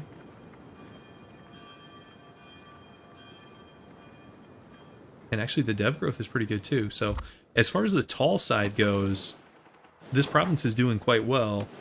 Now as far as Diplo goes, and how is this still going?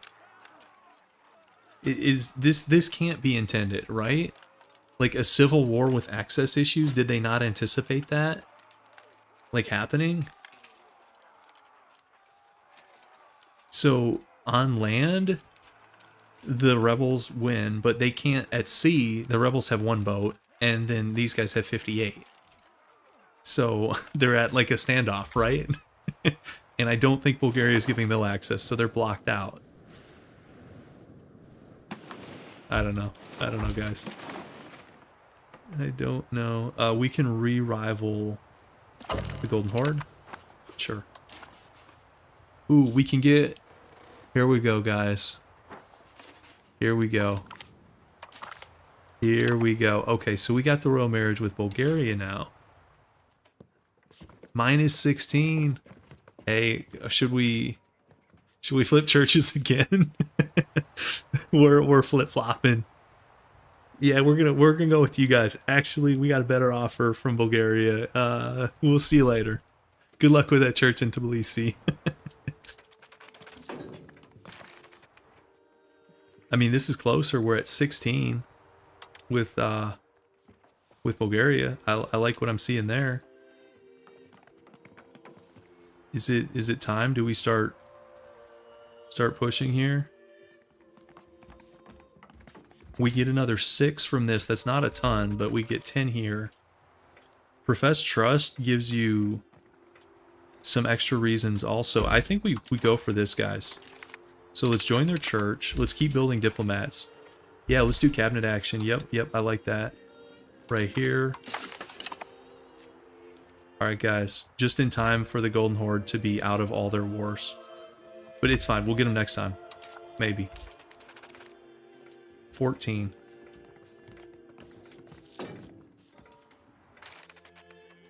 So if we profess trust. So you get 10 trust. Let's top this off first. Oh, wow, we can improve a lot more than I thought. Oh yeah, I think we're in with Bulgaria, guys. Eventually, not yet.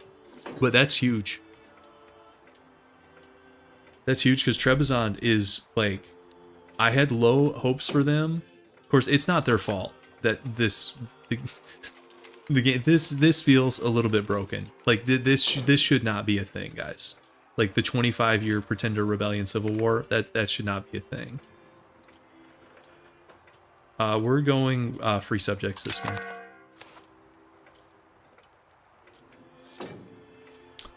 The goal for this one is survival and spreading Gothic culture. Probably here in like the Pontic Steppe area. I don't know how much we're gonna be able to do it, but that's the goal. Okay, next tech. Let's see. How good is this, guys? This maritime trade advantage, is that pretty good or not really? For now, I'll do stab because I know stab's good.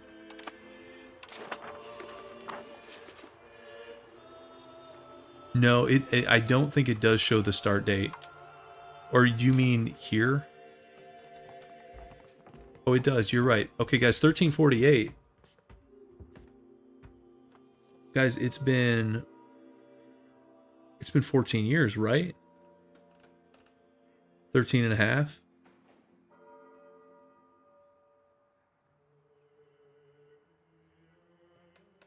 That's 13 and change.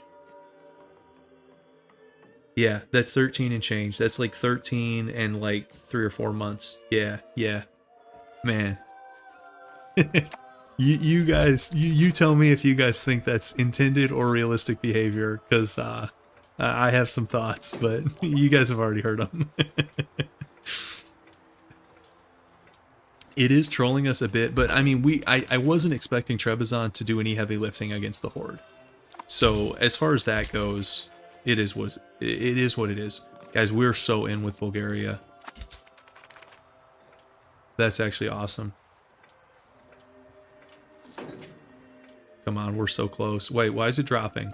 We're at -6, now we're at -7. Don't go that direction. Okay.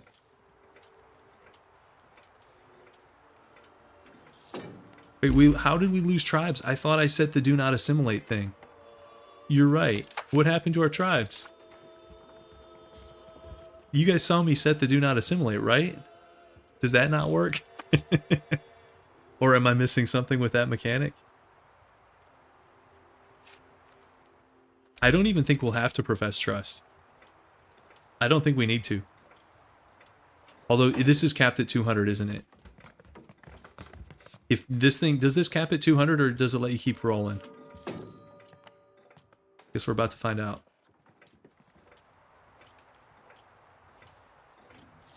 Oh, you guys think that yeah, I think we cap.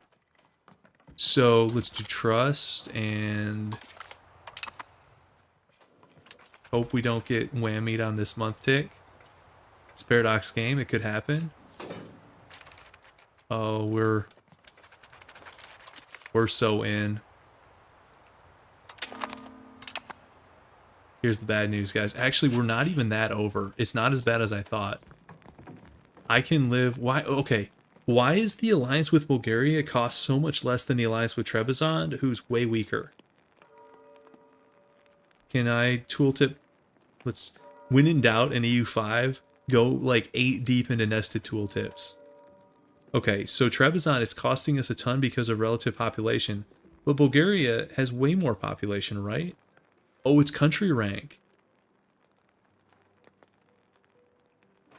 It's empire rank on Trebizond is screwing us, right? Well, that's dumb. Why are we punished? So we're getting punished because, guys, let's be realistic. Trebizond is an empire in name only. They should be a duchy. They do not even have the population to be a kingdom. This is an empire in name only. We're getting punished because Trebizond is an empire in name only. Fair enough. What are you going to do? We can eventually drop Trebizond. Like, if we can pick up Georgia, I'll drop Trebizond so fast. It's the same with Biz. If you ally Biz, they take up a ton of slots even though they're useless. Oh wow, Serbia, guys, you see that? Chunk. Chunk, chunk, chunk. Okay.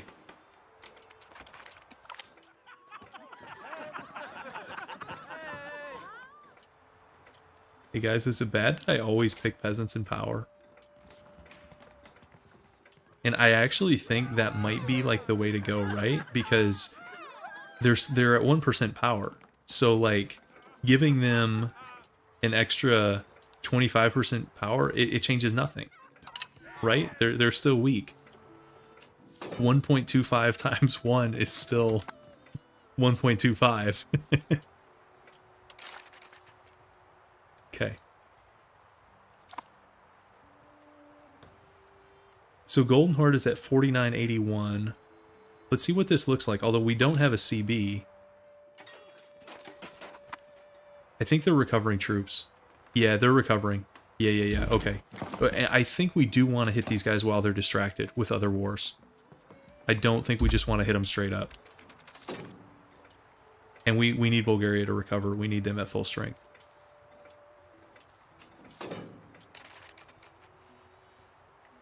Yeah, Serbia, I think they did release Epirus. Yeah, let's, yep, it's a fiefdom of Serbia. Yep, you're correct. Yeah, I think that's right, Viper. I think the army-based nations, if they get wiped, I think they cease to exist and all the cores pop out. So like there's a bunch of Crimean cores that pop out. There's cores all over the place. That's my understanding. It happened in my second game, but it took a while. But I was getting the events, guys. There's a Golden Horde event where it gives you the choice of claims to like your home province, which for us is Gothia. Here, let's look at the province map mode because it's kind of cool. This is our home province of Gothia, and you have a choice of claims here, or you get a nice bonus to like prosperity and I think like food production or something in all neighboring provinces, which is, you know, our locations, neighboring locations. Okay. I think we can bring this guy back from the Ottomans. This is not happening, guys. Yeah, okay. That's a waste of time. Come on back.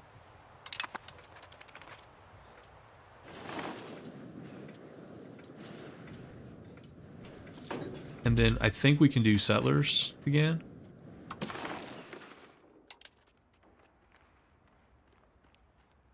No. So guys, this is a little bit funky. This whole like, because they haven't asked us for anything, we can't curry past 3.84. You see what's happening here? We're like capped at super low favors because they haven't asked us anything. I don't know. I don't know how I feel about that. I sort of get where they're coming from, but it's not super fun to play with that. Yeah, that's what I mean, call the shot. It's like, it's not a super fun mechanic. I know it's like intended to like stop abuse and stuff, and that's fine, but there must be a better way.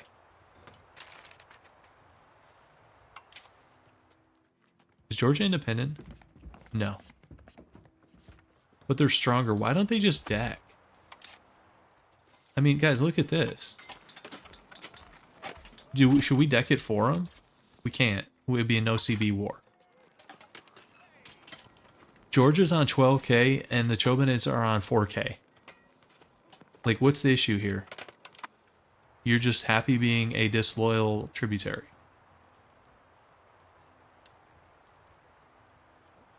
Biz rebels are gaining ground. Did the war change things up? Biz is now refugees. Huh, I don't know. We'll see what happens there. I think we can turn dip spending back down.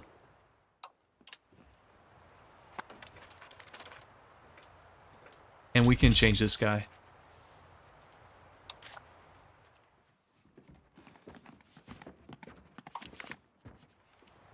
Let's improve with Georgia again. We can get back up to 200. That's fine. That's okay. Those are all fine. I'll let those guys just finish up. I think the dream is Bulgaria, Georgia, drop Trebizond.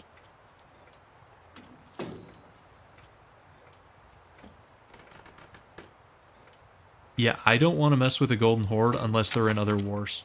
I don't want to just straight up 1v1 them. Well, it's not a 1v1, but, you know, because basically if we called it now, it'd be like asking Bulgaria to 1v1 them. I don't know that Bulgaria wins that, and I don't want to take the chance. This is Iron Man, guys. If it goes south, it goes south. Let's do this thing, even though I don't totally understand what this is. It sounds good. The fact that it's a low number makes me think it's like maybe impactful. Maybe not. Yeah, I don't understand why the pop migrations are so uneven. 1 month you'll get 15, then you'll get 100. I don't know what number crunching is going on behind the scenes there, but actually our population's, I feel like, doing pretty well. Oh, we're back to this, guys.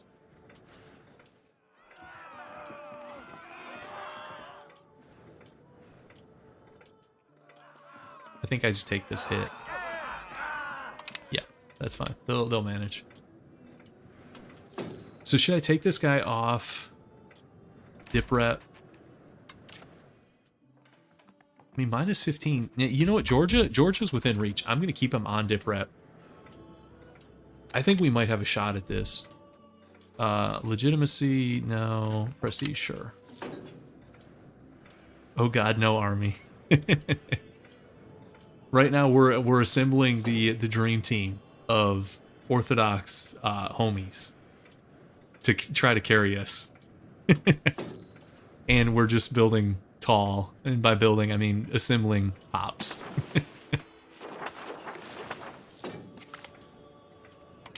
Okay, Bulgaria is maxed out.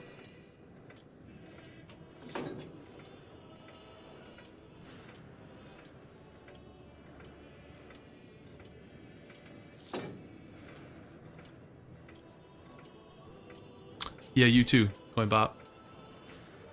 I was worried nothing was going to happen and it was going to be boring, but even though not a ton has happened, I don't think it's been boring, but we've just been like talking about the game a lot, and I know we can't do that forever. This is a nice event.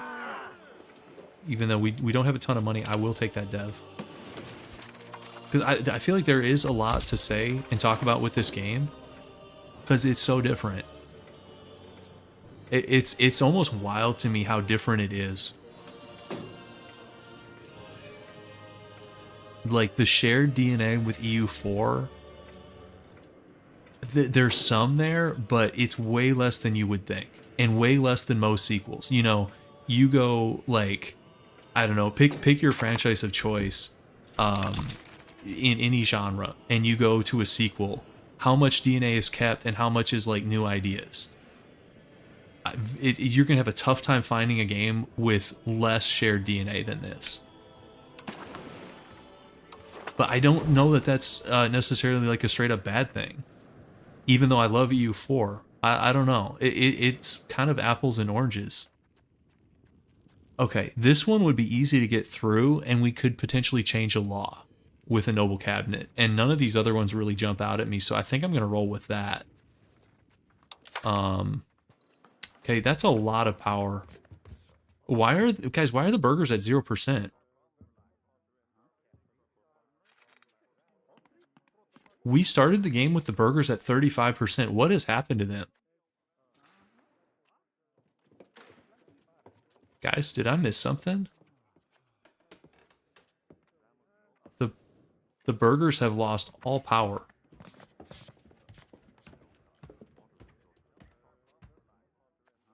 I'm going to need a EU5 expert to explain how these guys went from 35% estate power less than 30 years ago to 0% now.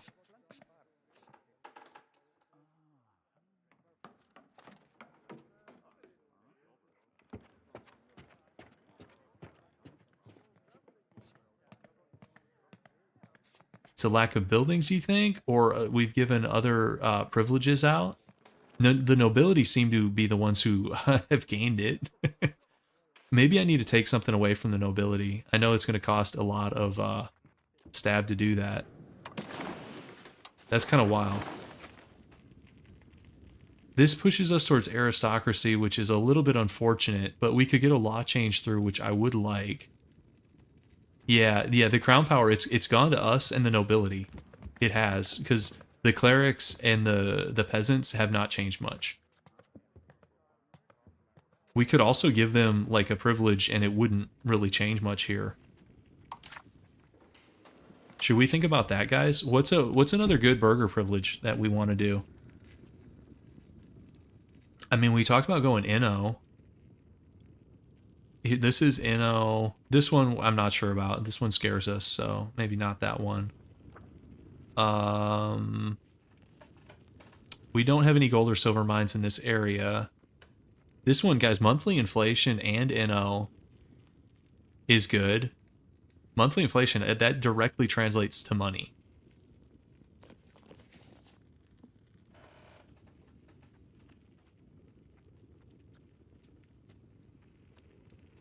Cheaper buildings is okay, but not like amazing. Guild investments. So we weren't going to go capital economy. That's the only issue with that. We were going to go traditional economy. You don't think the 10%, you think this tax change outweighs the inflation for the monetary policy one.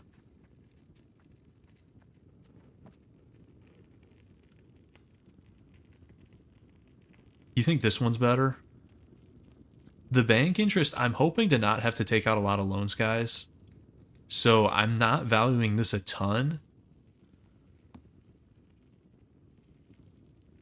I'm not sure.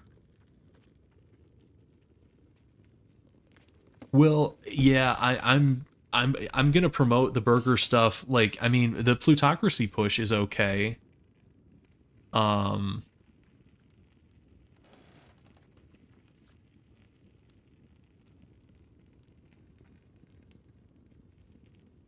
there's also events that pop up for this one if we ever wanted to add it in the future. I know for a fact I remember some control over monetary policy events.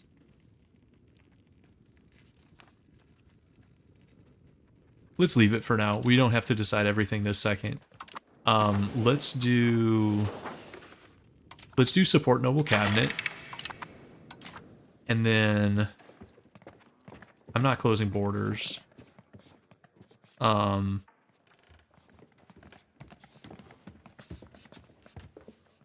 Do we want to pass this or just change a law?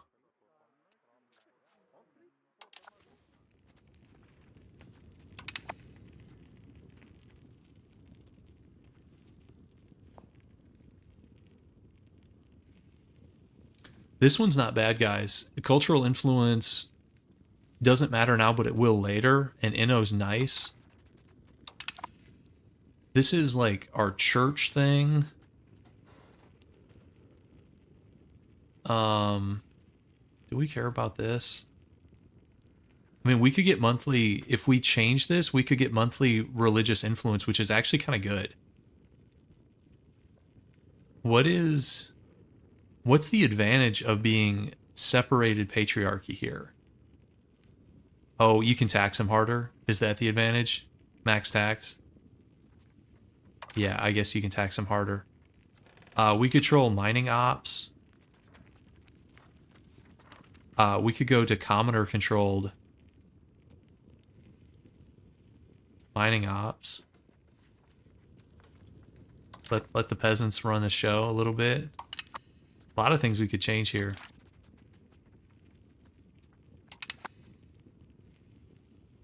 I do want to go, maybe, guys, do we go for this? This one's good if we're expanding. I mean, the only thing we weren't going to do was individualism, but having a value here or there that doesn't line up is not the end of the world. If we like everything else, that's not the end of the world.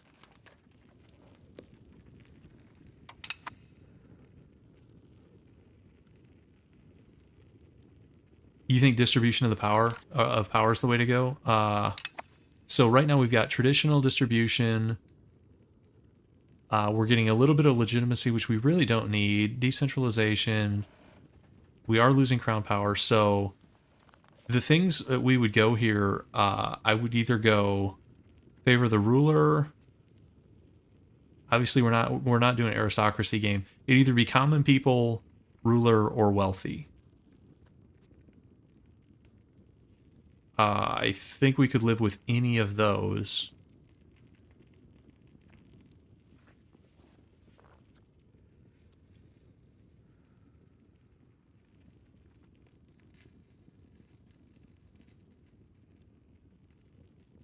Screw the farmers. It's interesting, the chat reaction. Some people are all like, yeah, farmers' rights, help them out. And other people, screw the farmers, crown, favor the ruler. No one's on the burgers side. What about the burgers, guys?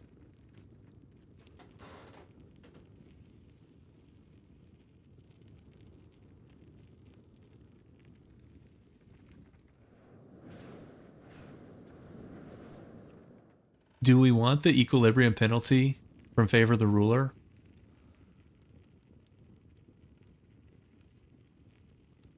Yeah, my son does like the burgers. I think he thinks we're talking about cheeseburgers just all the time. He's gonna start calling this burger game.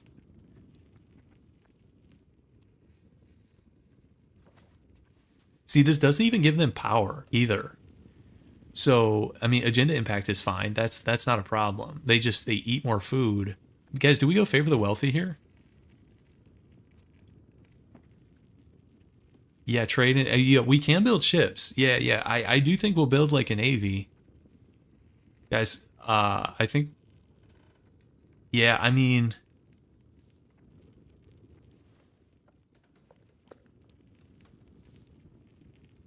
I think I'm doing this. So this thing is we'll see what events pop up. If we get really lucky with events, we might have a shot at this.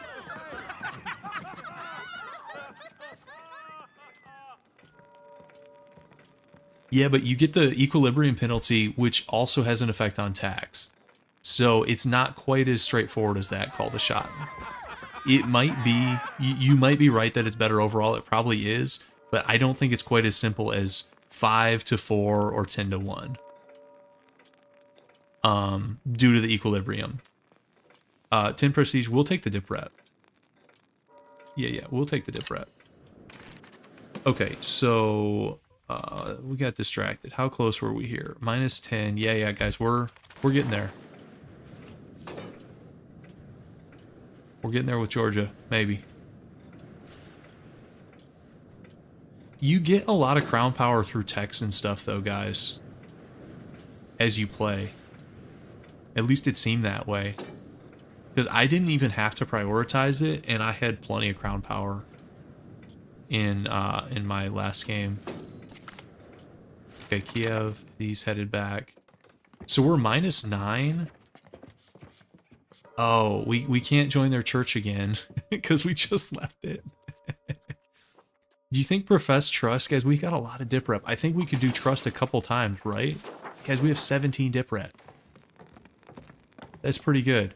I think we can do that a couple times and get in here. I think so. Let's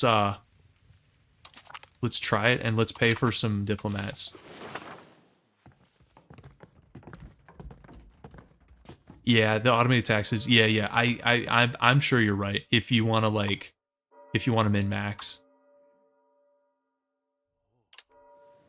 Because yeah, it does try to keep them at 50%. So you like keeping them higher, call the shot, and you like keeping equilibrium what at like 55 or 60 for bonuses or what?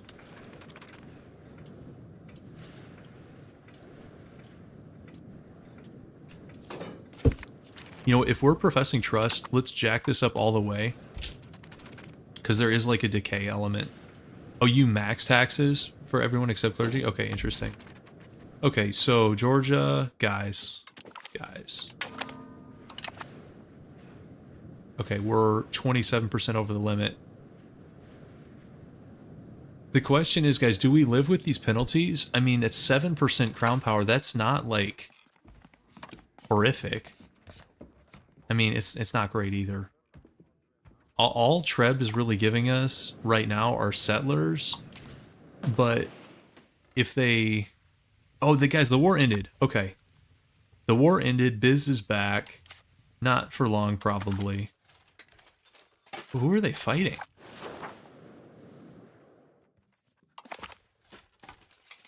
You know you're down bad when these random, like, Anatolian miners are decking on you.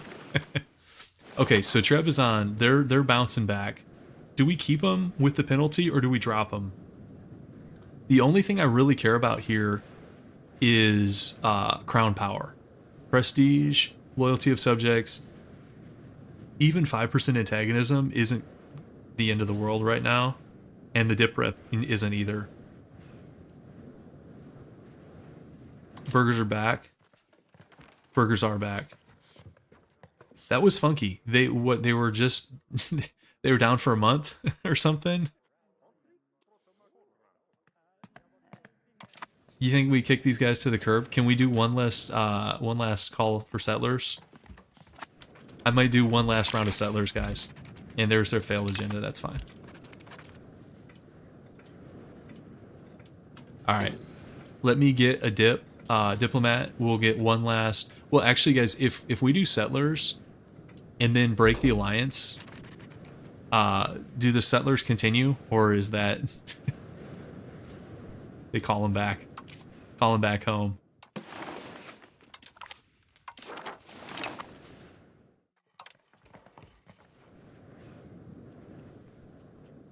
There's no way to increase this short of like expensive like late game techs, right?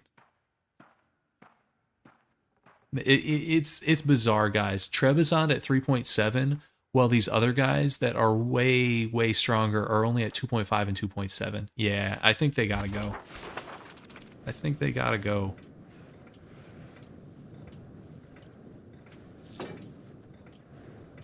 I'm gonna like minimize. So do we need to star anybody else? Also, guys, I thought we starred Old Biz, but since these are like this was a rebel takeover, the game considers them like they're not starred anymore, but they still have guys, rank 15 power for these guys? How can that be? 200 from country rank. Even though, guys, this the country rank should not have this level of impact. Not if you're going to give it to like, I know that these guys would call themselves empires, like Trebizond called himself an empire, but calling yourself that should not affect the game systems this significantly. Like, in real life, they were an empire in name only, but the problem is the game can't do that. In the game, you're either a legit empire with all the benefits and costs associated, or you're not. You know what I mean? So, like, it doesn't jive. It's kind of funky. Yeah, okay. We're gonna cut these guys loose in a second. Yeah. Another funny thing about this game, guys, is the AIs are a lot more forgiving of like wars and alliance breaks. You can like get alliances back. You can like declare war on somebody and they're not as mad that you took their land as you would think they would be. And like EU4, if you took land and you had their cores, they would be mad for a long time. Here, it doesn't seem to be the same way, right? Okay, cut them loose.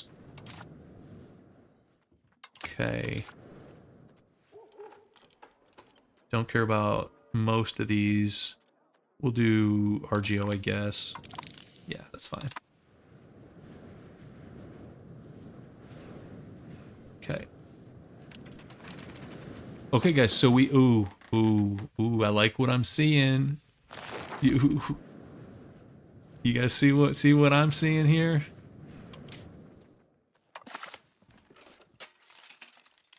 I like it. I like it. Okay, let's see what we got going on. Of course, we don't have a CB. Can we even get one?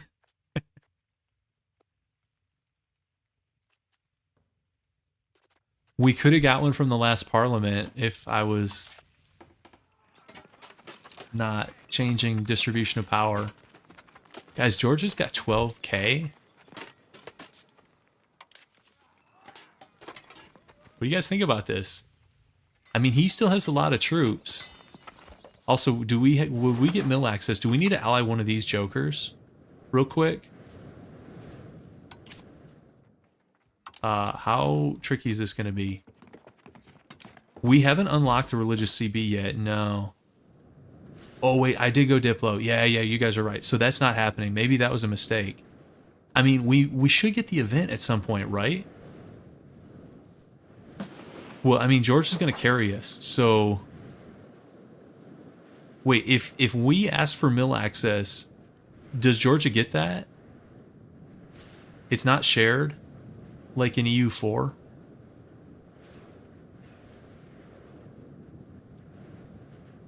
You know, like, if I have mill access and we declare... Yeah, I mean, we could wait, potentially, for the event. I mean, the other thing, guys, if I ally one of these guys and call them to the war, then they would get mill access that way, right? How hard would that be for these guys? 44. 44, so they're both gettable. Yeah, I mean, no CB war. The thing is, if they're really on the ropes, they're not that hard to piece out. Because I did do some no CB wars in my last run. And I think ticking war score is broken on some of the wars. In Wars of Imperialism, ticking war score is broken. I don't know if you guys have played deep enough into the game to unlock Wars of Imperialism. I had their capital occupied, and it still gave the defender full ticking war score. I don't know if that's a known bug or if there was just something funky in my game. Is it broken across multiple war types and CBs, or is it just Imperialism?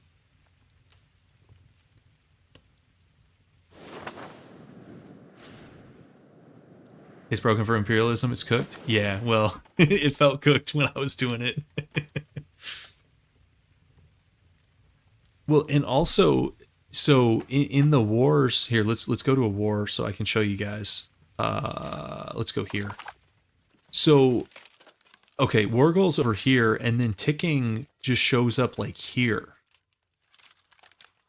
I don't know. This, maybe I'm just not used to this yet.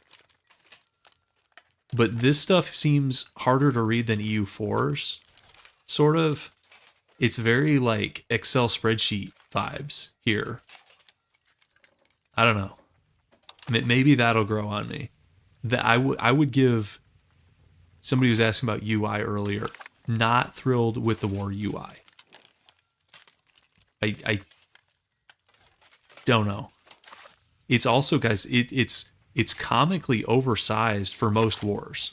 I mean, this is a big war. Most wars aren't going to be this big. Or maybe this reflects, like, you know, you're supposed to subject spam. So most wars should have, 25 people on each side. I don't know. What do you guys think about that?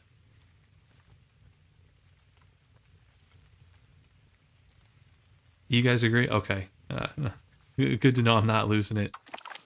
Yeah, you're right. The columns don't line up. Like, so here's name. This is strength. Like, that goes here, here. They're like... Their often is pretty bad. Like, and look, they don't even highlight right. So like the sort by naval strength, it's not highlighting the boat, just the number. It's funky. I don't know. That needs some work, guys. Yeah, I know. Exactly. I wouldn't have noticed the lineup, and now I'll never not notice it. Yeah, thanks, guys. Surely that's going to be fixed, like, at some point, right? Ban that guy. No. Oh, that's funny. Okay. So I think we wait a little bit. Let's see how it goes. Let's keep an eye on this. Let's watch his troop count. Hopefully that'll like drop. And should we let's see. Should we send a guy over here? I'm worried about access, guys. Maybe that's like paranoid to worry about access.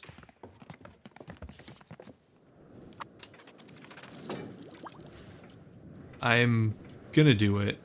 I'd rather be safe than sorry. We can always drop them.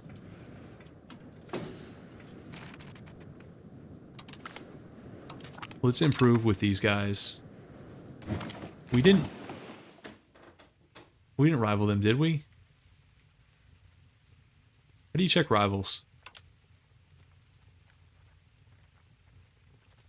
Country ranks.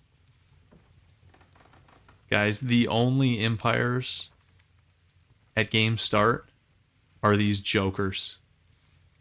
You can't be serious. You've got like massively overpowered France. You've got like the Mams, Kingdom. And then you've got these clowns. Okay, game. Sure. Court language. It's funny that this game models court language, but it's kind of cool. What are we gonna check? Oh yeah, here's government types. Step horde, few republics. We were doing something that I got distracted. We were gonna do something on the map mode. What map mode were we looking for?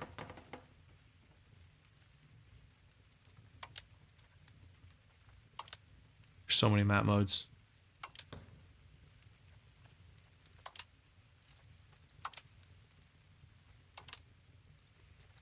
Yeah, rivals. How do you look at rivals? I guess we can just go to our country. We don't have to do a map mode. We can just do... Can't we select ourselves? Here we go. Organization, alliance, royal marriage, enemies. Wait, these guys, we did declare these guys are rivals. We don't want to... What am I doing? Okay, if these guys are rivals... That was a waste of a diplomat. We're going to do these guys here. The blue guys. They do... This is a location. Yeah, okay, we're fine. I thought we rivaled one of them, but I couldn't remember. And then I wasn't sure if we, like, eclipsed anybody. Okay, 20% or... oh man, that's a lot of money. I'm not paying that. We're kind of broke, guys. I blame the diplomat spending. And our terrible economy. Actually, we do need to improve. Wait, these guys are a vassal over here? Oh, you're right. Oh, my bad. You're totally right. They are a vassal of these guys. Are we going to be screwed on access then? Or do you guys think Georgia can get it? Or actually, can Georgia go this way over here in the east? I mean, Georgia has a border. I think Georgia can just go through the east, right? Yeah, okay. Okay, maybe we have nothing to worry about. I didn't realize they've already pushed all the way up here in EU4. This would be like Shirvan and then like Gaz and all these guys. Georgia in this game is like a beast. Okay, so the only issue is it's going to be a long way to the war goal if we get the claims. But I'm not even going to worry about the access stuff. We're going to cross our fingers on that. And let's just hope they implode.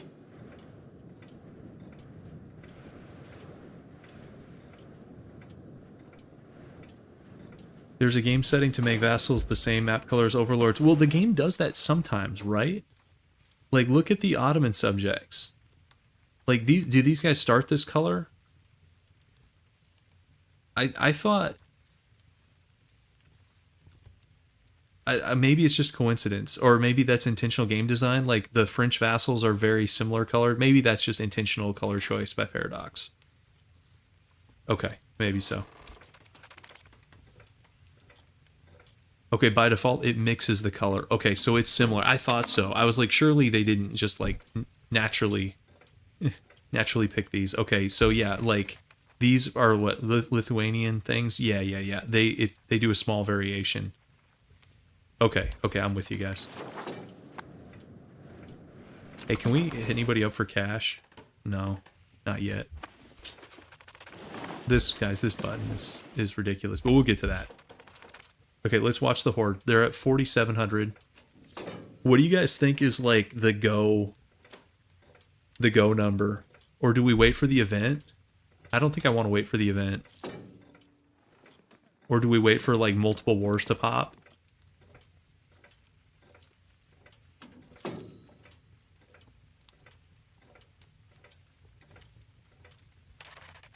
Should we change this guy off dip rep? We kind of have the stuff we want.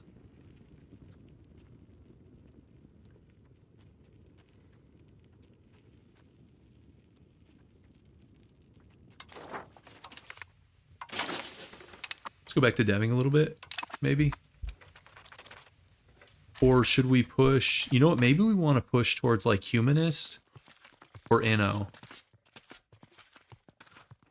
And we got all this push towards spiritualist. Yeah, good question. Let's look at the army breakdown for the Golden Horde.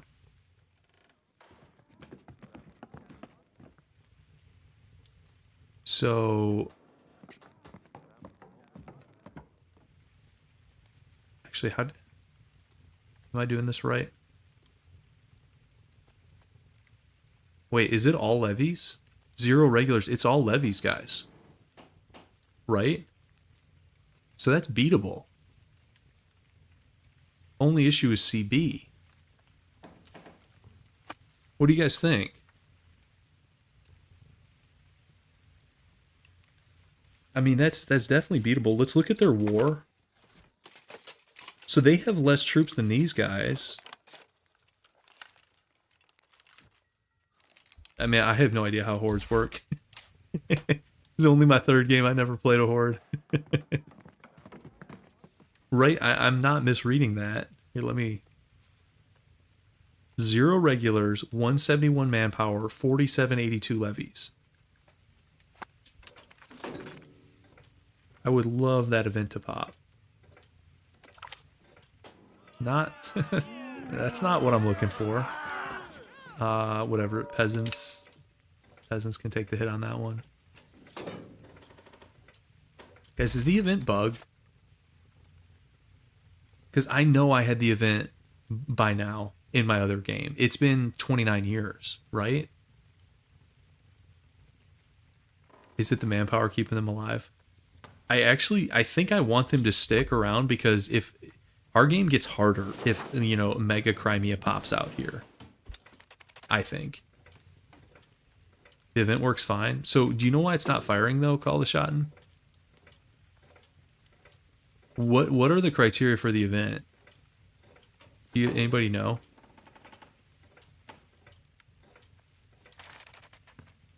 $44.83. Do second war. Oh guys. Chagatai just jumped in. With like, I think this is like a vassal swarm or something.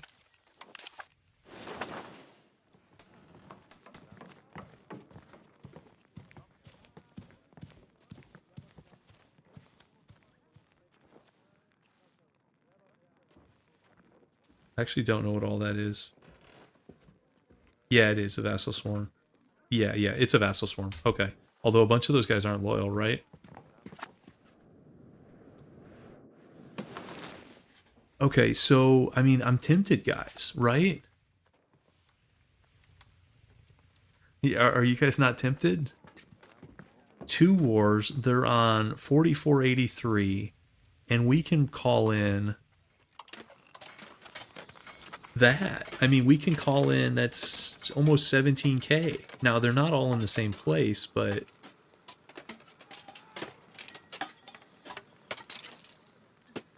You guys not tempted? I'm tempted. Oh.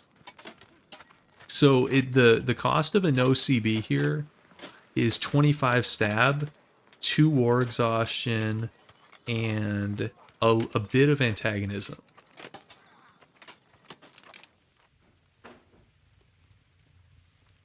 I mean, we can't just sit around forever, guys. Right? Time for some action? It kind of is time for some action. I agree with you guys. Plus the game. I mean, the game has confidence in us. You like this? the game has not seen how I play EU5 military with pop-ups like this.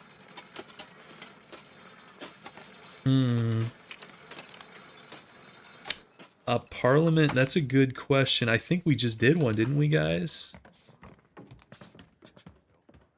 Well, I mean, that's not a crazy idea either, is it? That's 3 years. That's not I'm not totally opposed to that, because I don't know that these wars are wrapped up in 3 years. The worst case scenario is Bulgaria or Georgia get pulled into some nonsense and dishonor, or won't join.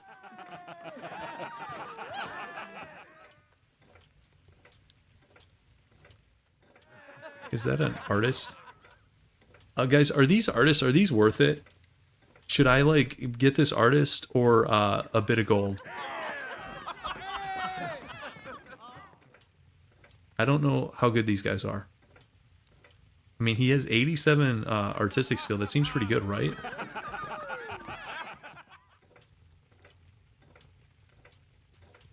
But I don't know if...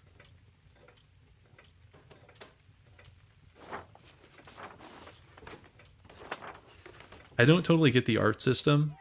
I don't know, 3 gold's not that much. Should we let's get the artists. Why not? We're an artistic society, right? Something like that. Take him is good generally. I mean, we are broke, that's the only thing. Let's Diplo's down. And we're so broke. We're broke because we're not taxing. We've got these guys, their taxes are probably turned way down. Yeah. Artists suck. Prestige is good. Yeah, I mean, we're not really doing much with prestige right now, but... Okay.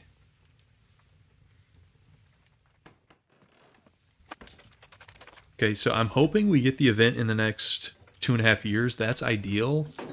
Because the event is better than Parliament claims. But Parliament claims are better than an OCB war, right? They ended one of the wars.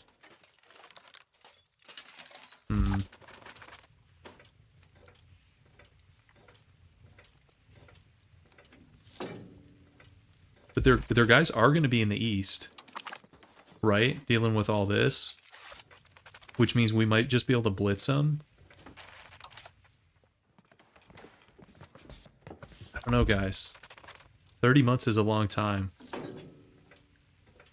You want me to switch markets? Now we're back in this one. Do you... Which one you want me to try to get back into Constantinople? Let's see.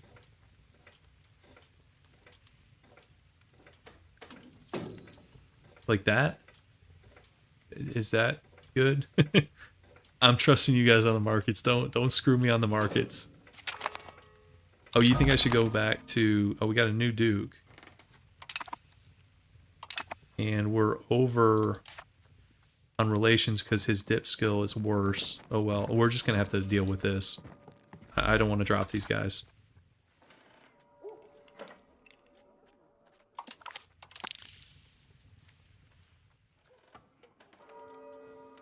Well, guys, the goal is hopefully we can get Kaffa and just take over that market. That's the dream. I might even move the capital there. Medio, it is a fun game. There's a lot to it, especially if you're not familiar with this series. This thing is there's like a learning cliff. Actually, even if you're familiar with the series, I would say there's a steep hill of learning. But if you're willing to, like, I don't know, navigate that, it is a fun game. So, I don't know. It is, like, it's still pricey because it's so new, but it probably won't go on sale for a while either, so. But it's fun. I mean, these map games, Paradox map games are usually pretty fun. Underage error. I don't care. I'm hoping some more wars get declared here. Guys, they're down to 1444. Is that a sign? Look at the troop count. How can that not be a sign? Right? I think we gotta go. I don't think I want to wait. How many months is that? 26 months? A lot can change in 26 months. Yeah, it's a sign. I'm with you guys.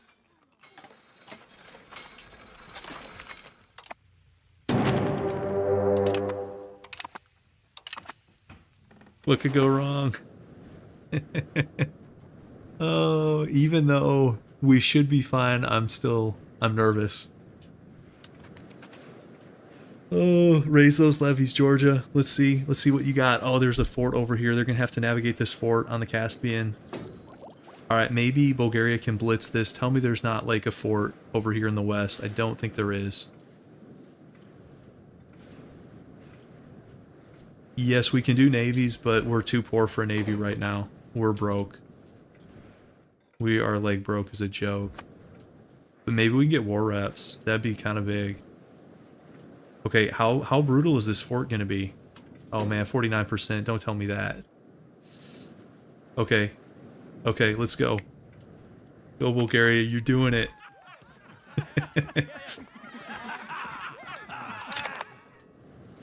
Free diplomats, I like that. Look at this. Look at this. The dream. This is less of the dream, although somebody snuck through here. Okay. Okay. Okay. Get carried. Operation get carried by AIs.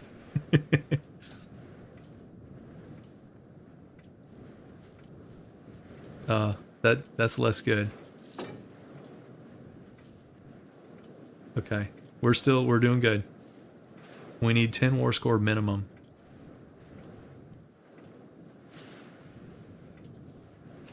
Nine.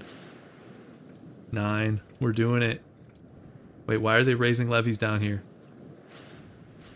10 guys. You can go deal with 10 guys. Okay, 11. Guys, it's the dream. It's the dream. So they're like super willing to peace out because I think their country's jacked up. Oh man. I'm not gonna lie, I was nervous. Even though on paper it was a slam dunk, but with AIs you never know what's gonna happen. What kind of nonsense you're gonna get up to. Okay, so now the question is, what do we take? And this is not like EU4, because let me show you the EU4 peace deal.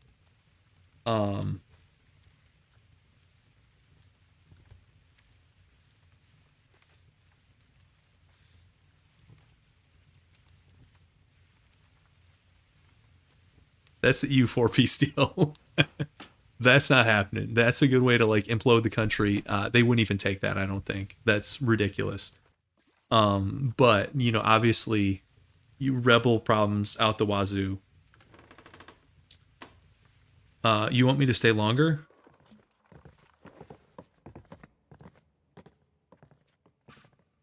Wait, the allies. So even if I end the war, they can't leave it. That can't be right, guys. That's what they suggest is a coastal empire. I don't think I'm going to do that.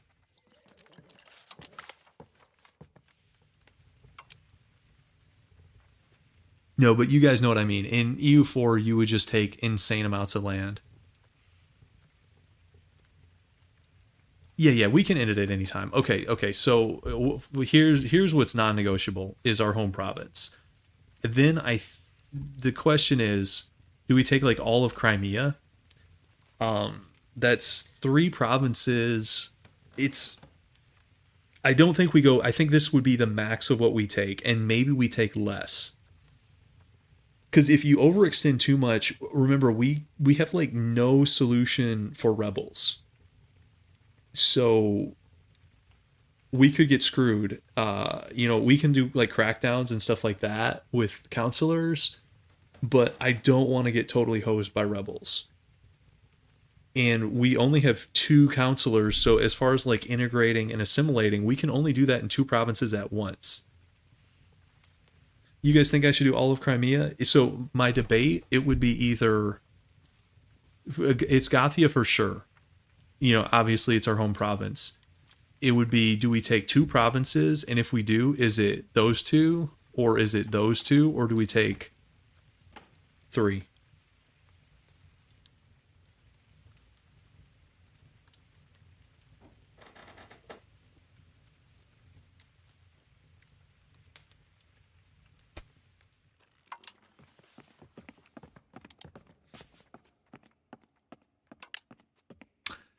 If we do war reps, guys, can we see how much we get? You know, in EU4, it would say Theodoro will get, 10 of 80.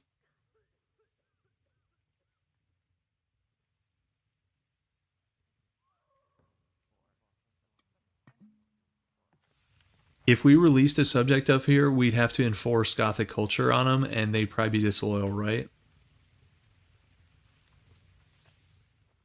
But there's no way we're not getting this 80.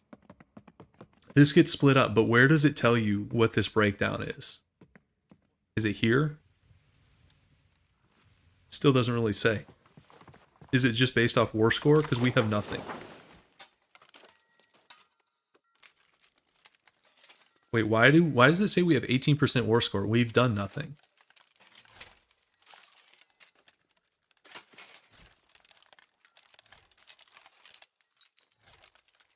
Wait, wouldn't I have to enforce culture? Wouldn't these guys pop out as Crimean? How would these guys not be Crimean if we released a subject in guys, this province, I have no idea how to say that. Is it like Kalincock? I don't know. They would be Crimean, right? They'd have to be. Oh, it's the occupations are giving me war score. Well, it's easy enough. Okay, that's a silly way to get war score, but okay, fair enough.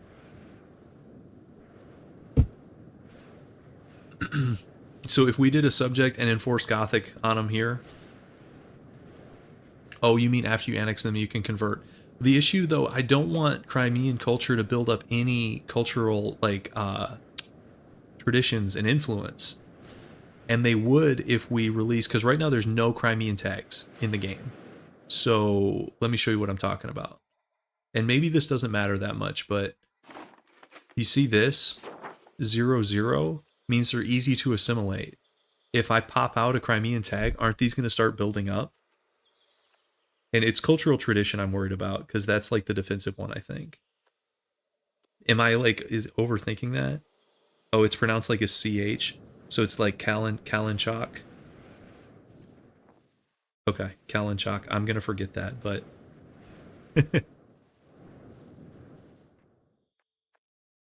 What language is that?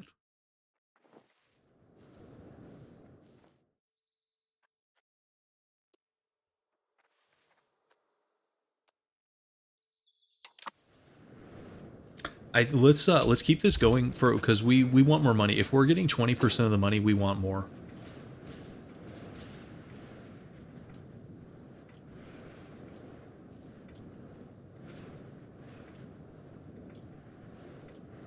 So what's the advantage of doing a subject up here?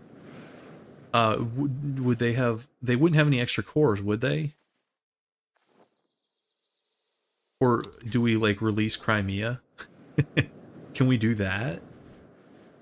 And then get like a crazy amount of cores here? Is that a thing? Look how big Crimea is. Could we release Crimea and then enforce Gothic on them?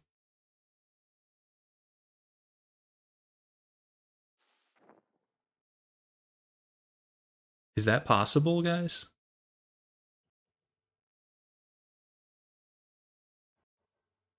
I don't know that much. The vassals don't get cores like they do in EU4? Oh, really? Okay, that's kind of lame.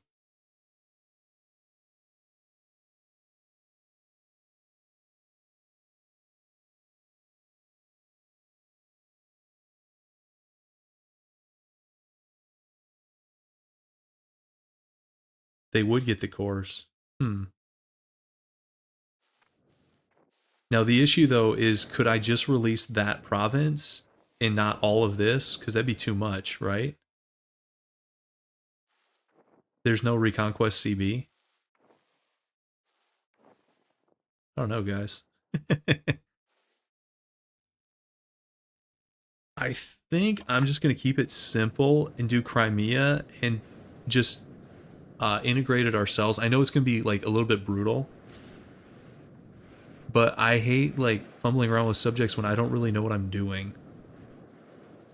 I don't know. I'm a little bit torn. I mean, part of me wants to like learn, but it's like a kind of tricky challenge run, and I hate messing up, like if I mess up subjects that I'm just not familiar with and it like wrecks the run just because of my ignorance.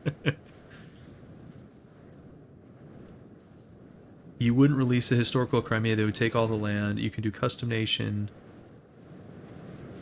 Yeah, but I don't know if I want to do vassal spam. You mean like in Crimea? Like release like 7 subjects in Crimea, custom nations? Here? I was just gonna integrate and assimilate, guys. I know that's like maybe non-optimal. If I do 7 subjects here, would they even stay loyal? And wouldn't they all be like Crimean culture? That can't be the way to go. Wouldn't they build cultural tradition way faster than us? I don't know that that's the best way to go. Here, let me, I want to jack this up. If we're getting 20%, I'm going to jack that up, and we'll push this war, because our guys are doing fine. And by our guys, I mean our allies that are completely carrying us. I mean, they're even down here. Look at this. Operation Get Carried.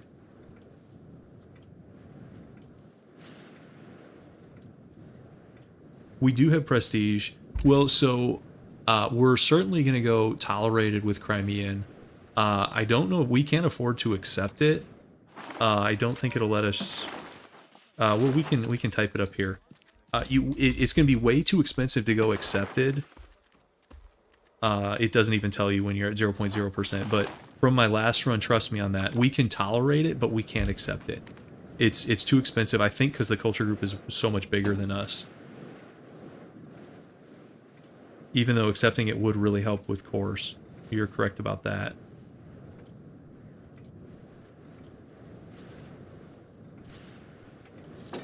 I don't, guys, my instincts are to play it like EU4. And just take it and core it ourselves. And I know that's like not meta and harder to do here, but it's all my instincts. Like, because can you imagine in EU4 if you took this land and then you release like 5 subjects out of it? Like, you'd be out of your mind. What should we do here? I mean, if we're doing vassal spam, this would be the way to go, but I don't think I'm vassal spamming. Let's I don't know, we'll just do this one for now.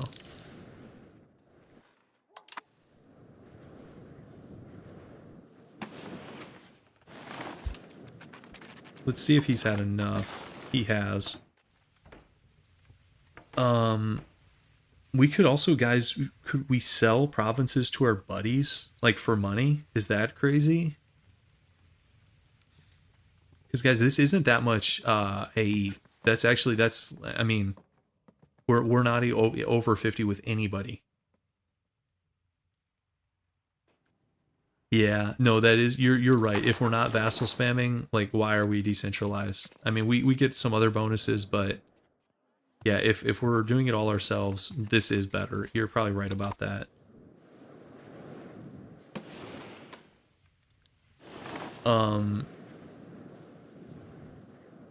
Let's see, how much money does Bulgaria have?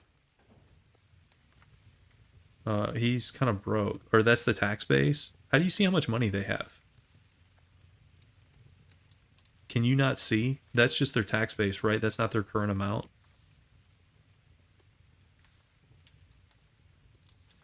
Wait, is their tax base is almost exactly the same? Oh, that's kind of funny. Interesting coincidence. You came back from the bathroom and you've almost conquered the Great Horde. Yeah, we haven't done anything. George and Bulgaria have carried us. So we can't see their current amount, so we don't actually know how much Bulgaria would pay for this stuff. Do they care about, like, the cultures? Fact that these are, like, Nogai culture provinces and also Sunni. They'll still buy these? I don't want to be stuck with them.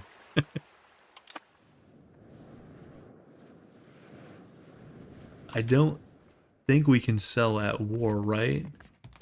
And we, as a, yeah.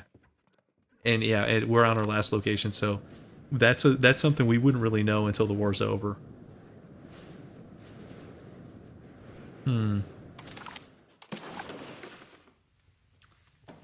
Okay. Should we sell this fort to Georgia? Can't. Not occupied.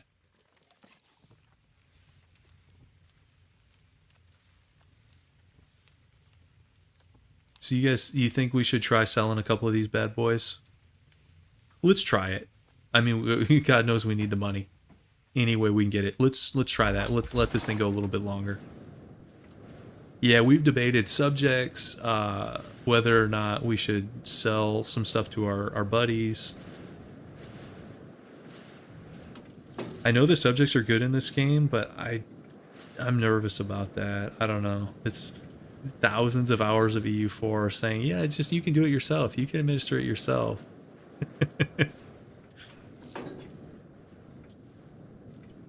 You know, like taking a couple provinces over here and selling them to Bulgaria. Or I guess we could sell them to anybody, but probably Bulgaria because I want to keep the border. We were going to go plutocracy. Even though we've got a ton of aristocracy push right now. Well, actually, less than I thought. Okay, that's not so bad. Okay, let's see, how are we doing here? Now we're negative reasons. I guess their army must be in the east. Guys, is he about to implode? He has 2 guys.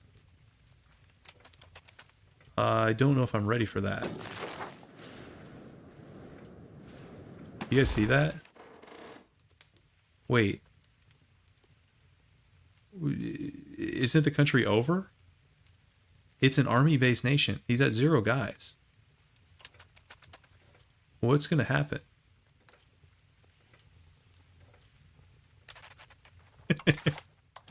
I was hoping they'd stick around a little bit longer than this.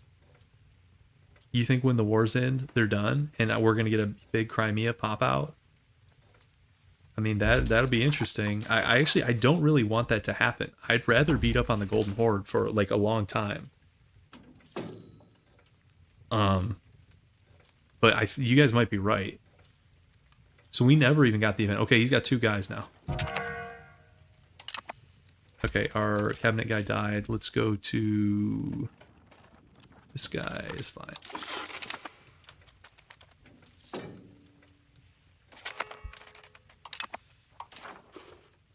We could Royal Marry Kiev.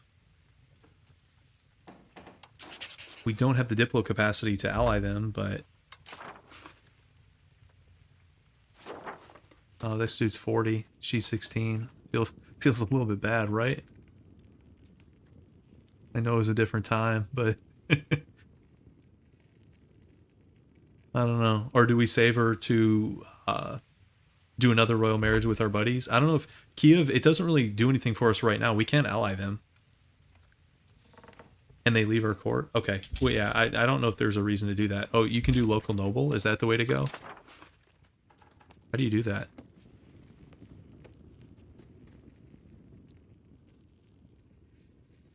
Sorry, honey. I know he's 40, but his stats are so good. Yeah, sorry. I know he's 40, but our country really needs this. You know, we might need them as an ally in the future, so good luck to you. Oh, right-click the portrait. Okay. So what does this do for us? It just keeps her, like, in our court or whatever? Yeah, sure. Why not? Fair enough. Okay. Let's take a look at this. Okay, so he'll do it. So this is all of Crimea with the exception of the Genoese vassal. And then 2 provinces that we're going to try to sell maybe. And then war reps and max gold. You guys think that's a good deal? Do we go for anything else? Do we go for like a 3rd province to sell? I don't even know if that's going to work. I don't want to get too greedy with that.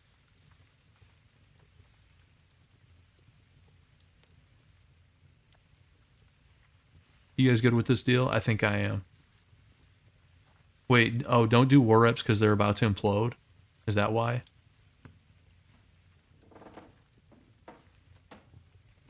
If you release Crimea as a subject, when Golden Horde explodes, the land might go to your subject. The problem with that is they will never be loyal, right? Aren't they going to be, like, huge and a problem? Because remember, guys, Crimea, here... It's hard to see. Do you guys see that? If that pops out as our vassal, they will never be loyal, right? Isn't that a major issue? I don't know. In EU4, it's a major issue. I don't know if it's a major issue here. Yeah, the war reps might be like the shortest lived war reps of all time. Yeah, that's a legit concern. But like, do we have anything better to do with the war score?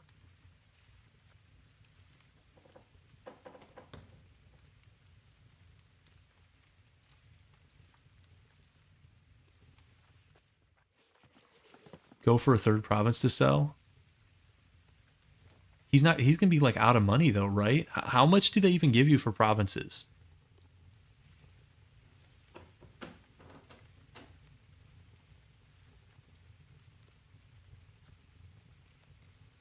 Humiliate is so lame though, because here, let's go to humiliate. Hey Alice, well, welcome to the stream. We're figuring out what to do here. I mean, we get 5 prestige, guys. That's it. Like that's pretty sad.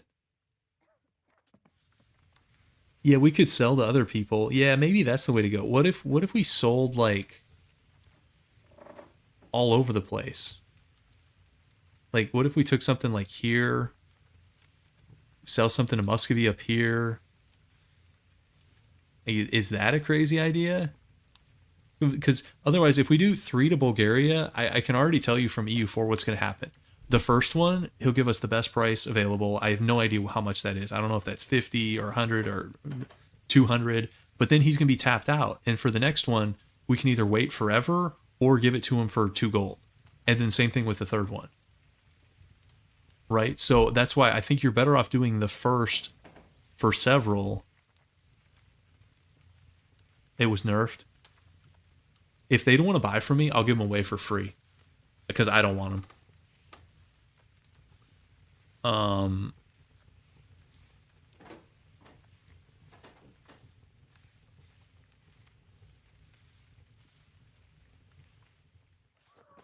I mean, do we humiliate? It's free prestige, I guess. There's not really a downside to doing this. I guess the only other debate is, do we take like an extra province here and release it, or we're just gonna like YOLO this thing?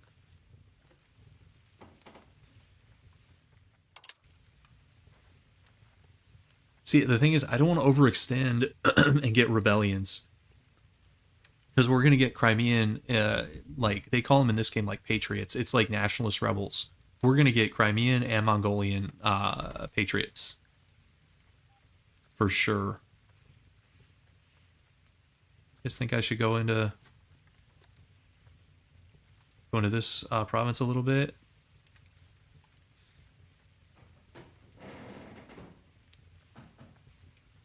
Well, they're bad if you don't have an army, Sushi Party.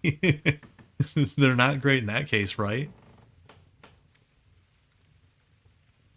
Well, yeah, Noble Civil War is bad too. I know, I had that too. That's not a good time. Well, if the Allies can get to me, is the thing, call the Schotten, because Golden Horde might not give mill access, or whatever the successor of the Golden Horde is, might not have mill access.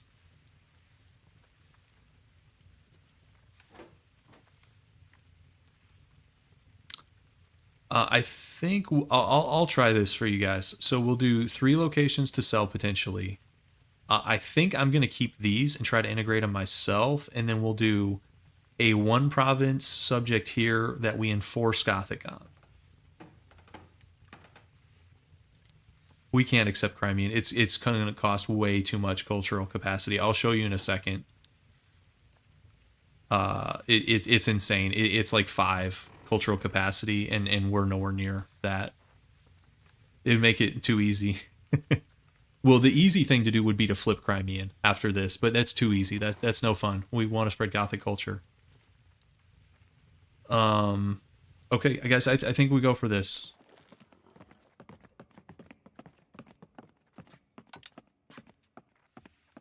I do think this is going to be the world's shortest war reps, but I mean, he is in a second war. Maybe he stays in that second war for a while. Okay, let's see. Let's see what happens. Okay, so first thing we do, guys, I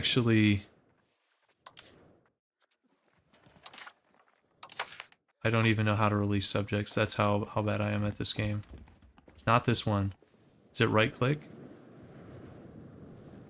How do you release subjects, guys?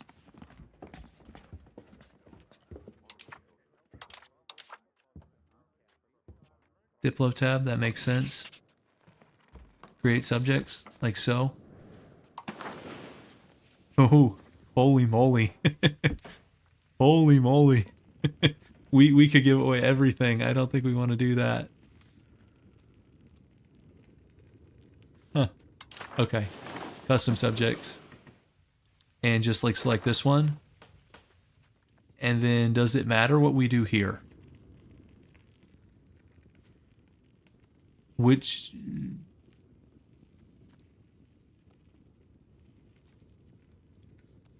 Are they going to be Catholic? Wait, what? No, they won't be Catholic. Wait, what will they be? Are they going to be Sunni? Do fiefdom?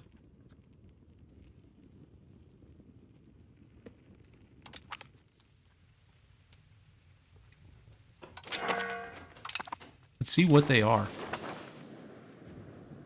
No, they're Tingri. And they're disloyal from the jump. We haven't even enforced on them and they're disloyal. Oh, great. How do we enforce? And we probably have to get them loyal first, right?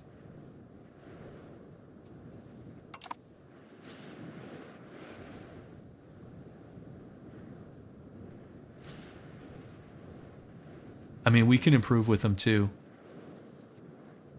Let's go sell our stuff before I forget about it. Oh man, guys. We're getting robbed. Sell for 5 gold? Oh no. We're getting totally robbed on the sale. Oh, that's what we get. They're at war. What about these guys?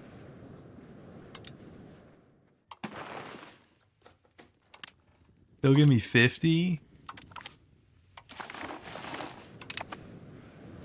That's it? Muscovy, what's... Tell me you got like a good deal set up for me.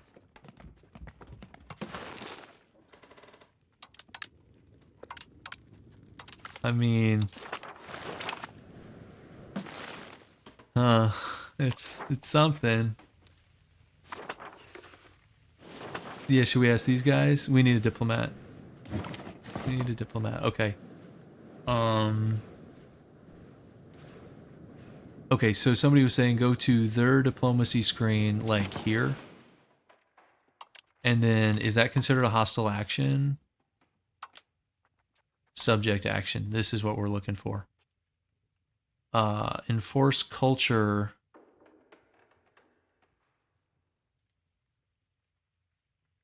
Yeah, we gotta improve loyalty. That makes sense. That EU4 has that stuff too. I think we need to stop minting. Let's get a diplomat. And let's get these guys switched over. I think we want to like... Do we want to reduce war exhaustion? And recovery effort first, and then head into integration. Is that the usual like order? Like recover, reduce, integrate, assimilate? Because these won't last that long. These won't take forever. Yeah, not integrated, I know. Yeah, okay. Okay, I think that seems reasonable. We'll see. We'll see how this goes. Okay, like that guy's already done recovering. Okay, we've got a slave conversion deal here. We're going humanist. So the clergy's not going to love this, but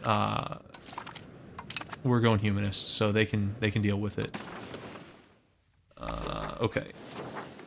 Yeah, recovery. Wait, did we just get... Oh, no, no. Okay, I saw this. I thought we had a third cabinet member for a second. We don't. Okay, let's recover here.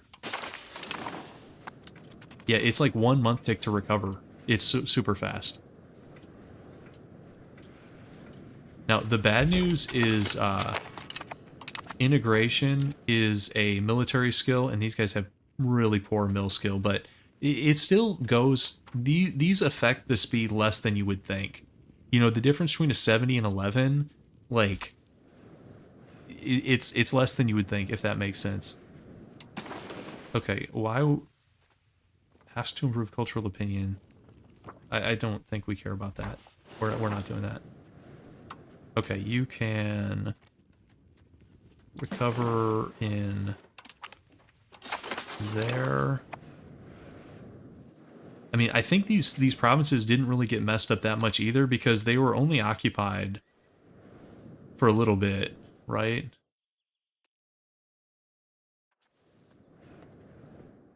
That's proximity. Which one is which one's prosperity? Down here. Yeah, it's down here. Okay. Yeah. Okay, yeah, the vassal's loyal, so it's time to make him not loyal? Is that what I'm hearing? Come on down. Come on down. Rebellious subject. Great. We'll improve with him. We'll bring him back. Okay. Onward.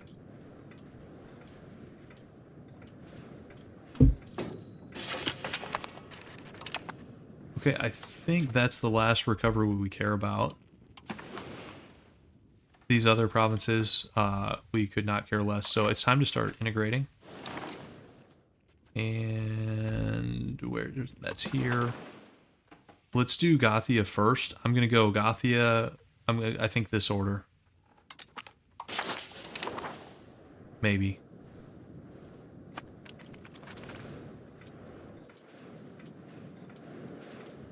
Yeah, well, integrate their province and have max control. You have max control for like 3 months, and it starts dropping like a rock. Okay, let's sell. Let's see if we'll get any deals up here. Ryazan. Oh no, they're not interested. Give me some. Really, guys?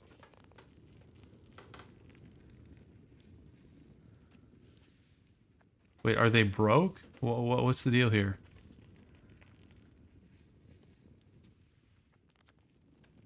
Our language is Greek. Yeah, we have Gothic culture, but it's considered part of like the Hellenic group with like Pontic and Greek, and it's Greek culture.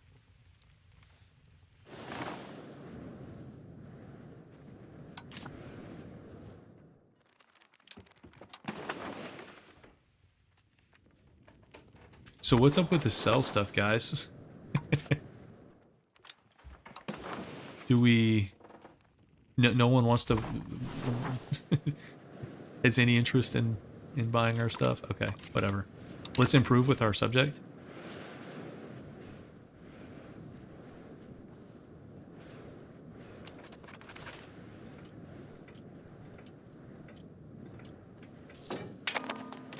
I need another diplomat. We'll take a look at it again.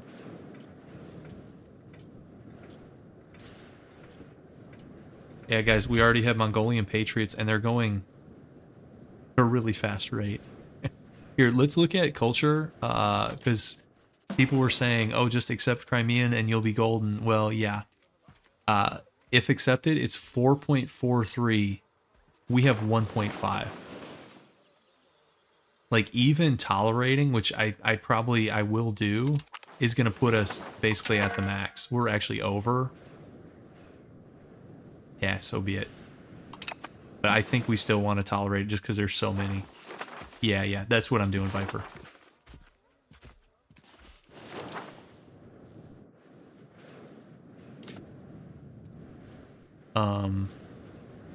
Yeah, let's see if we can sell anything else here. At this point, I would give these away. I don't want them.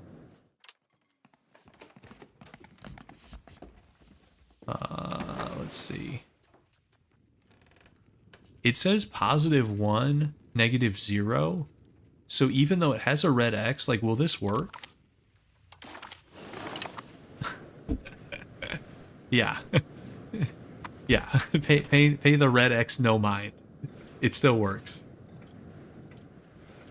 Yep, this guy is,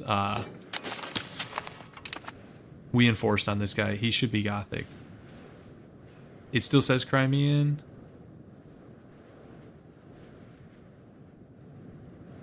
Is that just because that's the dominant culture in that location? And then if we zoom out... Yeah, okay. Sometimes I get tripped up on location versus nation. Yeah, there we go. Yeah. Yeah, you guys saw it. Okay, let's... I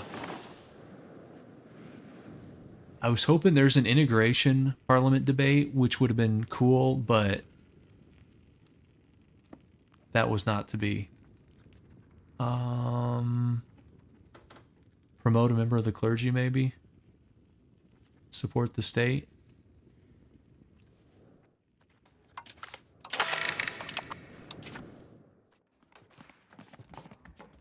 I probably want this regardless.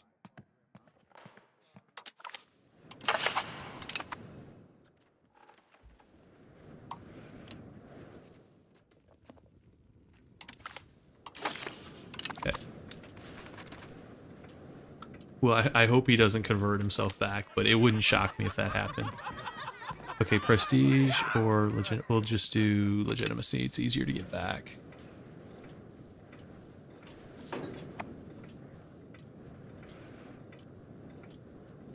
Here, should we give away some of this other stuff? What do we got? This one up here.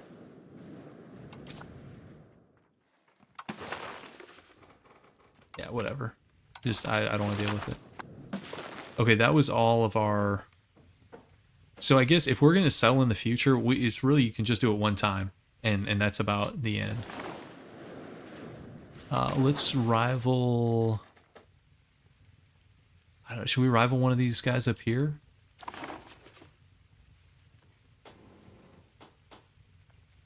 Ryzan gets a bunch of cores.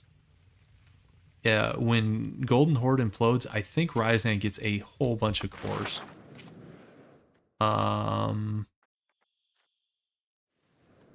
Wait, are there no cores?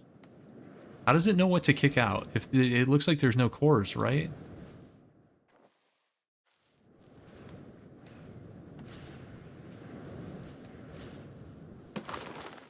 I don't know. I'm pretty sure Ryzan gets cores, but I could be wrong. I don't care about that. Let's just do... We'll do Ryzan as rival, that's fine.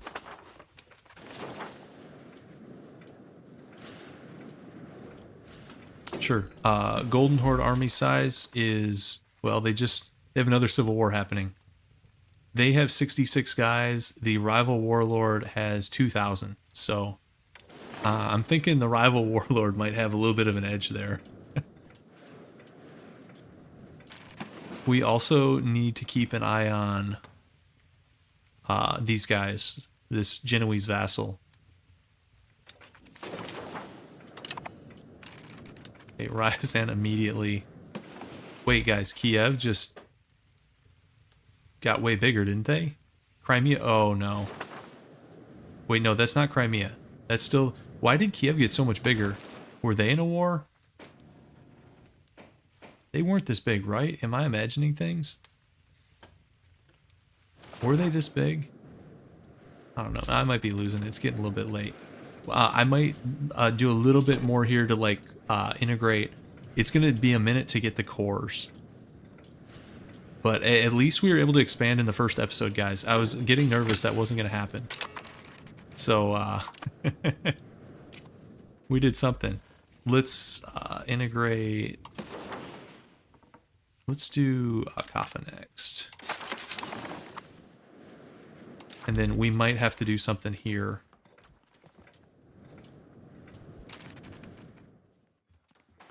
I'm not out quite yet, Alice. I'll play a little bit more here. Serfdom would rather not do. Rather not do. Oh, these kind of suck.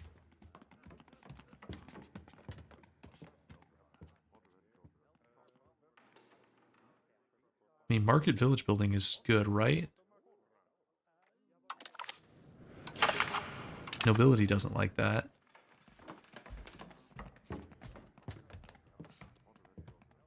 Okay.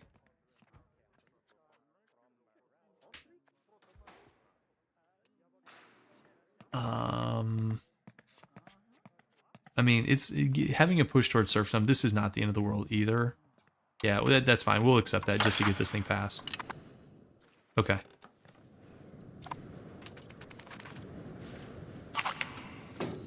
Okay.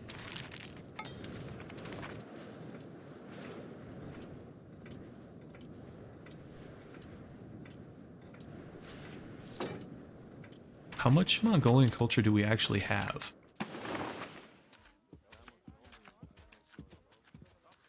Okay, 6%. Okay.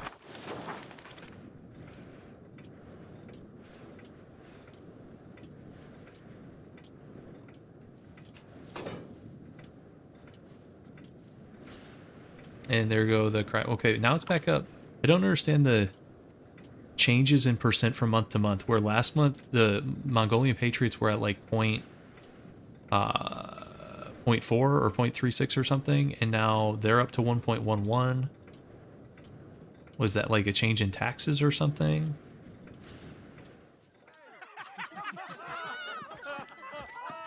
What is this? Oh, you know, this isn't... We talked about giving this anyways. Cultural influence, eh. No, we weren't going to do that because we're going communalism, right? And we care...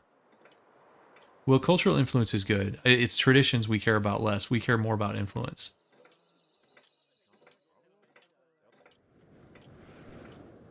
I don't know. Do we grant this, guys? Well, let's look at the estates. No, I don't think so. And they're going to be mad. They're going to be super mad. It's fine. They'll get over it. Okay, I think we can stop paying for diplomats. Can we keep getting settlers? Is that a thing, guys? No, it's not. All right, let's stop paying for diplomats. Yeah, okay.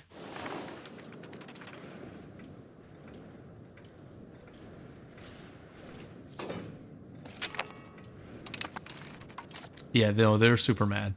I knew they were gonna be mad. I didn't want to give that privilege. I don't know. Maybe I should have, but I wasn't feeling it. We could do this one. We do have a subject now, so why not?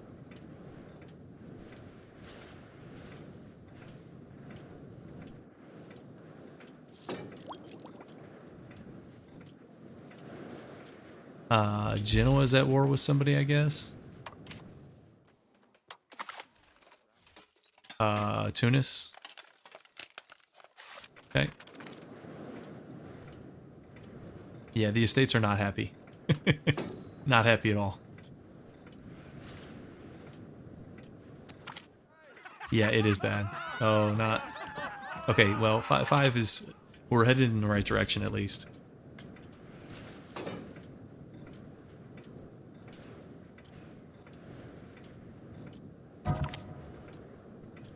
Okay. Our ruler's mother died. So be it. Yeah, so the tech tree, guys, that's a very good point. The reason I'm not looking at the tech tree, there's two reasons.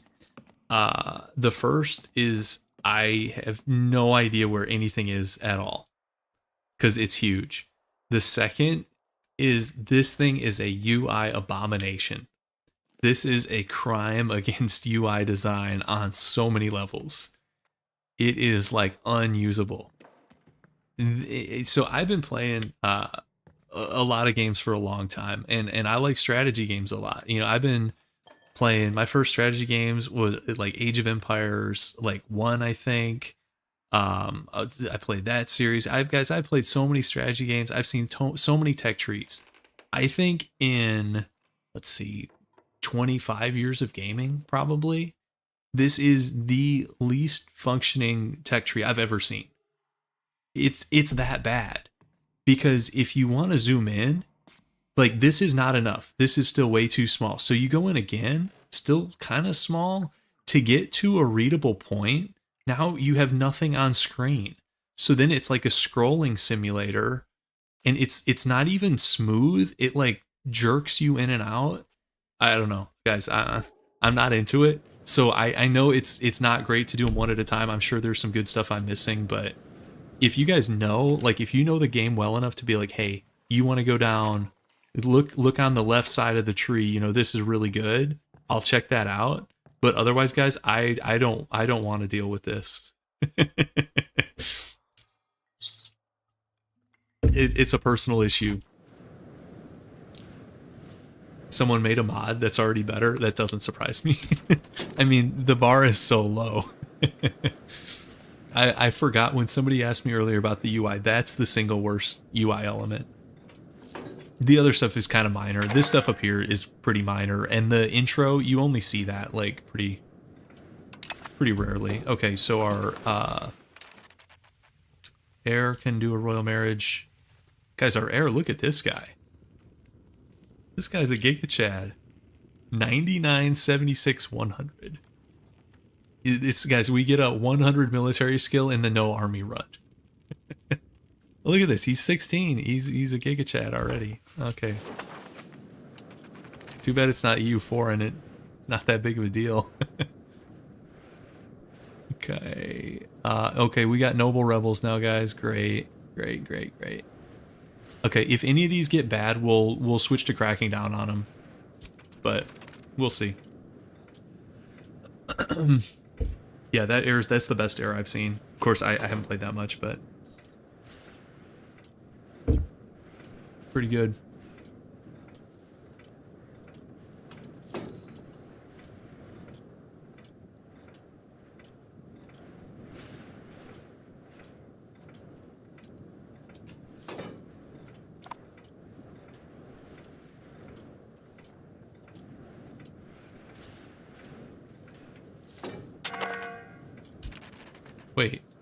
Wait. Byzantine Empire declared war upon Beylik of Ottomans? Biz started this?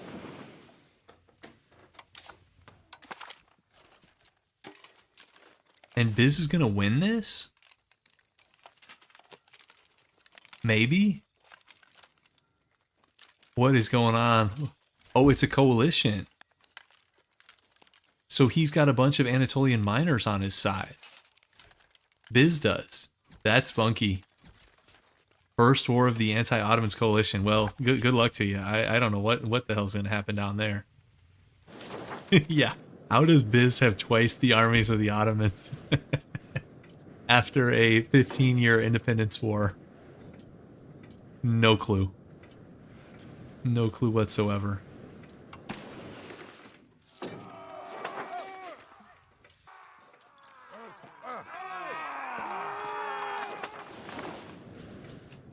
And these rebels are going to be a pain, aren't they?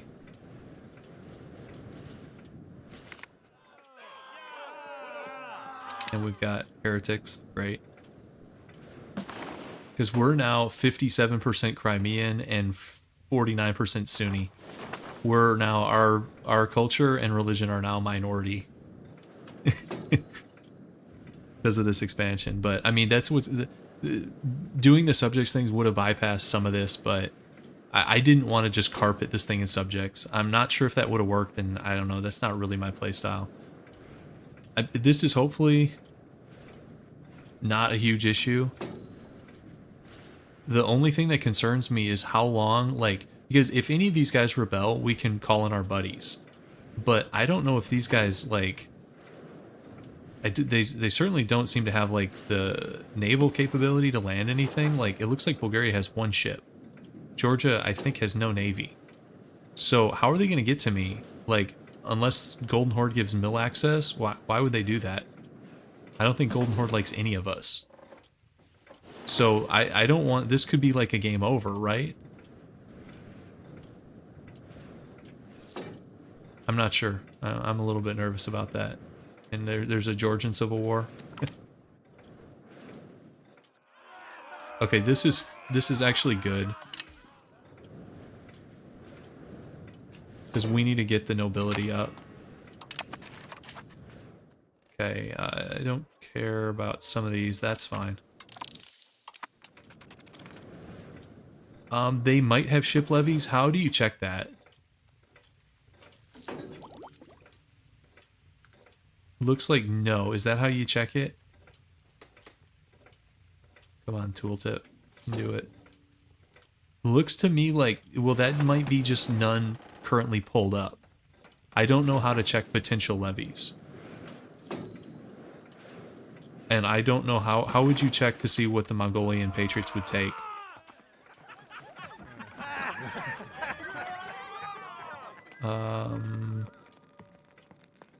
We'll keep them. That's fine. Is it just the land that lights up? Because this is all green for Mongolian Patriots. Basically everything we took except this. This one is Pontic. Wait, it said 0? Or it's the green. I don't know. Kiev wants a royal marriage. You know what? We'll do it. I might eventually ally these guys. That's fine. That's fine.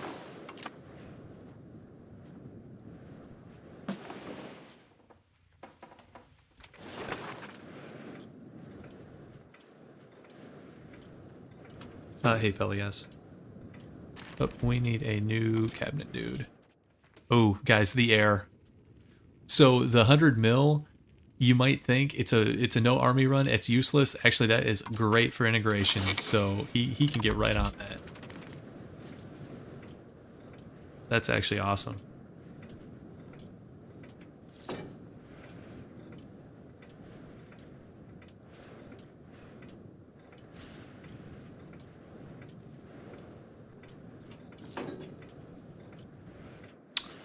Yeah, Kiev might be able to get mill access. Yeah, that's true.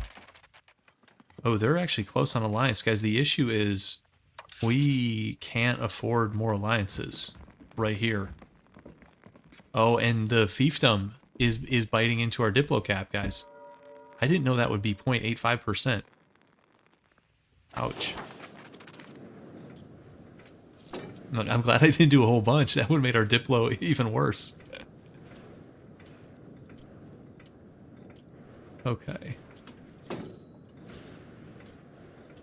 Okay, the noble rebels disbanded for now. That's good. We enforced Gothic on him, and he's not loving it. That's why the subject loyalties in the tank. Yeah. Yeah, that was us. We can turn the fort down. Yeah, okay, that's fine.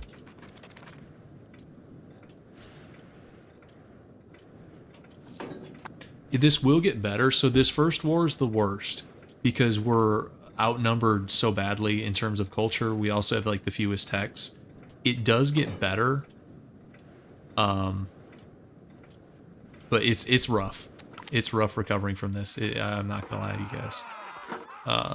guys. Trade advantage or trade capacity. I'll do trade advantage. I don't actually know which of those is better. If these get high enough, would we think about cracking down, guys? Maybe.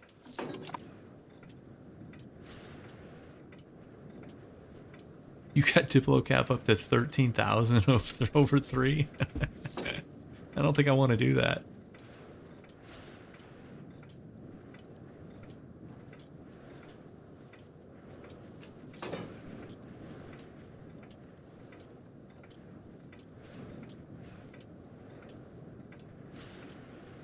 Also, guys, these numbers, these lie because let's check this out.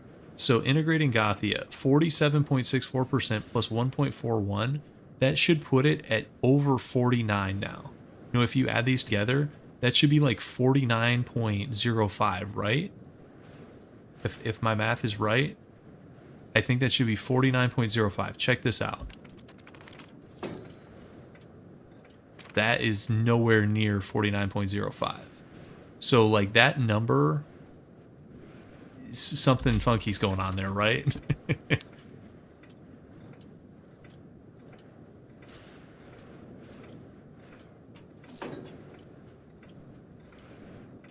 There must be more modifiers or something.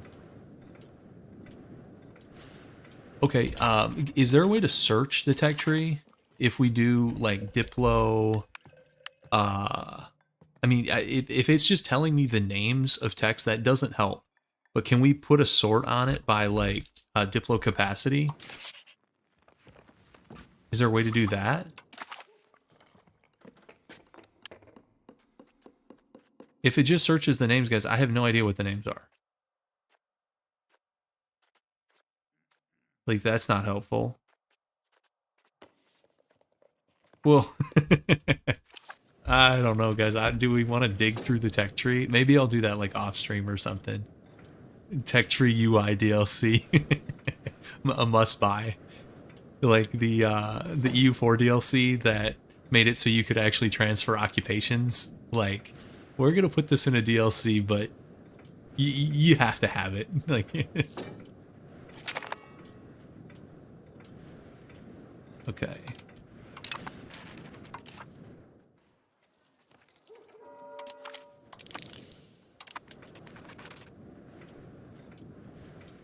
It's in the age 1 tree. Where?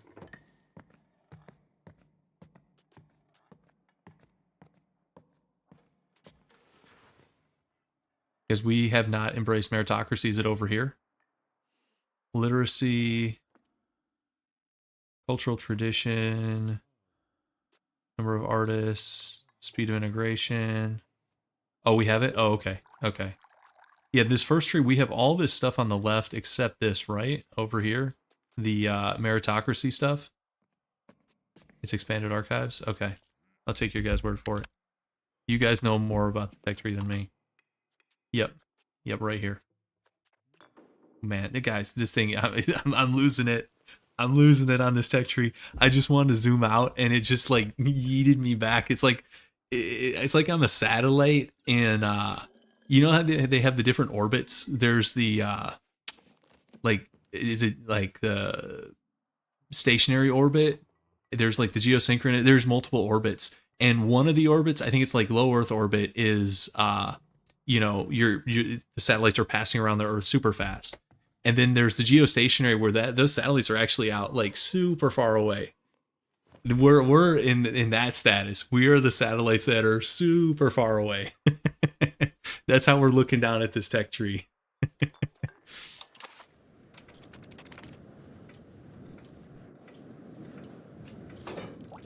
Oh yeah, I was fighting the road builder too. The road builder, I want the automation to include the roads. It right now it doesn't, and makes me sad because I was doing some manual road building, and I know if the burgers have enough money, they'll do it. But my burgers were broke. Okay, let's see what we got here. Balance the budget is good. Oh, here we go. Here we go, guys. This is it. I don't even have to look twice on that.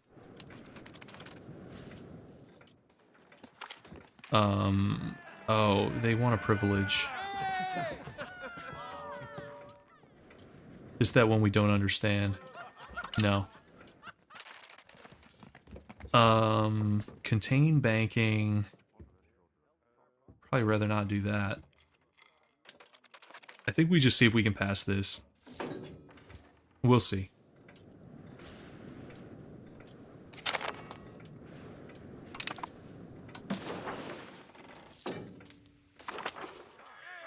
Now we get the event, guys. We get the event after it's It's passed. So this is the one that I was looking for. It gives you claims for 4 years, or it gives you this pretty decent bonus. We'll do that just because we're not ready to go back to war yet. And that event will pop up again. Does that mean they're at peace? So they are at peace, guys. They survived that. That's fine. I'm okay with that.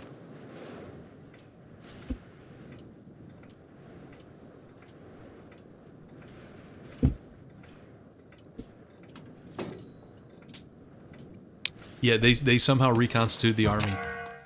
Yeah. We need a new counselor.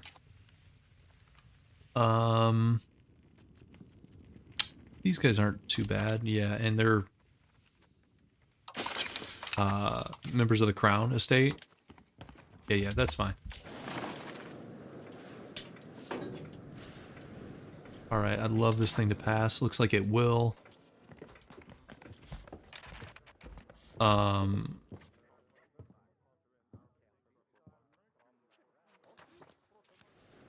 I'll just leave those. I don't need any of those desperately bad, I don't think. Wait, it just passed. Why does the negative parliament support event fire at the same time like this thing just passed? Right? Isn't that kind of funky? I don't know. PDX games, guys. What are you gonna do?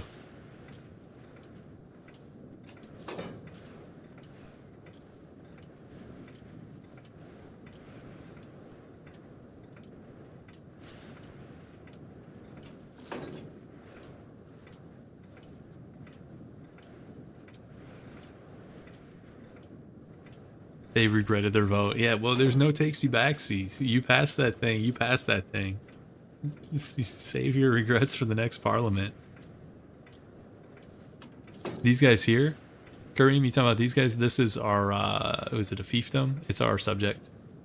This is a Genoese, to our east, this is a Genoese. Wait. No, they're not. Ooh. Guys. Now the issue is, it's going to take a minute for our guys to get to him.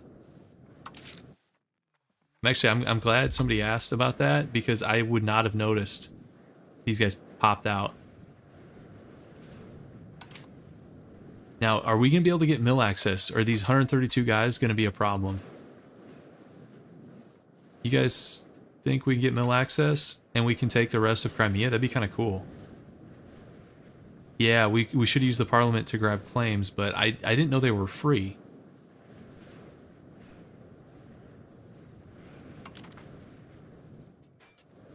You guys think we'll have access issues? I hope not, but I kind of think we have to go for this. Like, it's not going to get any better than that. Another no CB war? What's new? Alright, we'll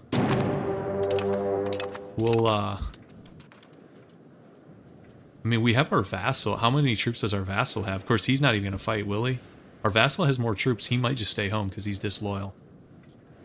I don't actually know what the vassals do. And also, I don't know if we have naval levies in play.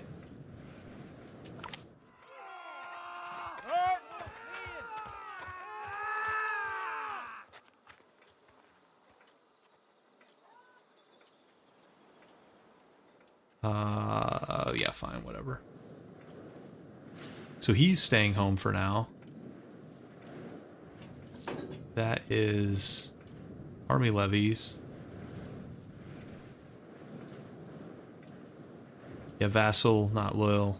Feels bad.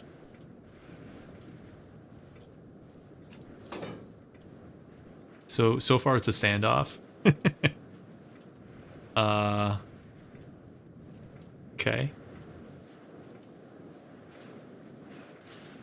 Don't think anybody has access? Is that how this is going to be? Speed 5? Oh, they're not even close to loyal. I mean, they're at 8%.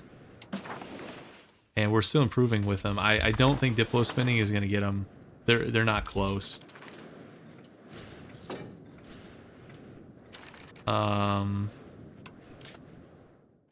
Support loyalists. How many times do we have to do that?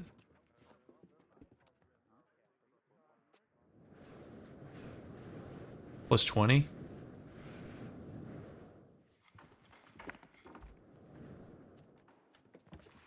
Huh.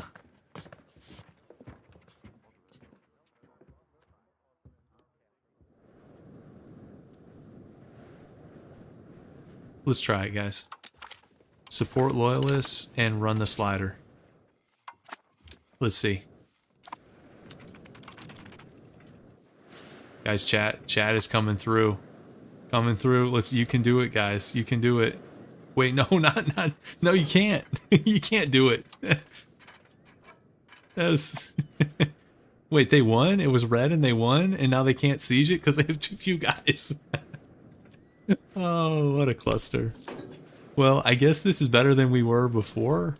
Maybe? I don't know. Let's be 5. They marched in and it said they were going to lose. They won, but now they can't siege it. But I don't even know. I don't know what's going on anymore, guys.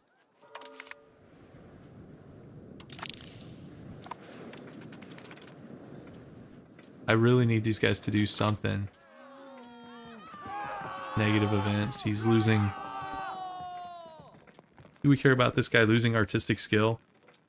I don't really get the art system.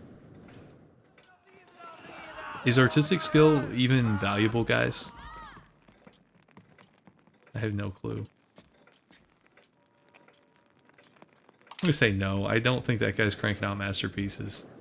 Maybe we just like cripple Rembrandt there. I'm gonna feel bad about that later, but oh well. Okay, so can we see how many rebels spawn? Like if we click Mongolian Patriots here. So that's the number of pops, but I mean they're not all gonna rise up. Can you see what's the size of the rebellion? I mean these are all the angry pops.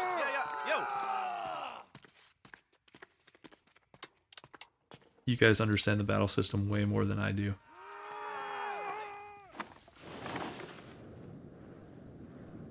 I don't understand how many rebels are gonna fire if these guys go. And the Golden Horde hates us. They're not giving us mill access anywhere. Yeah. Okay, all the green locations, but how many on each one? That's the scary thing.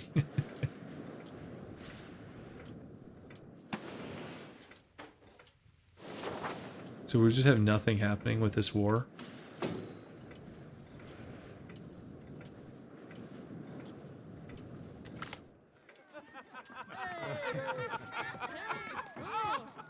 I mean, this sounds cool, but I don't know if we can afford that.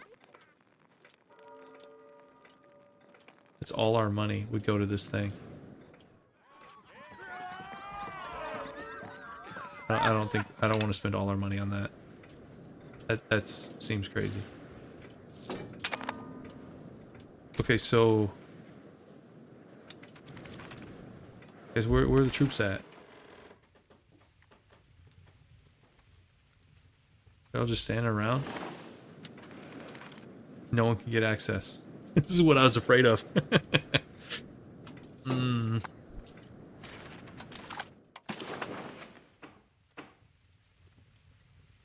And so we could like white peace, but we can't take anything here until we take Kaffa. And I do want Kaffa.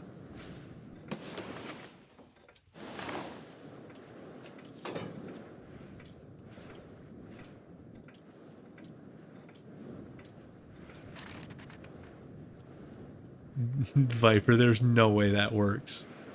I'll try that. There's no way that works, right?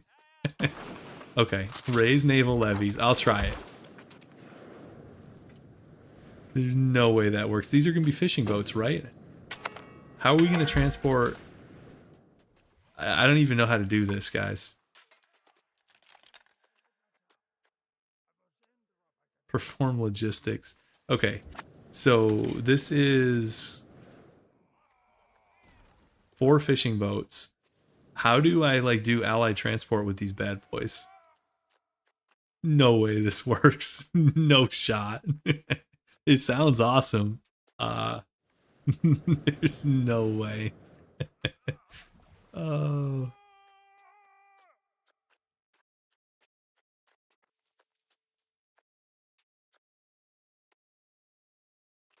I don't even have enough to move 1 unit. Okay.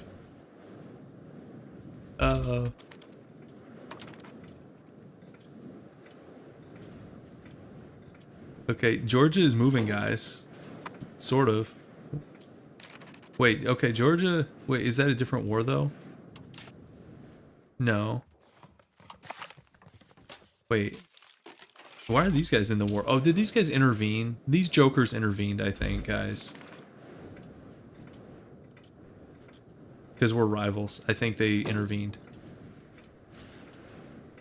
With Georgia on their border, they intervened. Brilliant. Brilliant stuff. But that means there's more enemies. Does that mean the Golden Horde will give access to somebody? Somebody not named me? I just want Kaffa here. And that's the only thing I can't get. Lame. Oh, lame.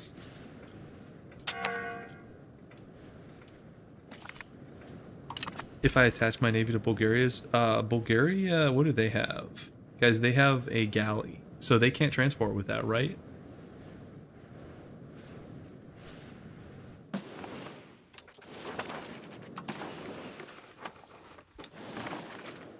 Wait, Genoa's in the war? No, they're not.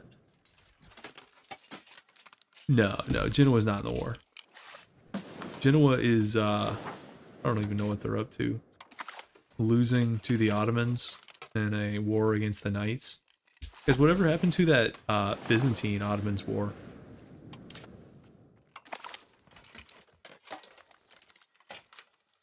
And now Trebizond is taking it to somebody? I don't know what's going on down here, guys. This is... Huh. Those guys aren't that close, are they? They're down here. Why is Trebizond attacking somebody down here?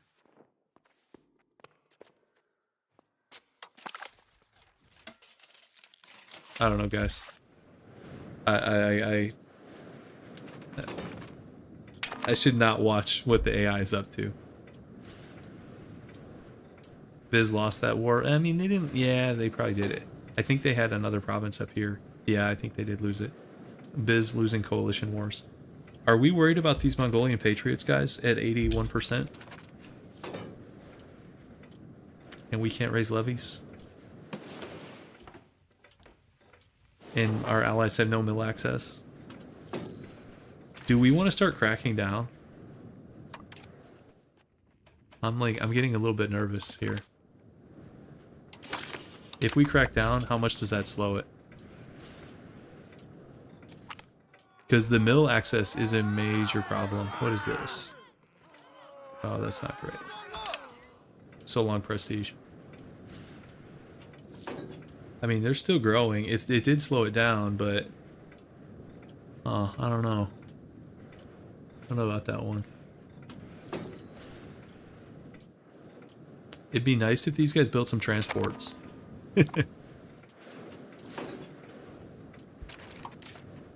You know what we could have done, and it might have been smart? In the Golden Horde peace deal, can't you enforce military access?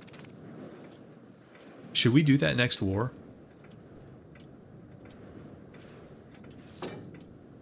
Somebody build another ship? It's Trebizond. Oh, yeah. Bulgaria built 1 transport. Can they start shuttling guys one at a time? Will they do that? He's got a transport. Make it happen, Bulgaria. Let's do it.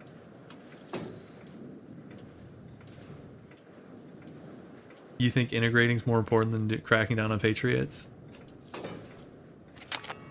I don't know.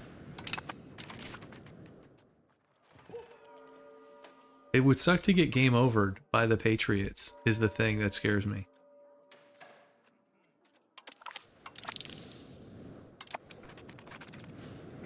Yeah, if I don't have an army, I mean, I wonder if I should have cracked down sooner. I mean, there's still... That's a problem, right, guys?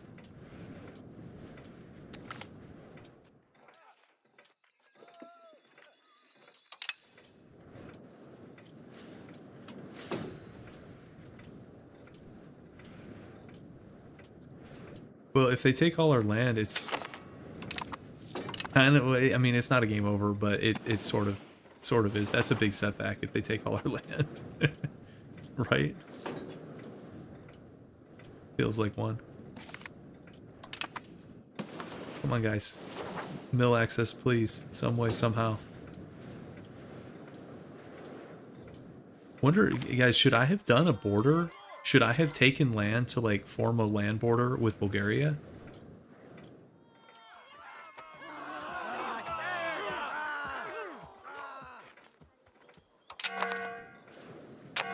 I'm starting to think that's not a crazy idea.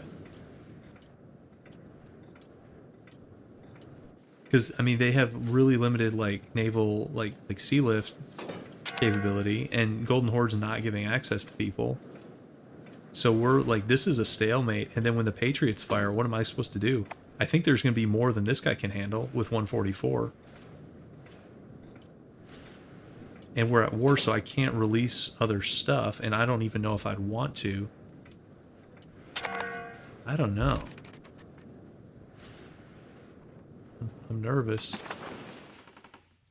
Feeling nervous, guys.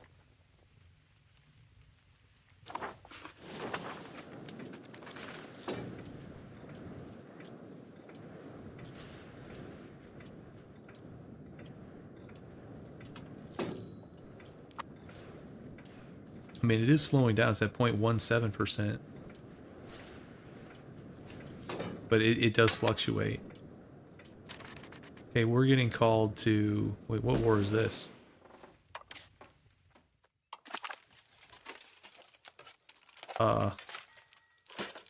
Bulgaria is going in on the Golden Horde. This is good. Why does Bulgaria... why does it only say 238? They had way more than that. Wait, what is going on? Is Golden Horde's back at 0? No. What is this, guys?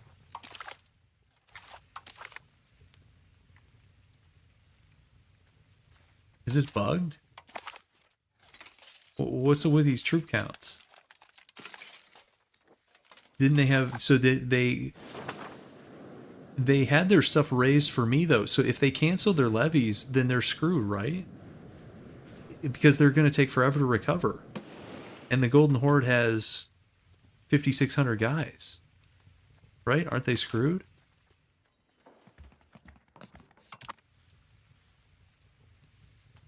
Is Golden Horde fighting anybody else? Like, what is this? Is this AI suicide? Do we want any part of this?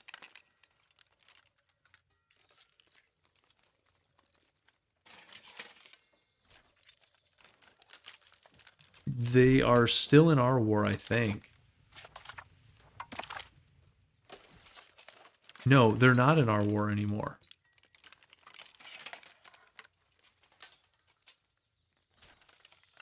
Wait, did Georgia leave our war too?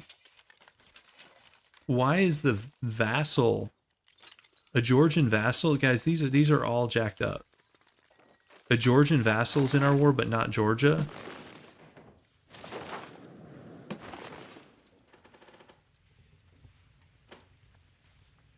So we didn't even get notified that these guys pieced out?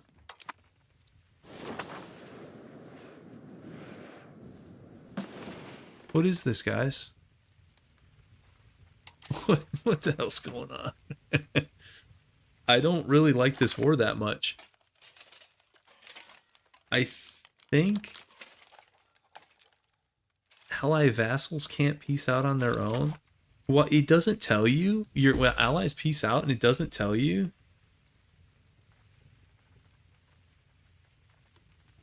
Do we accept this?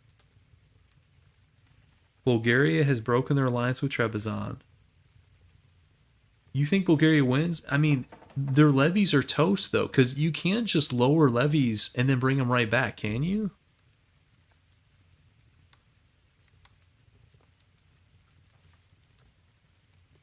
I don't know. I think we have to accept because this might be our solution to the Mongolian Patriots. I don't know. I don't love this, guys. I don't love this at all. I'm going to switch this guy. I'm putting him back to integration. And maybe we fire the rebels at war and they come help us out. I don't know. I'm desperate now. I don't know. Okay, Golden Horde is here. These guys are leaving. Wait, does that mean should we end this other war? This war, it's not happening right now.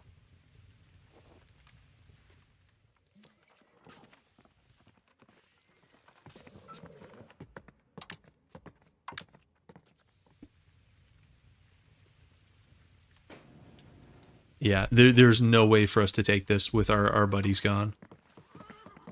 So, yeah, that sucks. What are you gonna do? Can't even vassalize them. Take over their market center. Nah, we'll take... Here, we could dismantle the forts. Okay, this would help us for next time. Dismantle forts.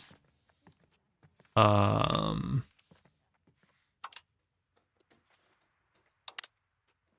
little bit of money, maybe. Okay. I don't know. I'll just take the market center and Kaffa in the next war, guys. Okay, so we've got some buddies up here. By we, I mean Bulgaria's got some buddies. Okay, so he does have numbers. I don't know what happens here. I guess we just watch this and... Let's do this.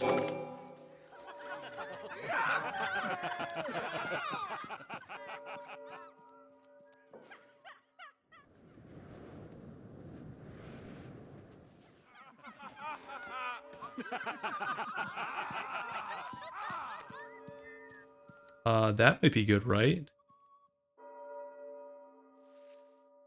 It's crazy, guys. To look at the options here, you have to do multiple nested things. Right? Is that not, like, kind of wild? I'm going for this. I don't know. I'm desperate still. Nested tooltips out. Yeah, a little bit. That one in particular is bad. If you want to see what they do, you have to go like multiple levels deep. Yeah, that's a little bit silly. Okay, so we're really hoping this thing fires at war and then they come bail us out, right? Okay, that our Giga Chad is now Duke.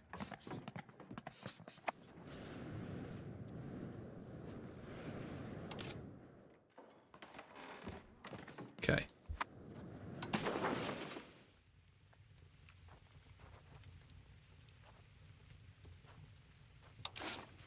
Can we turn this down? Will they still be loyal? Yes.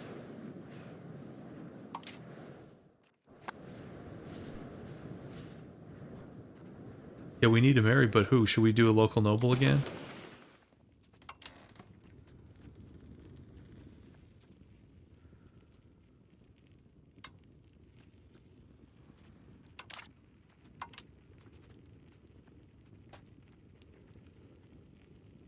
We can't even marry a noble, guys. We can marry a lowborn and take a bunch of penalties. I don't know if that's worth it. Is it? Even our Duke is unmarried. And there's no nobles for these guys to marry. Should we have him marry a lowborn? The Hungarian thing is good. Do you send the brother to Hungary? I mean, he's our heir for now.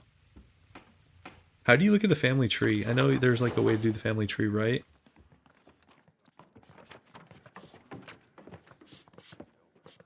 Let's have the Duke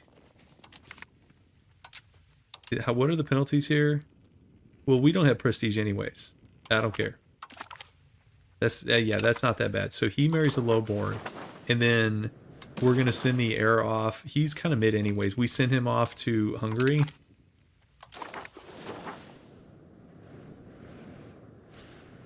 Okay.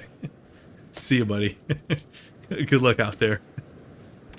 Peace out. Good luck with that military order or whatever. Okay, we got another parliament. Okay. So here we go. We got a few options. Census is always good, but I think in this case we want state religion, guys, right? Convert some of these guys to Orthodox, get missionary zeal. I think we go state religion. Wait, he's still in the court? What, he just joins the order and he was like the Boy Scouts or something? He's still here? He's part of the club? What? So it's not like CK3 where like they join the military order and they're gone?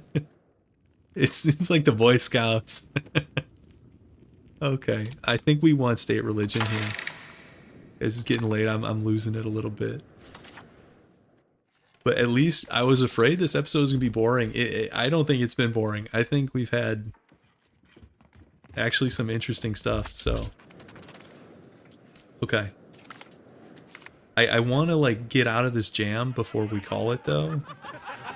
Okay, $5 or, I'll take, is this, it's either painter or artist or whatever. Okay.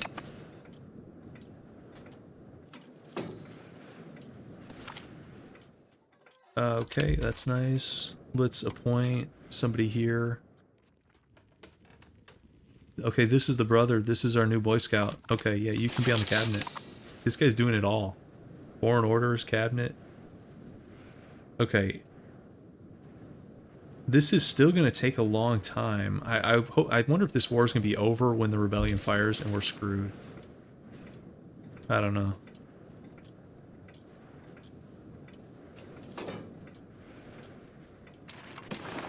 Okay, so our brother still needs to marry. But now we have prestige that we would lose. Oh great, they're in our territory now. You guys come help me out, please. Please. Please. What are you guys doing? There you go. Wait, really? Really, we're getting enslaved? Can you deal with this? Oh, the Giga Stack is here. Oh boy. Oh boy.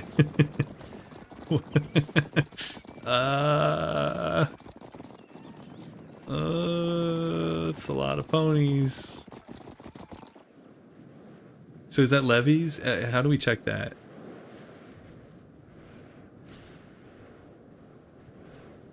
That's levies, right? So that's beatable. Right? Not by those guys. Oh god. Oh god. They're running away? Oh god. They're just chunking everything. Everything in their path. Oh god. Yeah, levies, they're still better. These... they're getting chunked. My allies are getting... Oh, and I got distracted. I forgot about the Parliament agenda. That would have been a good one. Oh no. Oh, guys, I'm losing it. It's getting too late. I was trying to get out of this jam, but I'm making it worse now by not focusing. Yeah, it's levy versus levy. Our buddies are getting just wrecked. Also, why are these our occupations? Why? I don't understand this occupation distribution. We have this, Bulgaria has this, and then we have this again. You want me to try to separate piece them?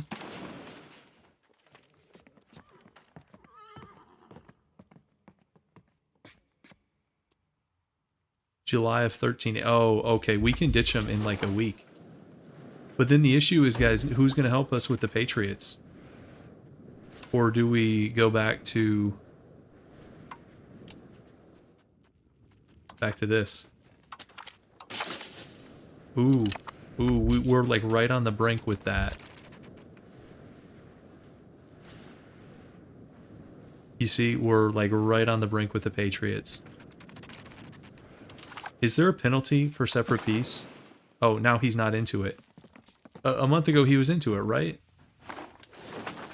What?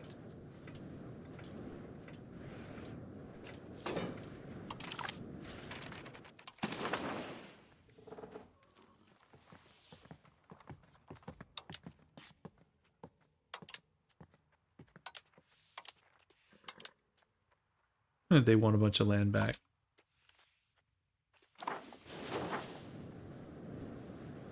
He started winning? Well, he's been winning for a while.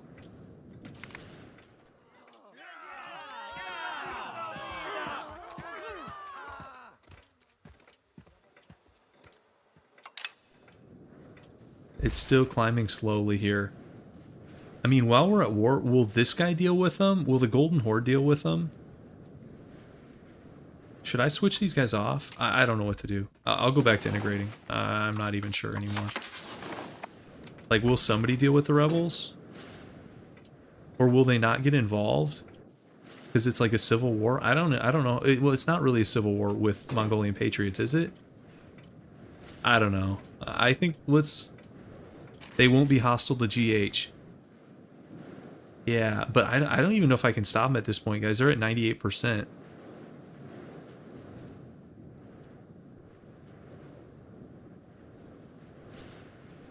And I don't know. I don't know. I think if we were going to crack down, we need to crack down like the whole time. We couldn't let them get as high as they have. Look at this. It's still happening. I think the rebellion's going to be a problem. And they're like chasing these levies. This was a dumb war. This was a really dumb war, honestly. Okay. Might be over. Did we take too much land, guys? Should we have taken less? Dipret penalty. I mean, we can call Georgia to the war, but can they get to us is the issue.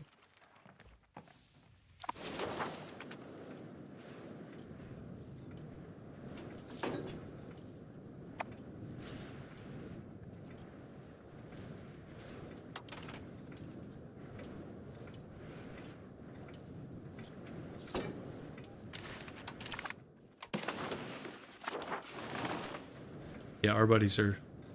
I mean, both sides have lost quite a bit here. But yeah, our buddies are not doing well here.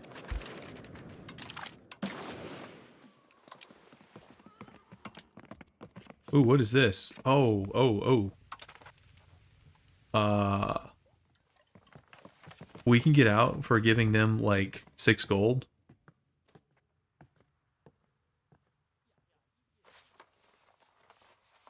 I think we do that, right? Is there a penalty for separate piecing? Like, you know, you get the penalty in EU4? Are we going to get penalized for this? Because otherwise, I think I want to take it.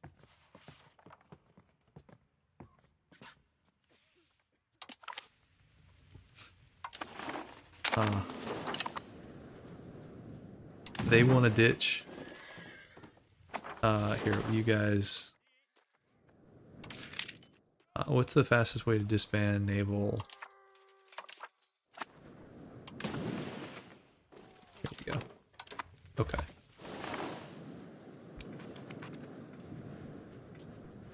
I wonder if I should have cracked down from like the beginning, guys. I don't know.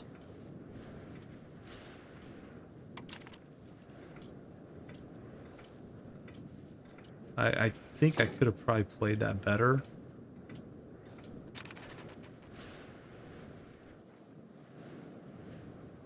I don't know.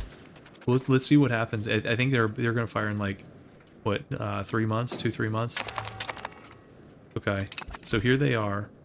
It's 118. So theoretically, oh no, he's got nothing. So I can call our buddies. But can they get to us? Wait. Wait.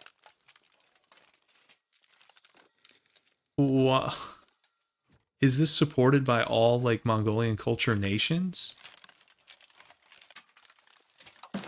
Seriously? Wait, what's this peace deal?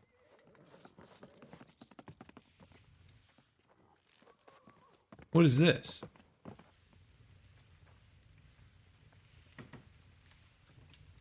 Is this is not, are they taking everything or nothing?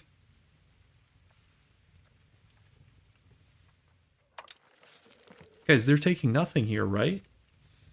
So what's happening? Can I just end it?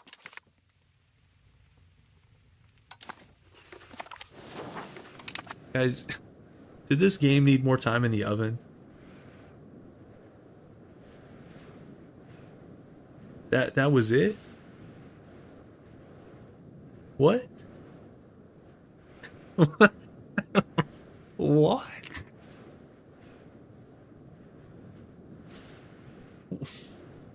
What just happened?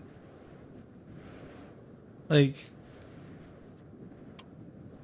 the Mongolian patriots calling their whole culture group, and then they just set down their arms. You know, just kidding. Just kidding. We're out. You're good. You know, yeah. Don't mind us. Like, what? What is going on, guys?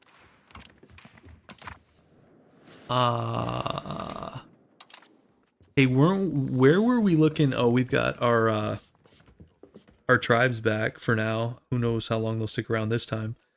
Weren't we trying to get tolerance of heathens from something?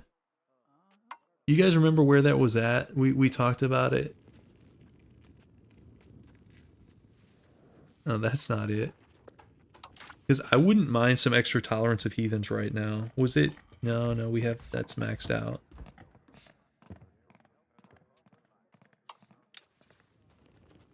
Guys, that was pretty funky.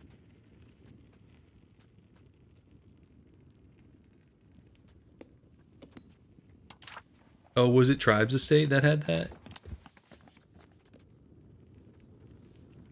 Yeah. Yeah, well, sign me up for that. Wasn't anybody else? Was it just Tribes? Wait, we discovered land off that? Wait, we did. We discovered a bunch of, like, random guys. Guys, this can't be what they were looking to do here. This, like, constellation of random Mongolian provinces.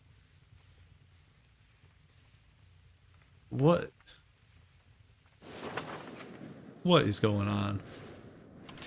Was there another way we were looking at getting tolerance of heathens?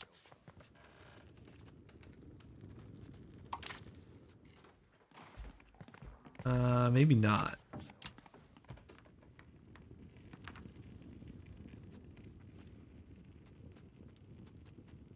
Maybe that was it. Maybe it was these guys. The issue is, well, we've got a lot of them now, but I still think they're going to promote out.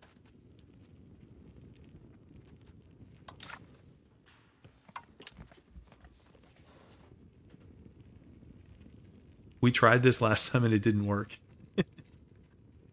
Because we did this thing, right?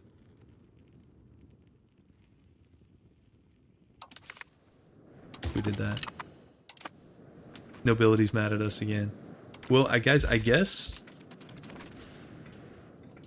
we're out of the jam for now. But, like, how?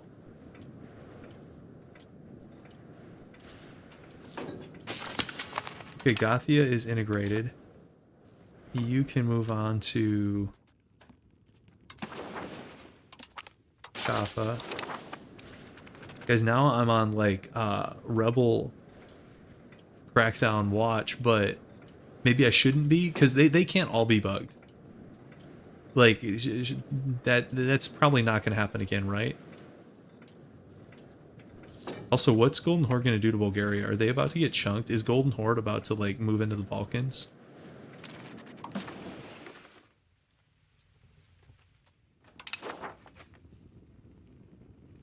We can marry our brother to a Moldavian lady. I don't know, is that a good call? I don't know. Wait for a better nation to do it. I don't know what happened there, guys.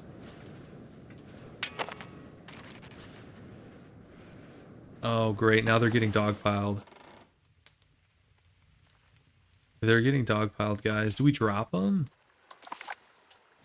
Wallachia and Biz are going in on Bulgaria now. Can we get Kiev? Oh, we might... Should we swap them out, guys? Should we swap Bulgaria for Kiev? Or do you guys think they bounce back from this? Did Serbia honor? No, Serbia dishonored, so they're on their own. Guys, Hungary's probably going to be next. Is this the death spiral? The Bulgarian death spiral? Because they had to declare in the Golden Horde for no reason. No allies here. Will we have a marriage? Guys, I think we drop them. Sorry, buddy. You helped us, but it's all... This is a what can you do for me lately type of game. Okay, so Kiev is at -11. That's not terrible. What's our... Especially if we put somebody on dip rep.